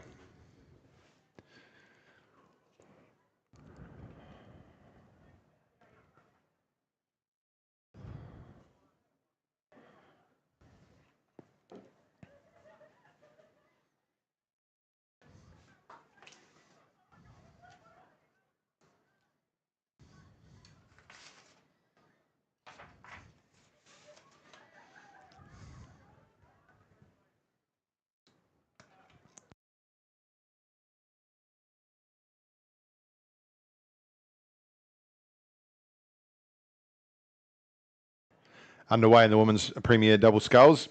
Good shot there for those that are watching the monitors. Veronica Wall underway there with Catherine Glenn. But it's the Waikato Composite, Stella and Ella, who are making the biggest gains out there in lane 6 in their black boat looking above, and they're underway already. They're at by half a canvas over that Ashburton Composite, and then we go to the ESR Theta Composite, which is Shannon and Lisa, and then it is Waikato as they make their way very quickly through their starting sequences. Just get that boat up and running out of the water and get into it. They're just starting to lengthen now.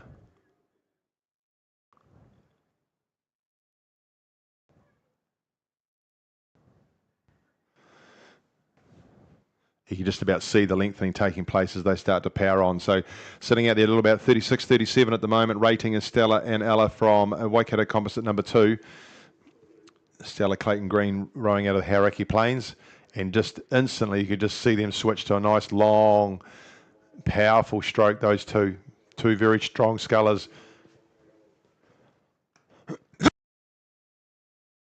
Themselves out to a boat length lead over, well, almost a boat length over just inside of them to the Ashburton Composite, Catherine Glenn and Veronica Wall. Then half a boat length back to ESR Theta Composite, Shannon and Lisa, and then we go to only half a boat length back to Waikato. Past the 500 metre mark now goes Waikato, and looking very strong and powerful, making those horses look a lot longer than what they really are with the stroke that they've got. A lot of power coming out of that boat, and just starting to extend on Veronica and Catherine, and putting clear water between them and the rest of the field.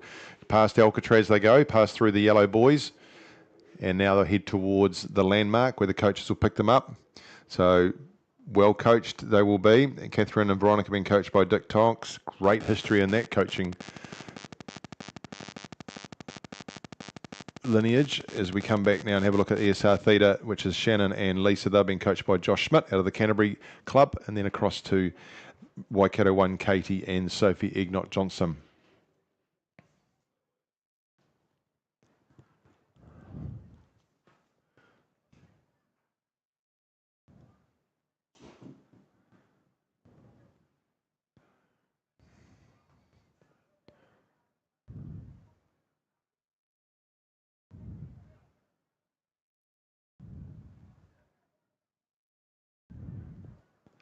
Both these two crews rating very similarly. As they come down, you'll see one thing that's very noticeable is just in the finish of Stella and Ella, just how almost like a micro pause as they come out of the finish. It's so clean, and then they get into the recovery and they get a nice clean blade full of water as they drive back through into the next stroke, and really starting to try and put some distance between them and the rest of the crews they are. But Catherine and Veronica have responded, just pushing back up on them. They've reduced that lead down to half a boat length, and the pressure will go on the other two crews, ESR Theta and Waikato 1. But they've timed their run. They've obviously got to 7:50 and started to go again. So Catherine and Veronica.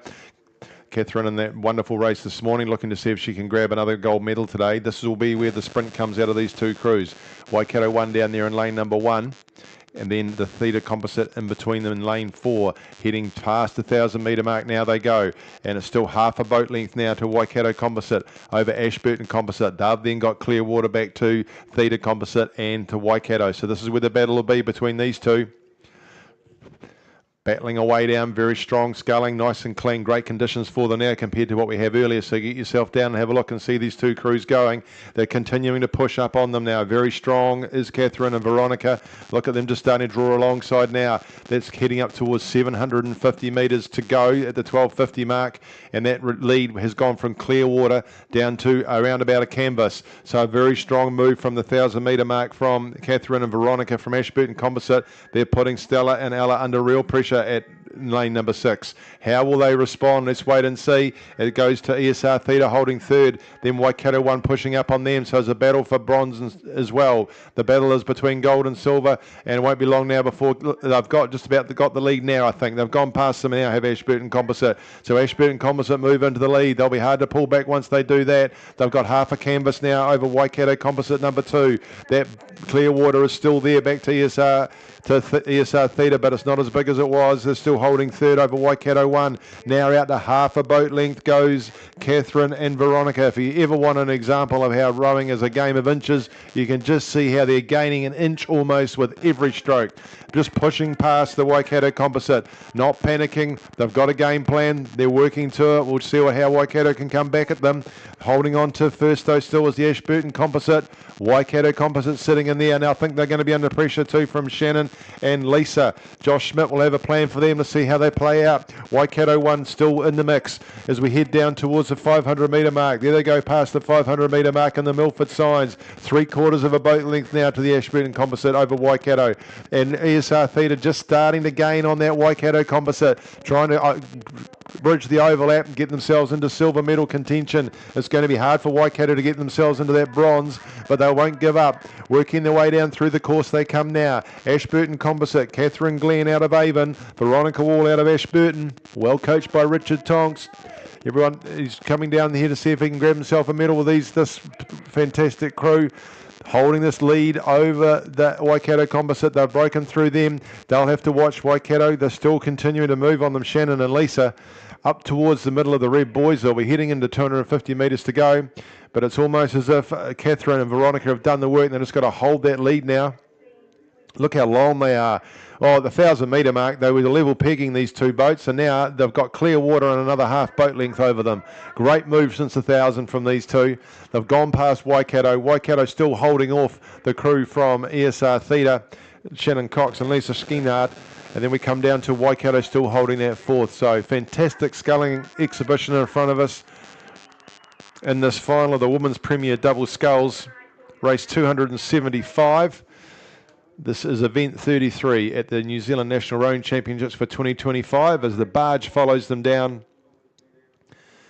And look at that white boat just sculling, scything through the water here. Fantastic effort here from Veronica and Laura. They'll come down. They've got 100 metres to go now. They're going to take this gold medal over the top of Waikato. They're just trying to wind up now is Waikato. You can see that Ella's decided we've got to go quicker. So Ella Kossel sitting in the stroke seat is just winding them up to see if they can pull back in Veronica and Catherine, but they will struggle. They might get back to within half a boat length, but it is going to be a gold medal and national championship here for the women's Premier Double Sculls goes to the Ashburton Composite. Congratulations to Veronica Wall and Catherine Glenn taking the gold medal. Silver will go to the Waikato Composite, and holding on to that bronze medal will be the ESR Theta Composite with Canterbury, and Waikato will hold on to the fourth.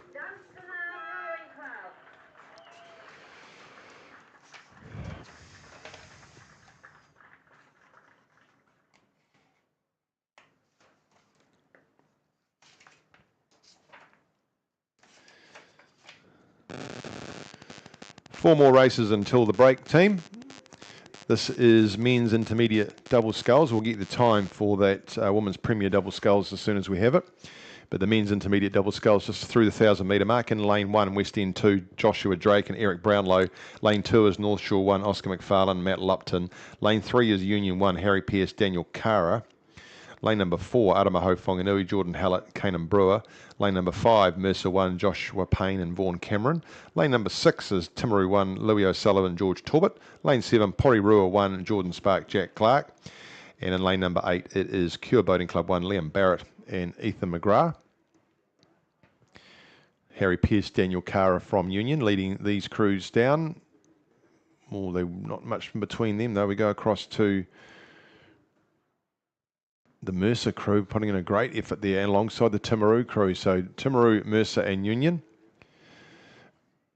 leading them down. That's the B final. The A final is underway though, and let's turn our attention to that. In lane, this is the A final of the men's intermediate double sculls, sponsored by McEwen Group.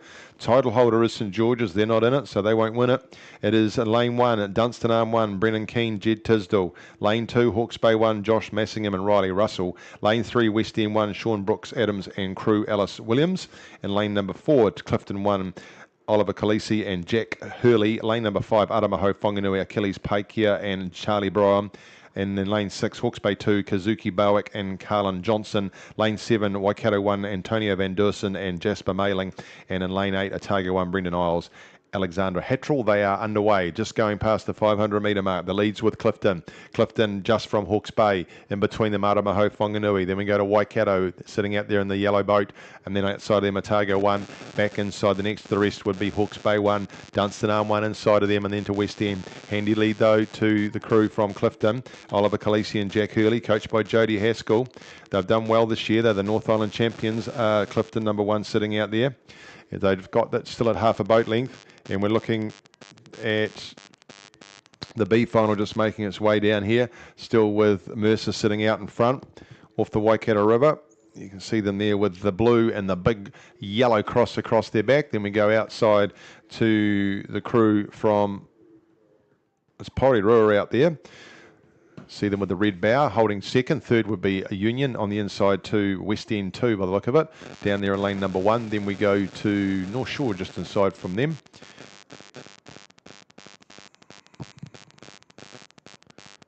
It's not North Shore. They've been shifted. That's an Oamaru crew. Not sure what's going on there. North Shore across the other side. Maybe the shifting with the wind, and then further back to the crew from Aramaho Whanganui as they make their way down. But let's keep an eye on this A final. It's still with Clifton.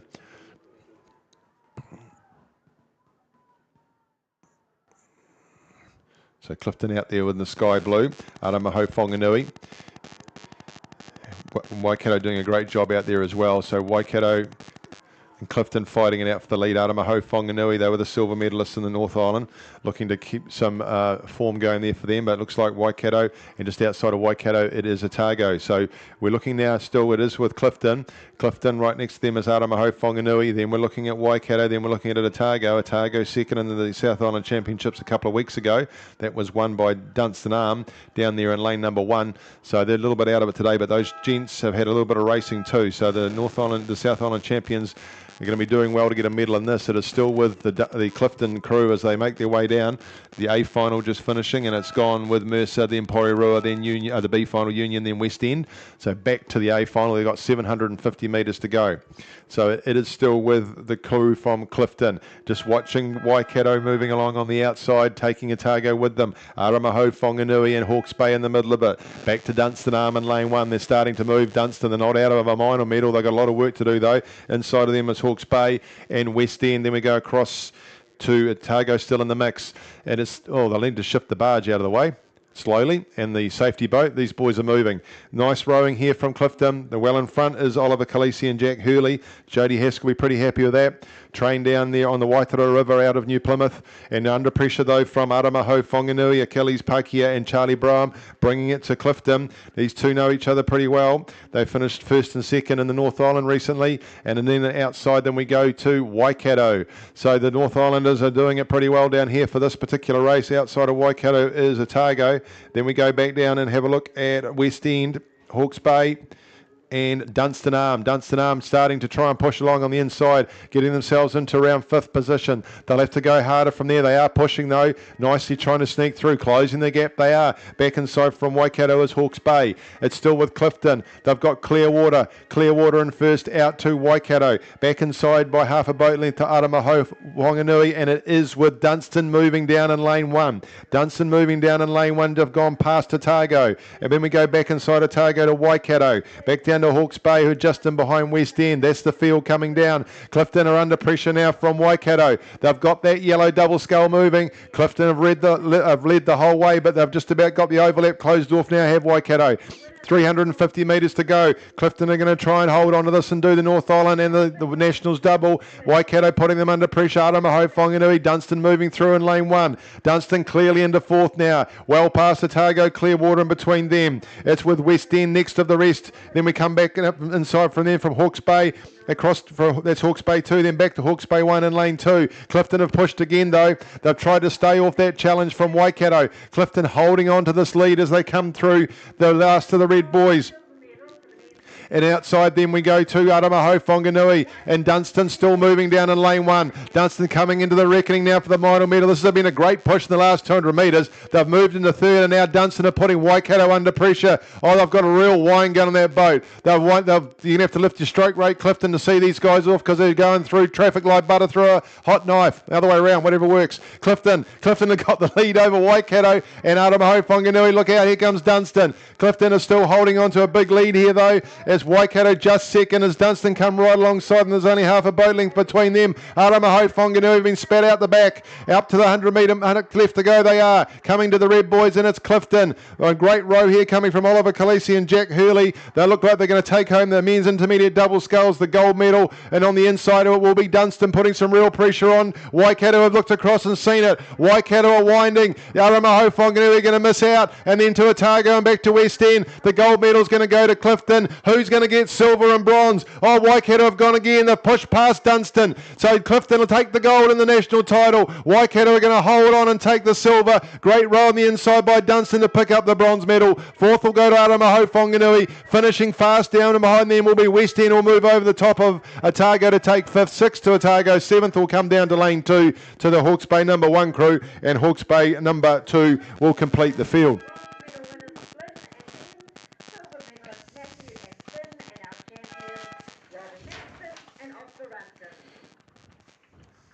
Crikey, they've let the 8s go. It's the men's senior 8 final. Lane 1, Avon 5. Lane 2, St George's 1. Lane 3, Waikato 1. Lane 4, Avon 1. Lane 5, Avon 2. Lane 6, North Shore 1. Lane 7, Avon 4. Lane 8, Avon 3. I reckon Avon will get a medal in this. So they're coming down, and it looks like it is sitting with Waikato at this stage in lane number 3. Oh, no, it's not. That's Avon 1 in lane 4. Avon 1 in lane 4. Then we go across to, looks like North Shore. Outside of them to Avon 4, then Avon 3 just back inside. And the Waikato crew actually lane 3 would probably be 3rd. So it is Avon. just no. I'm going to give it to Waikato now. So Waikato holding a bow length over Avon number 2. And then Avon number 1, I'm going to go A1 and A2. It should be easier. So still with the Waikato crew looking very strong, trying to stave off all these Avon crews. This is the men's senior coxed 8 making their way down. It was all the South Island crews were, the schools got over this in the South Island Championships recently. So Waikato very strong here. They've got themselves over the rest of these South Island crews, and they'll all have to chase them down. So Henry, John T, Charlie, Ethan, Ari, Zach, Jack, Adam, with Oliver Duncan, the Cox, guiding this Waikato crew down the course. They are well in front of the rest of them. Then side from them we go Avon 1, then we go Avon number 5, across to North Shore, then Avon 4 and Avon 3. Back in the middle to Avon 2, then down into Avon 5, who are further in behind St George's. There's red and white everywhere out there. And so it looks like, let's check the crews we've got out there. It is Avon that are leading Waikato. So Avon number 1 leaving the Waikato crew. We go back from there to St George's and then across to Avon number 2, North Shore, Avon 4, Avon 3. So that Avon number 1 crew, Sam, Nathan Peo, Cody, Josh, Ben, Harry, Matthew, Glenn, Annabelle Wynne Williams as the Cox. They've been strong this season, this crew. And they've got themselves out to a nice clear lead over the rest of the field, leading Waikato down. We go back to, it is still Avon 2, then North Shore, cross on the outside to Avon number 4, and then an Avon number 3. Back down on the inside is St George's, then further back is the Avon number 5 crew. That's a St Bede's College crew, I think you'll find, coached by Aaron Maxwell. So well under control here is Avon 1, coached by Liam Barraclough and Logan Keys. The final of the men's coxed 8, sponsored by Cohesive Construction and Widespan Sheds. Great example of their sheds down the back of their facility if you go for a wander. But Avon number 1, they've got this well under control. Fantastic effort. 2 boat lengths in clear water. It's Waikato that are holding on to second, just over Avon number 2. It'll be a battle between those guys for second and third. Avon number 2 are just out of it as far as taking the rest of it goes. And then North Shore trying to fight back as well. But it's Avon number 1. They're going to come down and take this gold medal. And then it's Waikato, Avon number 2 and North Shore fighting for the minors. Avon number 2 just ahead of Waikato. They've got them out to about a half a canvas. And it's Avon number 1 have taken the lead to take the gold medal. Congratulations. Silver medal goes to Avon number 2, and that'll be third. I'm going to have to. I thought North Shore might have got the bow ball over Waikato. It'll be on the photo. Then we go to Avon number 3, back into Avon number 4, and St George's, and then Avon number 5. A final of the men's intermediate double. Clifton 1 taking it out in a time of 7:10. 7:10.91, 5 seconds ahead of Waikato, and another 2.9 seconds back to Dunstanarm 1.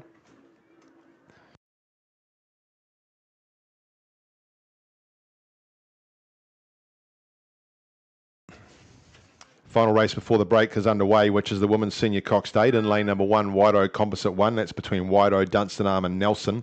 Lane number 2 is Avon 2. Lane number 3 is North Shore 1. Lane number 4 is Waikato 1. Lane number 5 is Avon 1.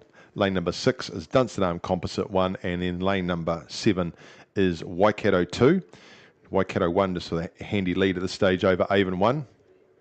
Then we come back inside to North Shore, across to Waido Composite, then Avon 2, then on the outside to Waikato 2 as they make their way down up towards the 750 gone, heading towards the 1,000 metre mark. So Avon 1, Ali Rose Sullivan, Claudia Kinder, Mania Butler, Jessica Tavendale, Phoebe Collier, Gemma Burrows, Katie Bell and Georgie Bethel. That Waikato 1 crew is Francis Casey, Tessa White Parsons, Tegan O'Dwyer, Isabel Melville, Charlie Topbury, Jenna Lee Marcroft, Amelia Barrell and Emily Gordon, with Bradley Kingma the Cox. So those two are neck and neck in lanes 4 and 5 between Waikato 1 and Avon 1 as they make their way up towards that 1,000 metre mark. Then it's Dunstanarm Composite on the outside. We come back to North Shore, then Avon 2. Then we go to Waido Composite lane 1, back to Waikato 2 out there in lane number 7. And just trying to push themselves out to a bit of a lead is the Avon number 1 crew, but there's only, well, they've now got a canvas over Waikato, so we'll see what happens when they come up to the 1,000 metre mark. There's that Dunstanarm Composite in the Cure boat, in the purple Cure boat, Dunstanarm and Cure Boating Cup Composite holding third. Then fourth is North Shore. We go back inside to Avon 2, Waido Composite and Waikato number 2. It's changed just like that. This is almost another, they nearly got back in front then Waikato. It's almost going on the stroke. These two are going to ding-dong battle this through this last 1,000 metres. Let's just see. Oh, they've called her now. They've called a move, has the Cox for Avon number 1, Isabella Hope Murray. They've just pushed and got themselves out to 4 seats just like that. So it might have been called for 10 on the legs. They've certainly got it. So Avon have gone 3 seats over Waikato just like that. Joining them through there is Dunstan Arm Composite. Then we go back to North Shore 1, out to Avon 2, out to Wairoa Composite 1, back to Waikato number 2. Great shot of them steaming up towards this last half of the course. This is the final of the women's senior coxed 8. Avon holding the advantage. What will Waikato number 1 do? Bradley's got a job to do as the cox to get them back into it. They're still holding them there. Who's going to go again? There's plenty of room left in this course. Dunstan Arm Composite still sitting there in third. On the other side of Waikato is North Shore, not to be kept out. Then Avon 2 still just trying to fight their way into it. They've still got it at 3 seats, have Avon over Waikato, trying to keep that advantage and move it further away. Dunstan Arm Composite going with them, dragging through North Shore. The big arrowhead, we're seeing the effect as it comes down Lake Ruatana for these big 8s making their way down. All standard riggings on both these boats. Very little between them. I know there's a tandem on the Waikato side, on the stroke side, and tandem on the bow side of Avon as they make their way through. Still 3 seats. Still 3 seats to Avon over the crew from Waikato, and they've got Clearwater over everybody else. Both these crews have moved at the 1,000 metre mark, heading towards 500 metres to go. Dunstan Arm Composite. Cox by Annabelle Scott. She's got some work to do to try and get them into a minor medal. Now, will Waikato come back?